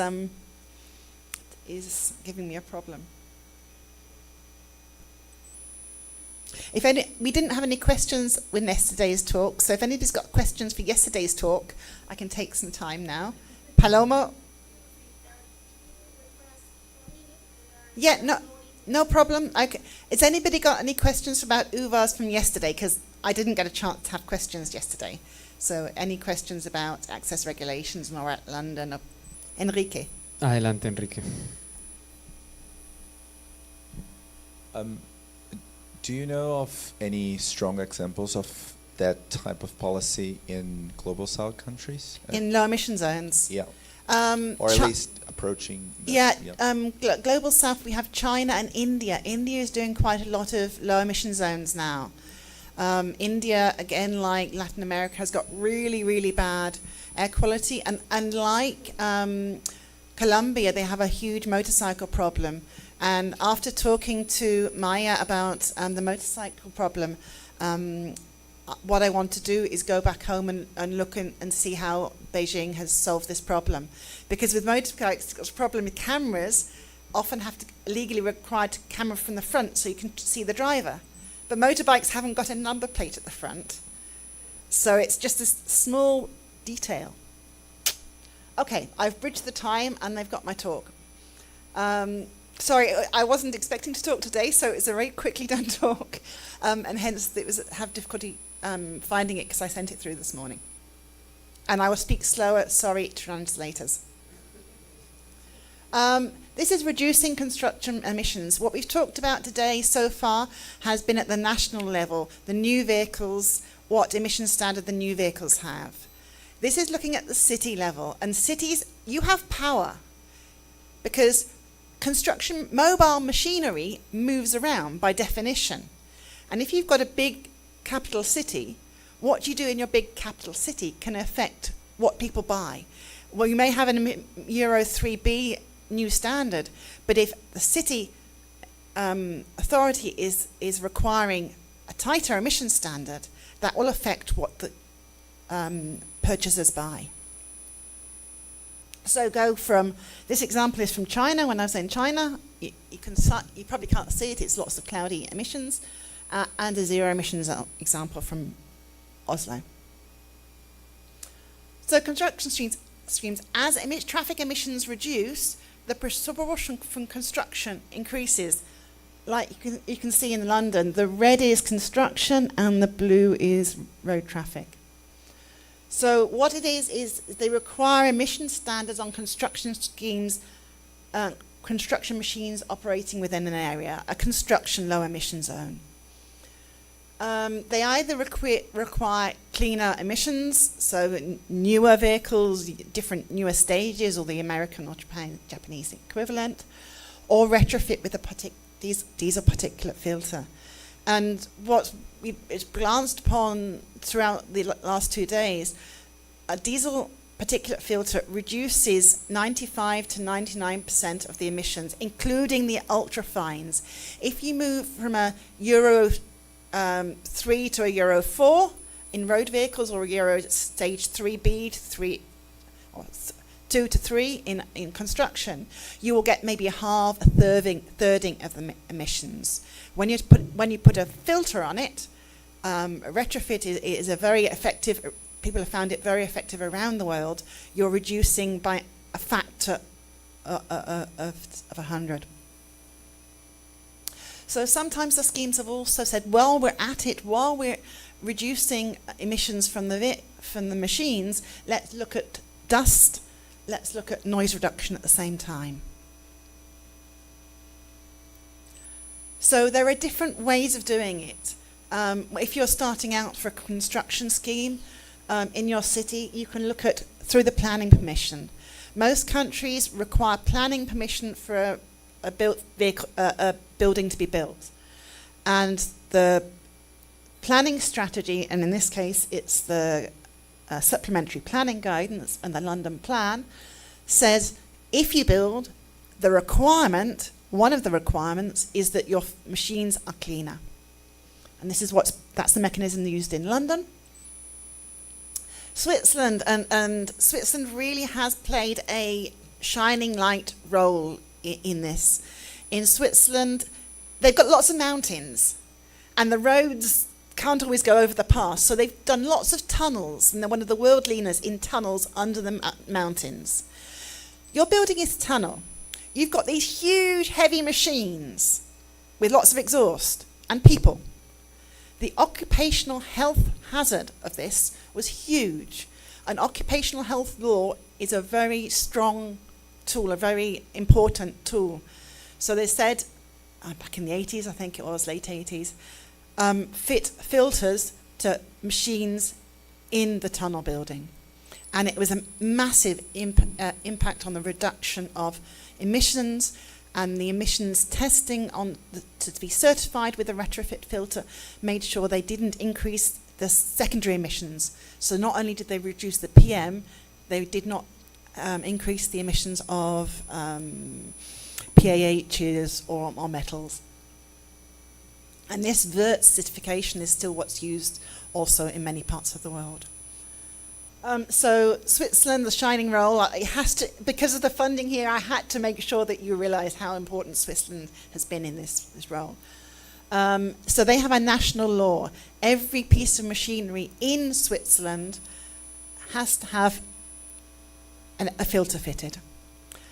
I'll go a bit more detail in Switzerland on all of these. So another mechanism is a local regulation or a local law, and this mechanism is used in Hong Kong. So you've got a local law that says within that area. If this isn't possible politically, financially, whatever reason, one way to start is to say on the local authority contracts, we require, if we are paying for it as a public authority, you have to be clean and set emission standards. And Oslo has started with that and then expanded. Places like Chile, one of their mechanisms can be an air quality management strategy. That's part of a legal mechanism. Wrong button. So looking at more detail in the London Constructions Code, this is the one that requires dust control and safety and noise as well. And it's through there's a land use strategy in London, and then upon that they have this planning law. And this is an example. They do this in low emission zones, but this is an example in construction low emission zones of the standard. So from September 2015 for the major power ranges in central London, and Canary Wharf is the central business district, they had to be stage 3B. And everywhere else in London, they had to be stage 3A. And they started, not every construction site, they started first on the big construction sites. So you're phasing it in, and then later on it came down to the smaller construction sites to make it feasible for the developers and the hire companies and for the industry. So from December 2020, you're looking at stage 4 for the central areas and 3B for the rest of London. From January this year, it's stage 4 right across London and stage 5 for generators. In 5 years' time, it will be stage 5 across London. And what's really exciting, in 2040, I hope this will actually come on and not be weakened before we get there, only zero emission machinery around across London. Remember what I said yesterday, London is 2,444 square kilometres. It's huge. Population, it's about the same as Lima. So the others, the national law in Switzerland, all machines used in Switzerland must have a diesel particulate filter or be stage 5.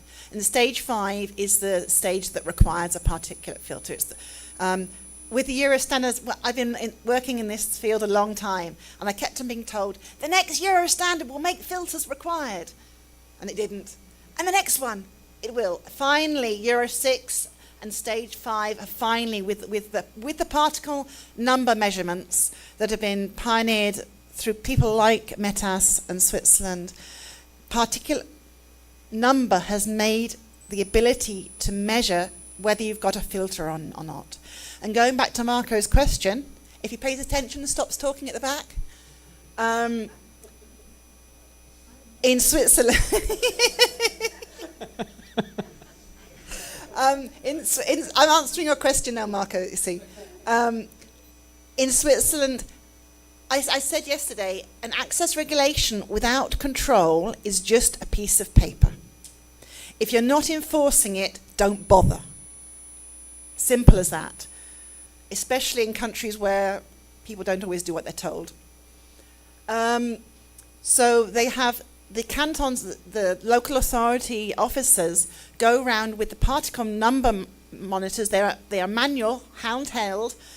They cost much less than 10,000 euros, and they measure the particle number coming out of random machines. So they might have a label, but maybe the label says one thing and they've taken the filter out, or maybe the filter is broken.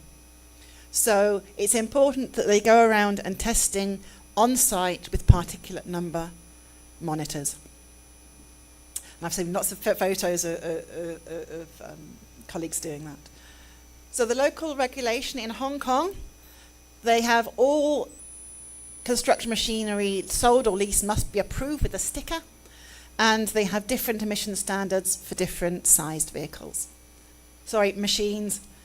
And Berlin, again, has stickers for the public authority contracts, and looking at stage 5 or retrofitted with a particulate filter.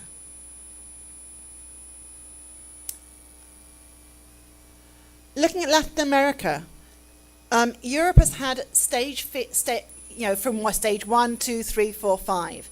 So vehicles that are machines that are quite old, they still have these stage standards. You may not have that in Latin America because you've gone straight to stage 3B or to stage 5. So one option is to use age as a requirement. When we looked at the inventory of machinery in Chile, there's quite an age profile, and there's an obvious kind of tail off that says, okay, that's a reasonable age to set as a first feasible one that's not going to make the industry completely bankrupt. And then you can reduce the age bit by bit. Or people don't need necessarily to replace the vehicle. They could also retrofit with a filter if they choose. It's their choice. You're not being technology. You are being technology neutral. You can say either a new vehicle or a retrofit. And again, the particulate traps. There's one on a JCB. Are really, really effective.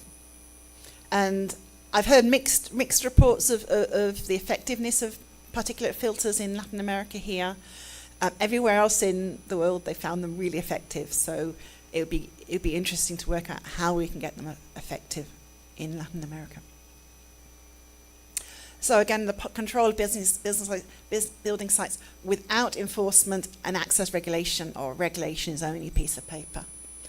And what I think is important is the penalty should be proportional to the chance of getting caught. If you've got on-road camera enforcement, everybody is going to get caught. But if you are waiting for a manual check of an authority officer who has to go onto the building site and check, then you need to have really high penalties. It must mean really painful. Some of the odd even schemes in Latin America, I've noticed they've got points on the driver license. Brilliant. That means a professional driver who's going to be driving a lot, they really don't want to disobey because it's too many points and they can't drive. Their livelihood is gone. So on any access regulation, this penalty issue, I think, is important. And then now I think you can go to lunch. Sorry. This again is the same slide as... It doesn't want to go, does it? Now this is the same slide as yesterday because I haven't got a new one. Again, these UVA resources. If you want to know anything more about anything I've talked about, please do come talk to me. And I can bore for days on access regulations, and got the wealth of experience not only from being in London, working for the Mayor of London, but also the experience of looking around all the different other schemes around Europe and also increasingly around the world. Thank you. Muchas gracias, Lucy. Un fuerte aplauso y gracias por ese cierre de esta parte.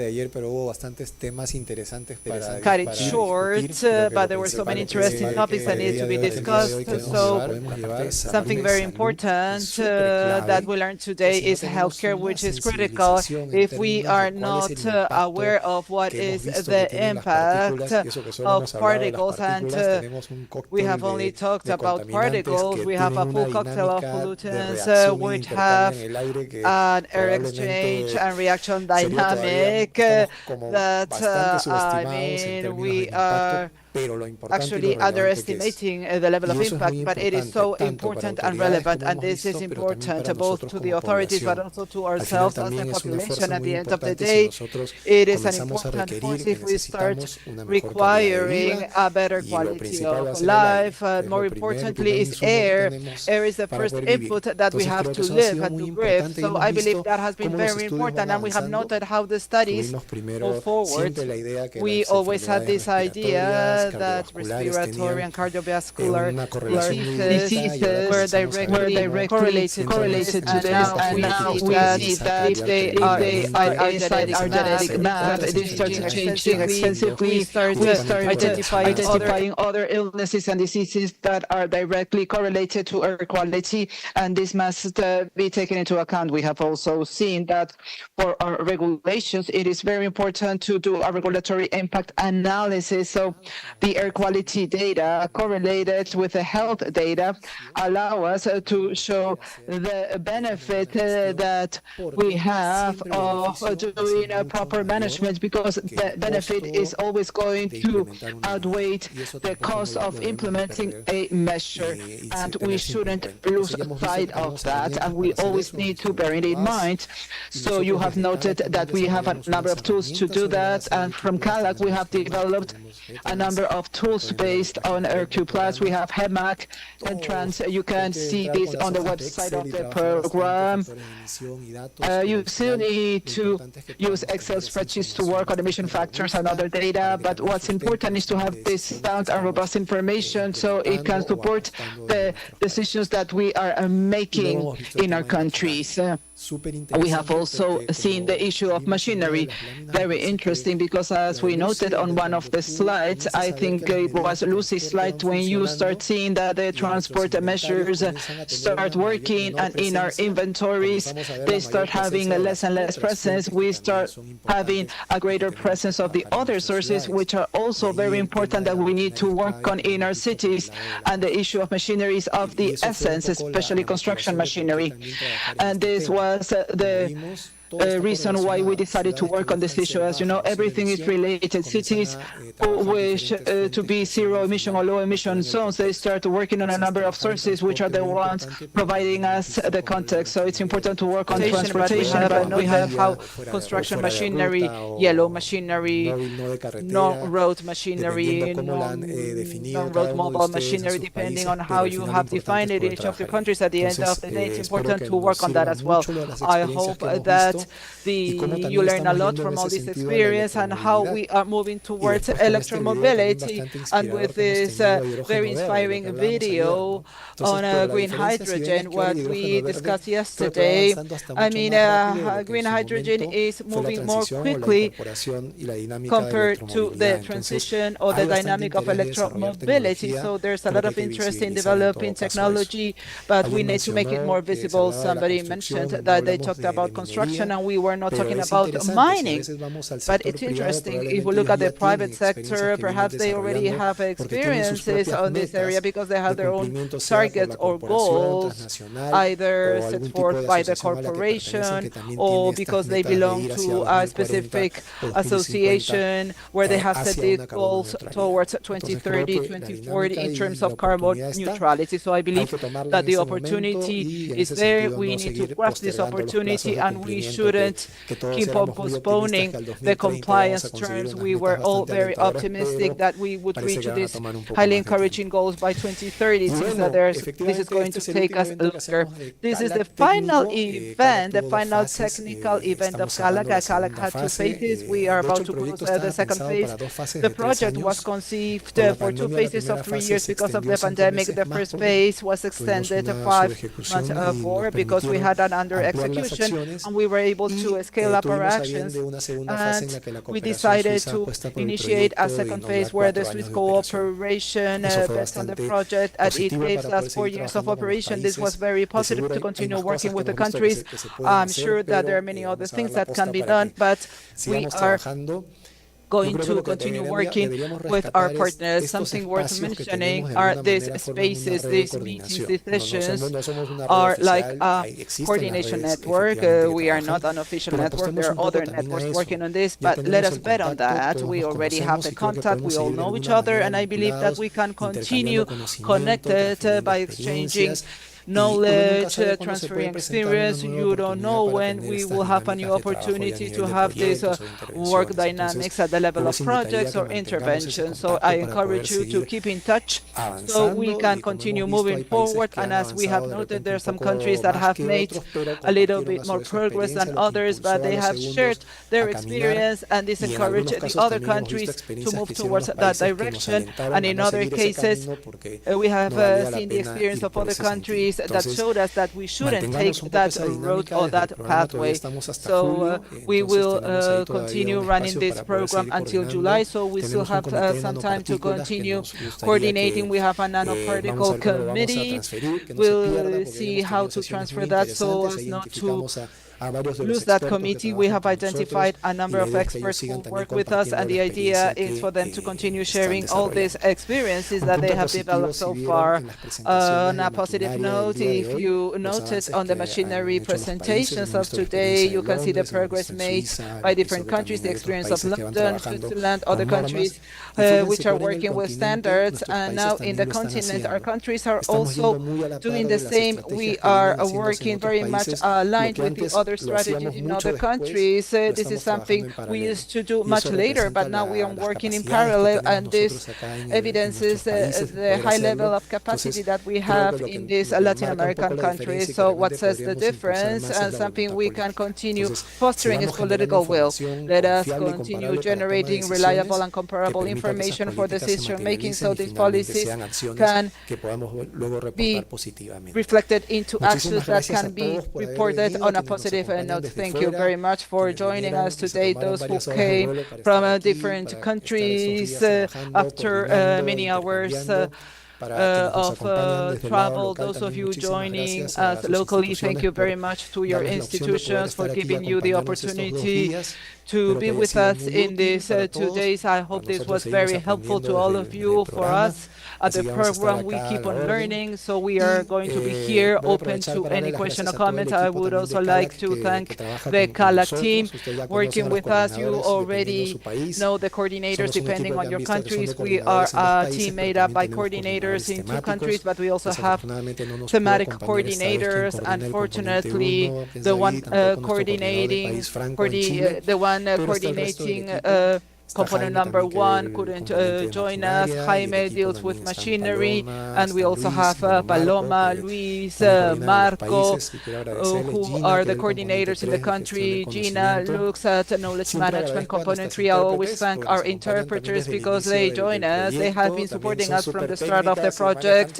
They are specialized interpreters. They are very knowledgeable on this technical topic. Thank you very much for your support, and because this is a difficult capacity to achieve because it's so specialized, this topic, but they have always provided us their support. We are going to run this program until July, but there's someone who will only be with us until May because they are starting a new job, a new activity, and it's a bittersweet feeling for me because we are so sorry not to have this person until the end, but it's good to see them grow professionally. Jaime, thank you very much, Jaime, for all your support.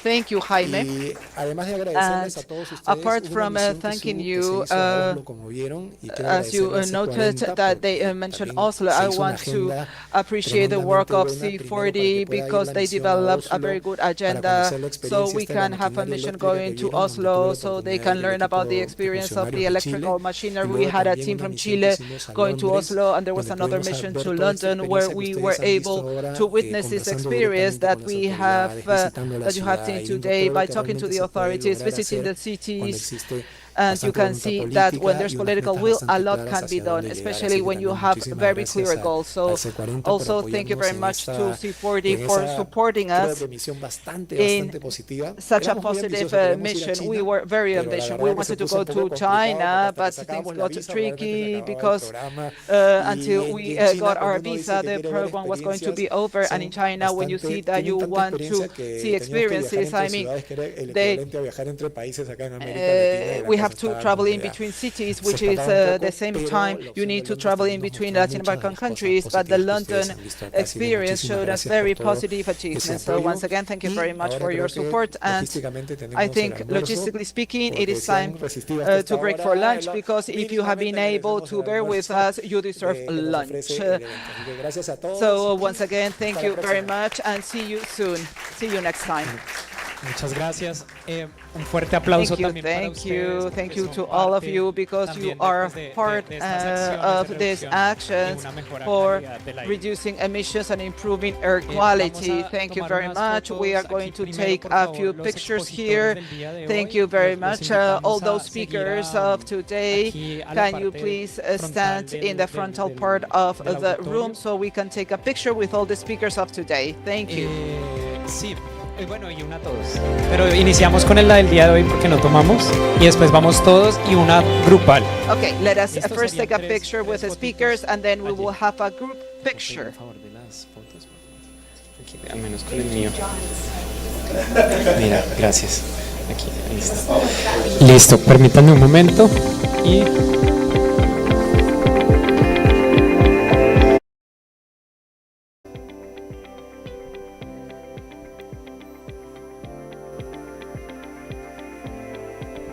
También a Enrique Goes, si nos puede, Hans, si nos puede traer el mural, la obra de arte que estuvo preparando durante la relatoría.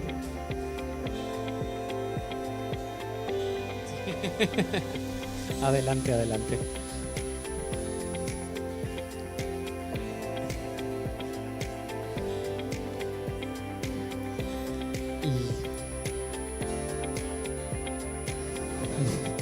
Mientras tanto nos preparamos los expositores de los 2 días. También, por favor, Gabriel, si nos puedes acompañar para una foto de todos los expositores.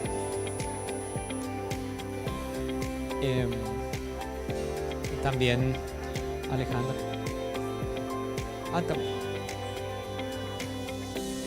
No, pero aquí también nos están ayudando con estas. También Gabriel, por favor. Bueno, sí, Williams también, por favor, si nos puedes acompañar aquí enfrente. Nancy, creo que no.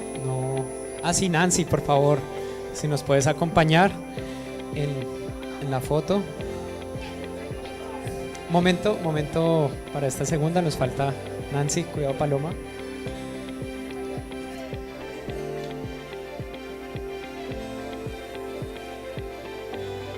Listo.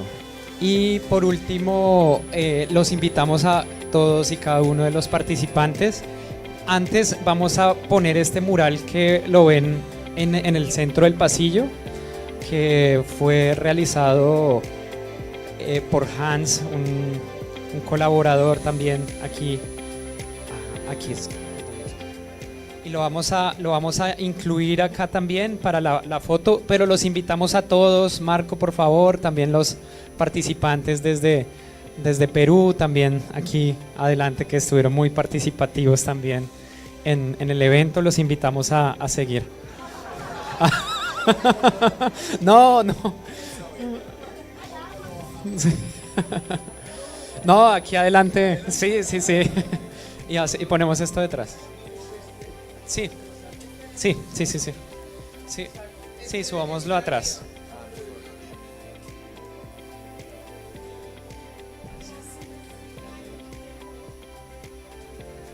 Sí, también de Perú, por favor. Sí, ¿podríamos apagar el video beam, por favor? La señal. ¿Ya? Yo se lo dejé a la sí. Mira, aquí está. Sí, lo dejé aquí, pero igual ven para acá también. Sí, nos toca aquí organizarnos de alguna manera. Yo creo que también algunos aquí a los costados y también otros sentados, por favor. Y por favor, todos adelante. Ustedes también, por favor, si gustan acompañarnos para la foto. Sí. Ah, sí, yo también.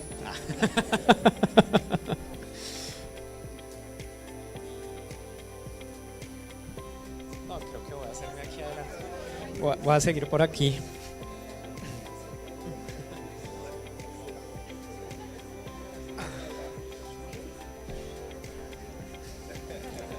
Listo. Aquí espacio adelante, ¿eh? Aquí. Listo.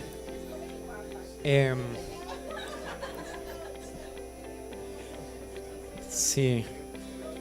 Aquí nos podemos hacer un poquito más apretados.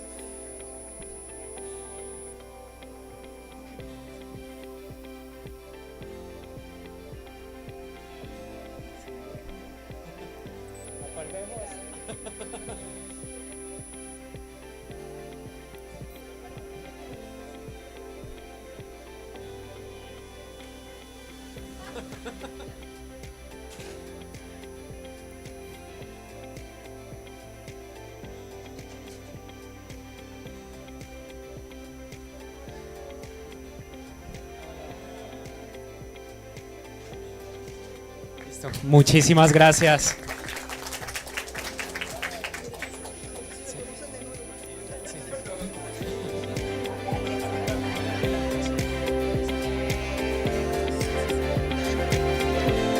El almuerzo será en el mismo lugar del día de ayer, es en el primer piso en el restaurante Paprika. Los invitamos a seguir allí. Muchas gracias a todos y todas.